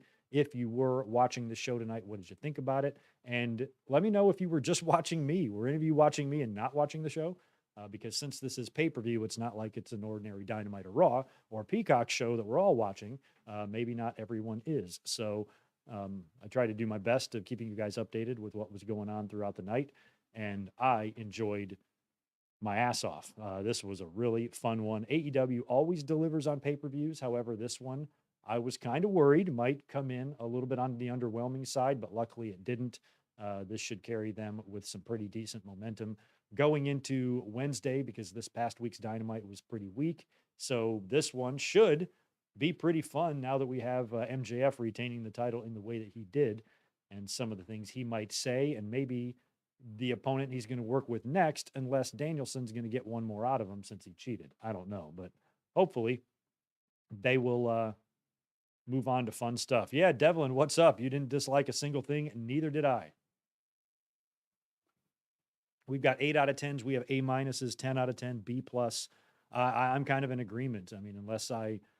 Granted, I was just watching with all of you and I was throwing back some 805s, but for the most part, I didn't notice any flaws, but I wasn't really looking for them. So sometimes when I look at a show after the fact, I'm like, oh, maybe that wasn't as good as I thought it was, or I missed something in particular that was bad because I wasn't paying attention. But this one, it captured my attention and had my attention for the whole thing.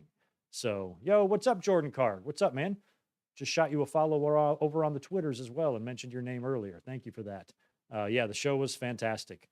I'm glad that you guys agree with me. I haven't seen anybody with a bad take or someone with a negative view of the show.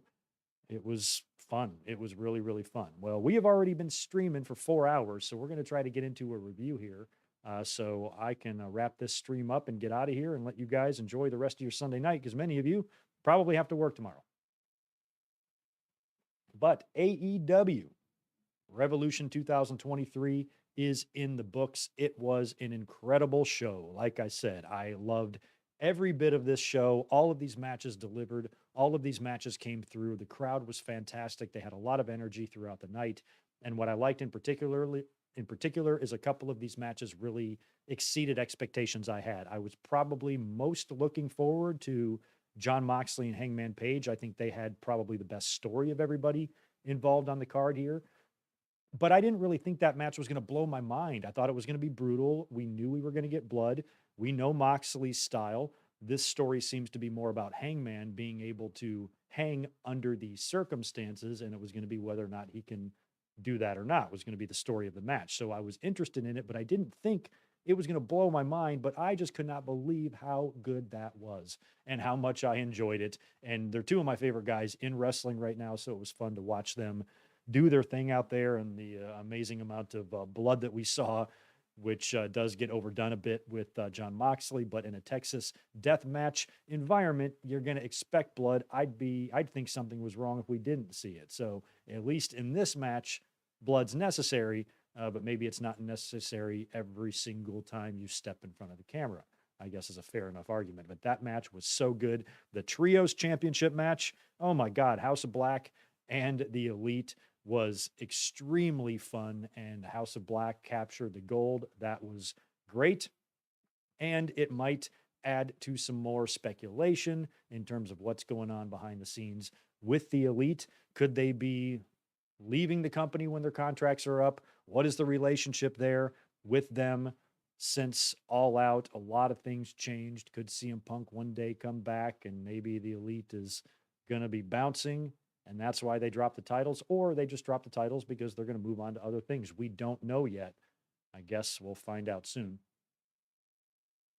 FTR returned at the end of the four-way tag team championship match to confront the successful Ass Boys, retaining their titles tonight. And somebody mentioned in the chat tonight that FTR has new merch already up on AEW Shop, and it's a design of a Living Color album. And of course, Living Color is the band that performs Cult of Personality that CM Punk comes to the ring to. So maybe there's some, underlying stuff going on there if you read between the lines, and who knows. But FTR being back was awesome, but I was a little bit worried that maybe they're just coming back to do business before they bounce out of there. But the fact that they have new merch and stuff, maybe that's a good sign that they're going to be sticking around. I hope they do. So it was fun to see them. Christian and Jungle Boy surprised me with a really fun, although confusing, final burial match where you didn't even really know what was going on. At the beginning of the match, I was yelling like, what the hell? What are the rules? Help me in the chat. Help me, Forrest. Help me. I could not figure out what the rules were, but it was still a really good and really fun match. And overall, I give the show high marks. So let's hit these matches one at a time because I know there are a million people on YouTube right now, and you guys got things to do. If you are new, please subscribe. If you are here and you've not hit that thumbs up button yet, please do that as well. We could really use the likes on this channel. If you'd like to join and become a family member, you can do so in the description. I got merch on my channel as well.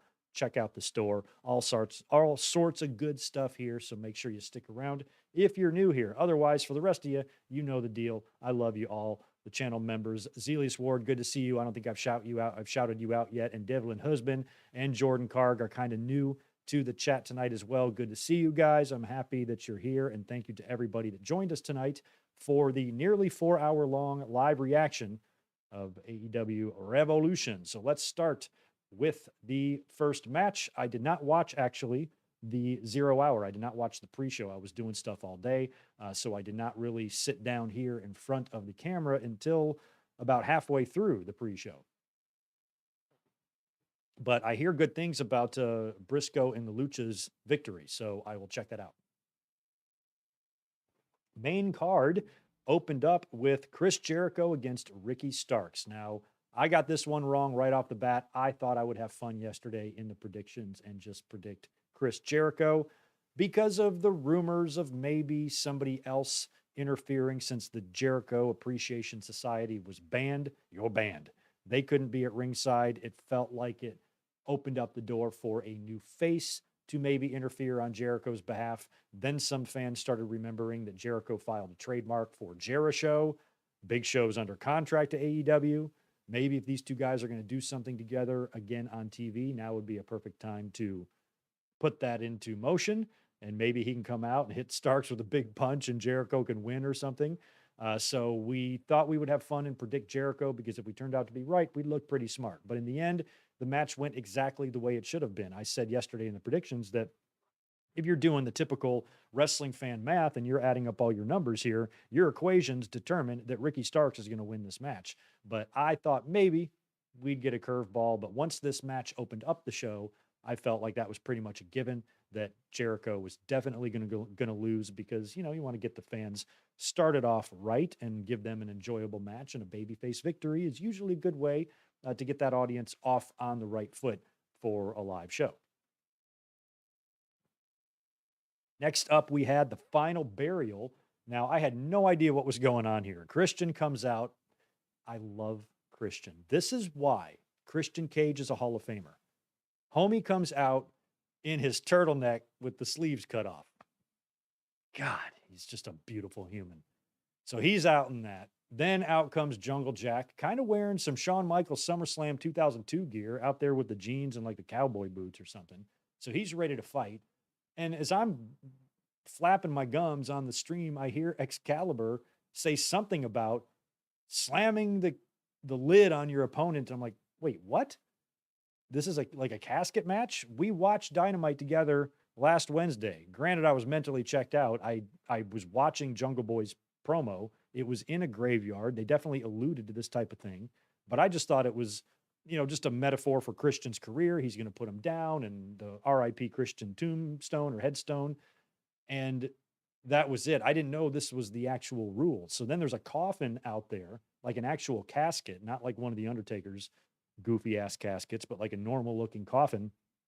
And it's off to the side of the stage, but I don't see it. So I see these guys coming out to the ring. I'm like, what the hell is going on? Finally, you guys were like, yo, Greg, it's over on the stage. And then I notice it. So you got to put your guy in the casket and close the lid, but it's like in this enclosure that clearly is going to lower because the casket's raised pretty high. So you had no idea what was going to happen when the dude went in the casket. And I thought they were saying like you had to throw dirt on him too, but they never really wound up doing that. So the whole setup was weird. And the concept of the match was weird, but essentially it was just an anything goes match with a really funny way to win. So no near falls or nothing like that. This was just a straight up war between two dudes that needed to settle their issue finally. And Jungle Jack's family was at ringside as usual. Tons of fun, really good match, brutal, dirty. Jungle Boy really took it up a notch. Liked seeing that from him because that's kind of been the big question surrounding him, especially with his hesitation a week or so ago that got him his ass kicked on Dynamite. And can he take it to the extreme? Does he have that killer instinct? Can he end this man that he had such a close relationship for so long? Can he do it if needed? This is the match to do it once and for all. And he lived up to the challenge. And him and Christian had a great match that was fun, brutal, lots of dives and lots of brutality. Like I said, I did not make notes as we live reacted tonight, so I don't have specific stuff written down, but I know I loved the match. And Jungle Boy, I do remember specifically impressing me. And we talked about that during the match. So in the end, they find their way all the way up to the stage. They're brawling in the dirt and they're dirty as hell. Finally, Jungle Boy gets Christian down. He's completely unconscious. And he's got him there ready for the concerto. And this time he doesn't hesitate and he delivers it, splattering Christian's brains all over the stage there and then dragging his lifeless body, throwing it in the casket. And then this was my favorite part of the match. When he slams the lid, what I'm thinking happens, I'm thinking he's going to close the lid, and the casket, since it's above the rim there, it's clearly going to lower. But I kind of thought maybe it was going to lower slowly, and then Jungle Boy was going to take the dirt and throw it over top of it or something, is what he was going to do. But instead, as soon as he shuts the lid, by the way, he gives Christian a kiss on the forehead first, with it, which the camera didn't really catch. Kisses him on the forehead and then slams the lid shut. And as soon as he slams the lid, no shit, the casket just like drops like super fast. And there's not a ton of space under there. So I'm like, I hope there was some padding or cushion underneath that stage, because the casket dropped so far that it had to have jerked Christian's body in there. I laughed so hard at the speed at which that thing fell down through the abyss there. It fell into a bottomless pit. It's still falling. Christian's going to die down there. I mean, that was pretty good. I mean, it's funny how they can pull off something so minor but so good, and they can botch something like that that exploding barbed wire shit with Kenny and Mox, But that was really well done. It was fun. I loved everything about that match. That was good. After that, we had the trios title on the line, the Elite versus House of Black. Again, didn't write down any specific spots here. I remember Brody King being especially dominant in this, and we said at the beginning of the match that would be my strategy if I was in House of Black, is just keep him in there because he's so unbelievably massive. He can just mow down these little guys, and he did. And he was doing a lot of impressive stuff in there. It was so great to see the exchanges between Malachi and Kenny. Some of the black mass that Kenny ate was spectacular. Matt Jackson ate one and just sold the ball fuck out of it. It was so good, so fun. This match was all over the place, impossible to keep track of. Excalibur was doing a pretty good job of informing us who was legal, but you never fucking knew. And it was just all kinds of excitement in one little great ball there. And it was really fun. I love this match a lot. Ended with House of Black winning the titles. Who did they isolate? I think it was Matt. Matt ate the pin, I think. I don't think it was Kenny. But they had a couple of instances where you thought the Elite was going to win, where I thought Malachi was going to take the pin a couple of times. But they turned the table, and I think it was Matt Jackson who they ended up getting in there, and they just murdered him as Kenny and Nick were disposed of. Julia Hart, by the way, got involved. She ate a V trigger from Kenny, which was a great spot. She got up on the ring apron and she wouldn't move. And then Kenny went for a V trigger on Malachi or whoever was standing there. It might have been Buddy. They moved out of the way and he caught Julia Hart pretty good. She went falling off the apron in a great spot. And Kenny kind of was like, well, nobody asked you to stand up there. I kind of didn't blame him. So he V triggered her straight to hell. That was awesome. So all of it was just so much fun. And in the end, we crowned new trios champions in a faction that really should be the next one to hold these things. We predicted the Elite to win yesterday in the predictions, and I've never been happier to be wrong.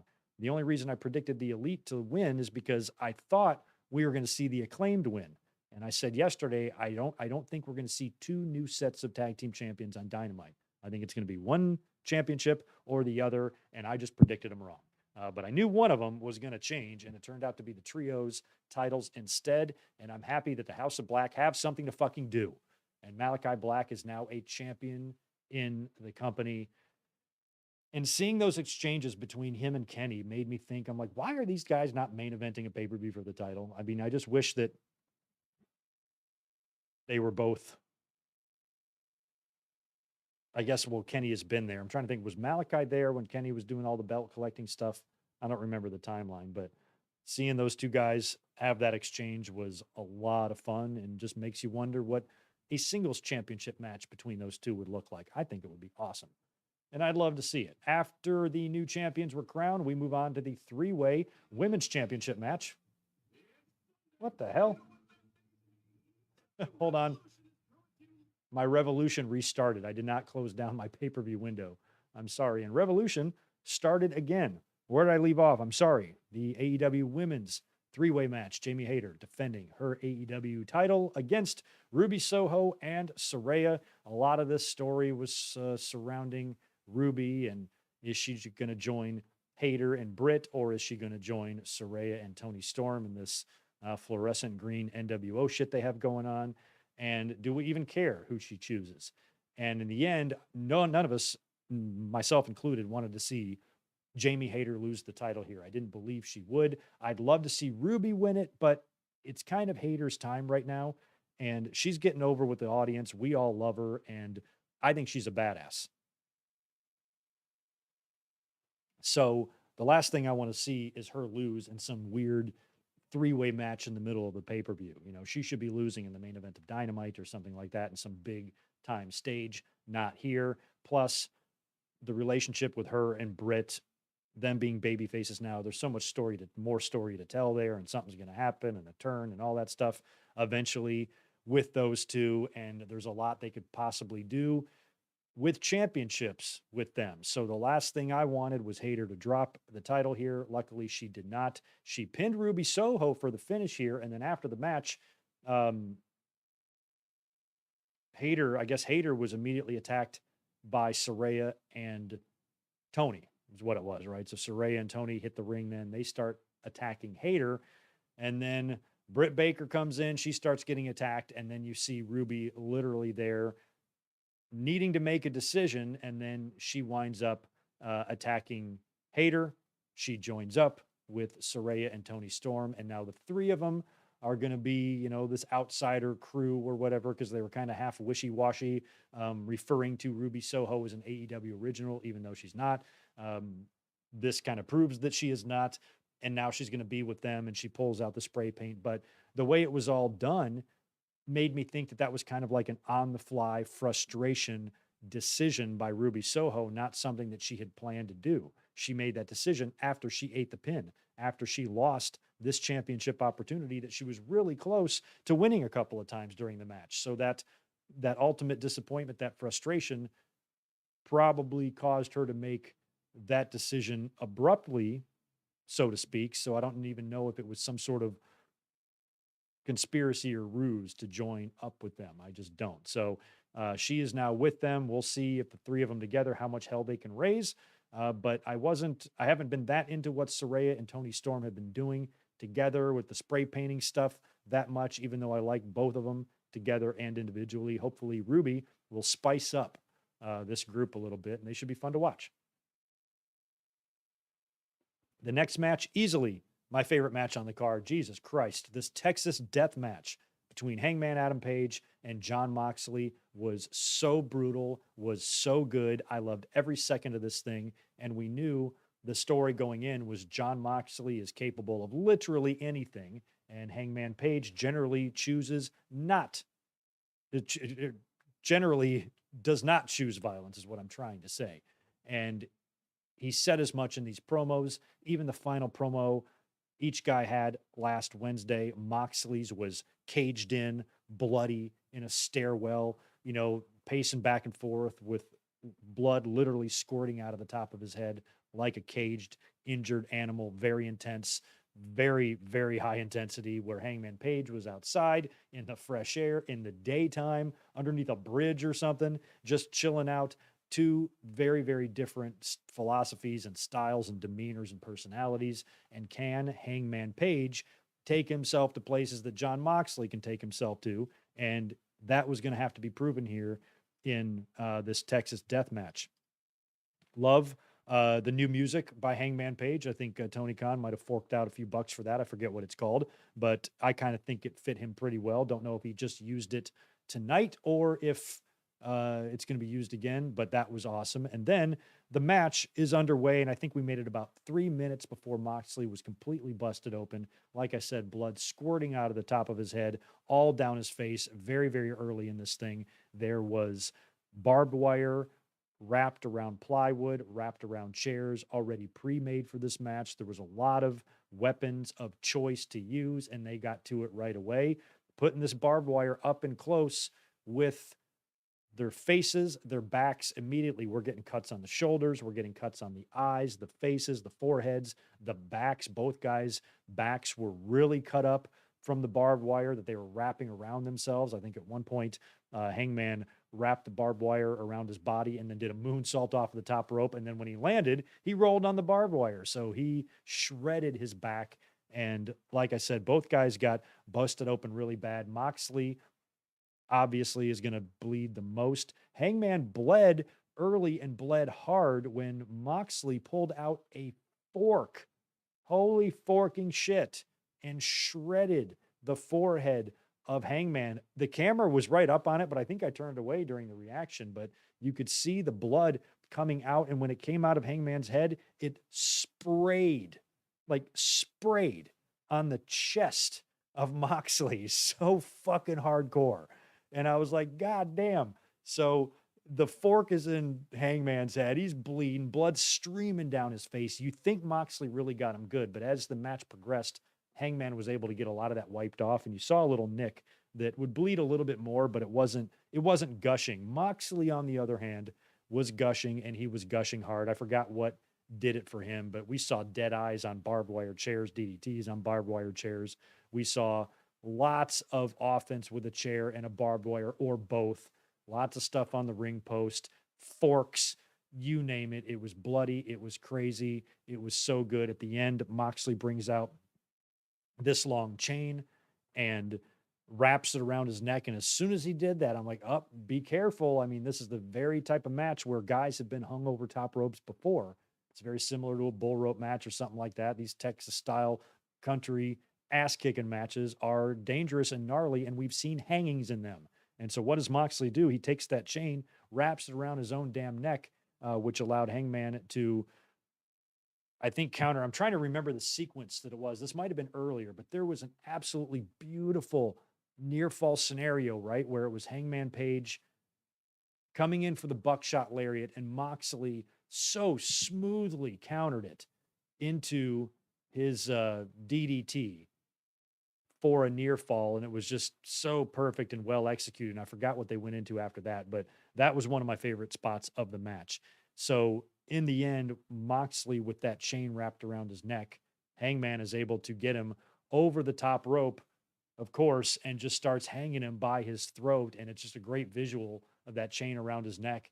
And I kind of thought they were going to do the finish where he would pass out and the referee would just say, okay, that's it. But he tapped out. He tapped out like, okay, that's it.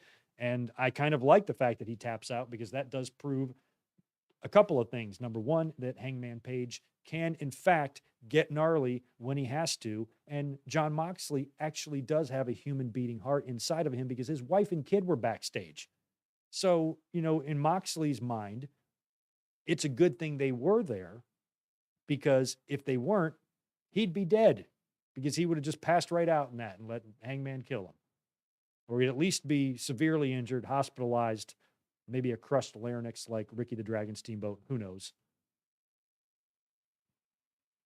But I kind of think with Moxley, the tap out wasn't out of pain or fear of passing out. It was fear of what that might do to his family, who's literally probably about 50 yards away as that was going on.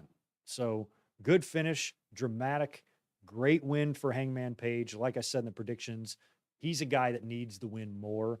Moxley is forever established, and Hangman Page still could use some of these big-time moments and big-time wins. And the entire saga here with him and Moxley was a lot of fun. That was a great story, multi-match story that I enjoyed. And I was proud to be there for one of those matches at the beginning of the year. So good stuff. Love the blow-off. I even tweeted that was the best fucking thing I'd ever seen. I was just marking out for it. When we look back at this match in comparison to all the other great matches in AEW's short history, I don't know if it's going to really rank as one of the best, but to me, I just loved it. There was just something about it that I had a blast watching, and I might go back and watch this bad boy again. It was great. Loved every minute of it. Bravo and props to Adam Page and Jon Moxley for an incredible pay-per-view match that probably had a few lasting effects on their bodies. Like I mentioned, even during the match, these injuries that they sustained tonight is going to bother them for a while. These guys are all cut up. These guys are going to be sticking to bed sheets. It's going to hurt to shower. Everything's going to suck for a few days. And they did it all for us. So I appreciate it, guys. Thank you for an incredibly hardcore match. After that, we had a couple of guys that had to follow a tough one here. TNT title on the line, Samoa Joe defending against Wardlow. Now, this one had me a little bit confused in the predictions because, as we know, Will Hobbs gets the winner of this on Dynamite for the title because he won that ladder match last week. So I didn't know if that meant Samoa Joe is going to retain and then Hobbs is going to beat him and become champion, because I would love that. But if Wardlow wins, I can't see him just passing the title. Are they really going to hot potato the title from Samoa Joe to Wardlow to Hobbs in 4 days, 3 days, something like that? That seems weird, not impossible, but a little odd. So I don't want to say Wardlow winning here gives away the outcome of the match on Wednesday, but I find it surprising if he lost. And he ended up beating Samoa Joe in a good match. I will give the crowd a lot of credit, because if they ever had a reason or an excuse to be a little bit burnt out, they had it there, because we just followed a couple of really good matches with the trios title and then that crazy Texas death match. So I thought they would be a little flat for this match. They weren't super loud or going nuts or anything, but they stayed with it and they stayed invested, it felt like, at least when we were watching it. In the end, Wardlow defeated Samoa Joe by submission, choked him out with his own move, and became a 2-time TNT champion. So congrats to Wardlow. Happy to see that. I do like the match against Will Hobbs, because I kind of think in AEW's roster, they are really natural rivals, because neither one of them have any ties to WWE. They're both big, badass ass kickers. We're going to have a big, meaty men slap and meat fight on Wednesday. Think about how big Wardlow is, and then realize that Will Hobbs is bigger than that. This thing is going to be ridiculous. And I think both of them are kind of similar in style, similar in size, and probably are going to be contending for a similar spot on the roster. And that's how these matches can be beautiful. I mean, they could develop, I don't know, like a Triple H and Rock type of rivalry, or just two guys that are kind of on an equal plane, or maybe one guy's a notch up on the other, but the other guy's gaining on him, something like that, where they're both similar. You know, Jericho and Rob Van Dam are a good example of that too. And there's a lot of guys in history that are like that. But these two, you know, you really think of them in that way, you know, Brett and Shawn or whatever, Batista and Cena, things like that, you know. So I don't want to see Hobbs lose, but I don't want to see Wardlow drop the title yet either. So I don't know what to think on Wednesday. We'll watch it. I have a feeling that right now that Wardlow is probably just going to beat Will Hobbs, but maybe there's more to it than that. Maybe Samoa Joe will make another appearance, or maybe we will get a new champion. Because if they do want to put the belt on Hobbs, I would just have him beat Samoa Joe, but they might want to pay off the Samoa Joe Wardlow angle first. And if that means a hot potato title has to happen in the process, then so be it. But, you know, guys losing the titles quickly generally doesn't happen to large, imposing guys. Usually happens to underdogs, or, I don't know, other dudes. So we'll see what happens on Wednesday. We likely will be here watching it together, but I'm not sure yet. I will keep you posted. And after that was the 4-way for the AEW tag team titles. We had the Ass Boys defending against the Acclaimed, Triple J and Danhausen and Orange Cassidy. This match was, again, really fun. I got to say, it wasn't that boring. We saw Satnam Singh get in the ring and take some bumps for the first time. That was pretty cool. He got an orange punch and then a Danhausen punch to the dick, which got him on the mat for the first time probably ever. I'm not sure. Like I said, I don't watch Rampage. But in the end, we saw, I'm trying to think of before I get to the finish, were there any other really over-the-top spots in that match? We had a couple of close near falls. I predicted the Acclaimed yesterday in the predictions, but I did not feel like that was going to be the outcome by the time we got to this match, because it's right before the main event. You just don't feel it. We already had trios champions crowned, new trios champions crowned, so I just didn't see the tags changing hands here. And in the end, we saw the Ass Boys pull a lot of shenanigans to get the win, but they were able to do it and retain the title. I forgot the finish. Like I said, I didn't write down any notes. And when they were celebrating after the match, FTR made their return. It felt obvious because when the match was over, Renee gets in the ring to interview them. And I was like, if you go back and watch, you'll see me. I'm like, come out, come out. Dun, dun, dun, dun, dun. I was just calling the music. I'm like, come on, come on, come on. Finally, FTR hit the ring. They come out. They start brawling with the Ass Boys hard to the point where Dax got busted open above his, I think, left eye, and blood was streaming down his face. They signified that they are back. They've already had a previous, history with the Ass Boys, so this works out perfectly. But the question is, are they back or are they back? Because Dax has been very chatty on his podcast, and he's alluded several times to them wanting to come in, wanting to be booked, but they're not booked, or at least if they want them to come back and do business throughout the remainder of the contract, they will be more than happy to do that. So please just do whatever you're going to do with us. So they are here now, but that could just be to come in and job to the Ass Boys and leave. But apparently they've got brand new merch up on AEW shop already, and it's new. And apparently there might be a few hints to CM Punk in that merch too. So that is a good sign in terms of them sticking around. So good for them. And FTR is back. That makes me happy. And then in the main event, AEW title on the line, MJF defending against Bryan Danielson in a 60-minute Iron Man match. Like I said at the beginning of the match too, this was going to be sink or swim for MJF. It was a big match for him in terms of being able to hang on this level in this type of match with arguably one of the best in the business, a guy who's had his own share of WrestleMania main events and has worked with all of the greats. You can't really be in there with any bigger of a star other than Danielson, or perhaps CM Punk, or perhaps Chris Jericho, which MJF was in the ring with all of them. So this guy has been able to work with a lot of great veterans and talent that has helped get him to this main event level. And now he's going to be truly tested. His physical ability, his in-ring ability, his endurance, his stamina, all that stuff that you need to be a world champion on this level is going to be put to the test here. And can he hang or not? I had confidence in him, and the match was fantastic. They paced themselves early, a little slow for the first, well, I wouldn't say slow, but they weren't going nuts in the first 20 minutes. And then about 25 minutes into it, they start with the spots. I think one of the first ones was MJF moving the timekeeper's table out, laying Danielson on it. He climbs up to the top rope, and top rope elbow drops Danielson through the table. And then later on, he picks up Danielson on the floor in a tombstone and gives Danielson a running tombstone into the remnants of the table. That was good. There was lots of just extremely brutal physicality, kicks, chops, shit like that in the ring. Both guys were busted open and opened up.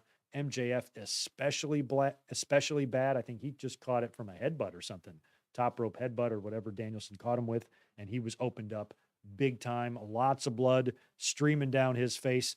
Oh, I remember what that spot was. Remember earlier when I was talking about that great sequence between Moxley and Page where Hangman came in for the buckshot, Moxley countered into the DDT, and then he hit him with the stomp on the bricks. It was the bricks I forgot about. That was great stuff. Sorry. Back to our scheduled match. The blood is streaming down MJF's face, and it almost looked like he might have overdone it as well, because we've seen a lot of close-ups on the blood in AEW, and it always seems like it's squirting out of their head. So the blood is flowing out of MJF's head. It's in his eyes. Danielson is locking him in label locks with blood all over his face. He started the match with white trunks. He ended with pink. It was just dirty and gritty. They were unique with some of the falls here. Danielson went up early, 2 falls to nothing. He got an early pin on MJF. So basically, if it was a straight up match, Danielson would be your world champion because he beat MJF and pinned him. Right after that, MJF got himself disqualified, which put Bryan up 2-0. But then as Bryan is incapacitated, MJF's able to pin Danielson twice in a row. He pins him 1, 2, 3, gets on him again, holds, hooks the leg, and counts 3 again, and gets 2 falls right away. Very clever, very unique. Each guy gets another fall on the other to make it 3-3. And then we go to sudden death because the match ends with Danielson in a single leg. Danielson with MJF in a single leg grab, very reminiscent of not only WrestleMania 12, but also WrestleMania 13. WrestleMania 12, Brett's got Shawn in the sharpshooter as the time is winding down.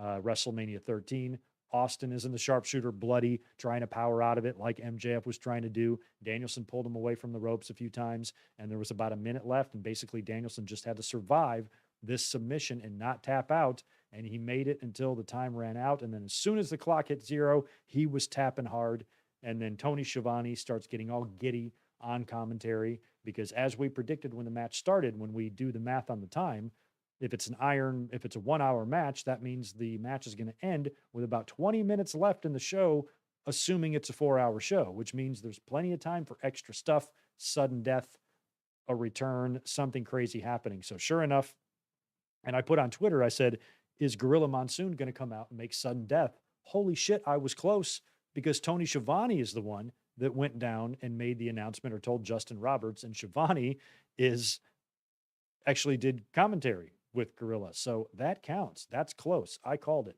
So sure enough, we get sudden death. Justin Roberts makes the announcement to the crowd, and they do a really good spot during sudden death where you really thought Danielson had it. It was 1-2, and somehow MJF kicked out. I think Danielson hit him with the running knees or the kick or a combination of both, folded him up, and MJF somehow kicked out. That was incredible. MJF pulls out the ring, tries to use that a couple of times. Bryce takes it away.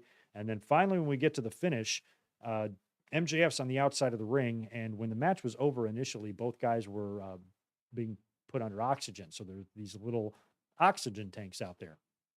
MJF spills out to the outside right next to one of these oxygen tanks.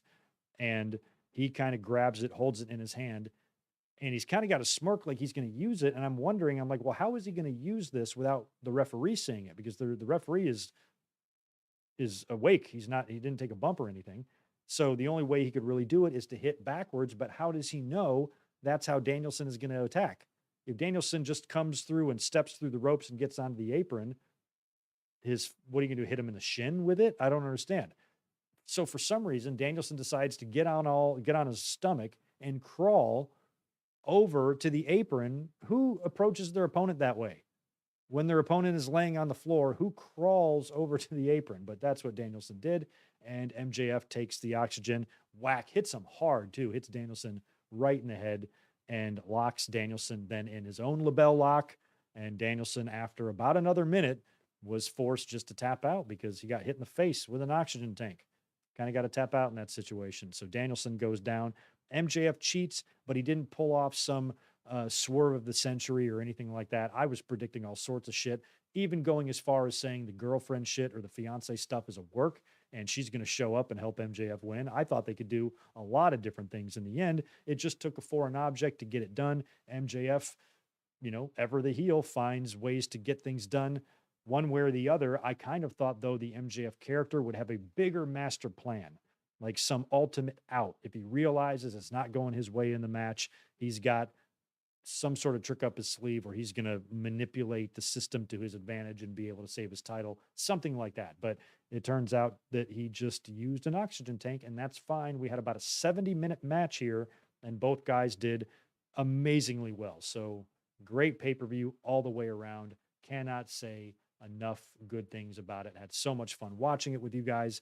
Thank you to all of you who were here with me. I'm going to answer these super chats right now as you guys get out of here. Sounds like the scrum is going on. You guys can fill me in. Anybody watching that? Victor is saying Tony Khan is talking now. MJF cutting a promo at the scrum. Hopefully that wasn't too crazy. I'm sure it was entertaining, though. I'm going to take a look at that. Let me answer these super chats, and then we will call that a day. Spectre, appreciate 5 more from you, my friend, and thanks for being here all night. Fantastic show. 3 5-star matches. House of Black, probably match of the night. 6-star match, fantastic show. Hoping we get an official Mox heel turn soon. Yeah, it feels like that should be coming, right? For sure. Victor Colon, thank you for that $2, my friend. Mox versus Hangman Page, match of the night. Old school ECW. I guess it just depends on what your flavor is. I think maybe star-wise, Black and Elite might win, but it just depends on what you liked. I loved both matches, but I really loved Mox and Hangman. It was so good. So good. So I'd have to agree with anybody that thinks that was the best, but both matches can make a case. Joshua, good to see you, man. 6-month member. That match was dope. It was. Mark, thank you for the 5. Outside of the oxygen tank, MJF pretty much pretty much had babyface win. Yeah, I mean, he did hold up his end. Like he did, he did try to cheat a couple of times. He did resort to those tactics a couple of times when he had to. But like I said after the match, I said I thought he would cheat more. And I think that was on purpose. And that's what they wanted to tell there, to give MJF, a win that we can all appreciate and respect and say, okay, he brought it. But at the same time, he's still MJF and he's still a heel and he's still got to cheat to beat a guy like Danielson. So I liked all of that. And the match was incredible, and just hats off to both guys for what they put themselves and their bodies through. Unreal. Marcus the Entertainer, appreciate $2, dude. Where is Brian among the all-time technical wrestlers? Man, I don't know. In the modern age, the 2000s, I think he's the best. But prior to that, it's a long list, man, from everywhere from Bret Hart to Billy Robinson. So I don't know where he would rank among everybody. But the new generation, post-Attitude Era generation, the stuff we've seen on TV since WWF changed to WWE from like the last 21 years, I think he's the best. But you can make a case for AJ. You can make a case for Kenny. You can make a case for a lot of guys. But in terms of technical straight up ability and nothing else, I think it's got to be Brian. I mean, of all those guys, he's the only one to main event to Mania. He won the title at WrestleMania. At the 30th anniversary of WrestleMania, it was one of the biggest moments a wrestler could have, and he had that. So I think of today's generation, he's number one all time. I'd have to think about it and write down notes and formulate opinions and try to rank guys, but I'm not a good ranker. That's why I never do top 10 videos and stuff. I've done a few, but not really my thing. So anyway, I think that's a wrap tonight. Thanks guys for being here. Our audience is dropping because I don't think people realize this is a review too. So I'm going to crop this out, throw it up on a mic drop so people can hear my thoughts on this. And thank you so much to those of you who have been hanging out with us for the last 4.5 hours. It has been a ton of fun. I have got no Raw plans tomorrow night yet. I don't think I'm going to stream. We might. John Cena is coming back. We might want to do a live reaction to that. But as of right now, I don't have plans to do that. Probably just going to be chilling with Elizabeth tomorrow night and taking the night off. But if anything crazy changes and we need to be up here for Raw, we'll come up here and talk about it.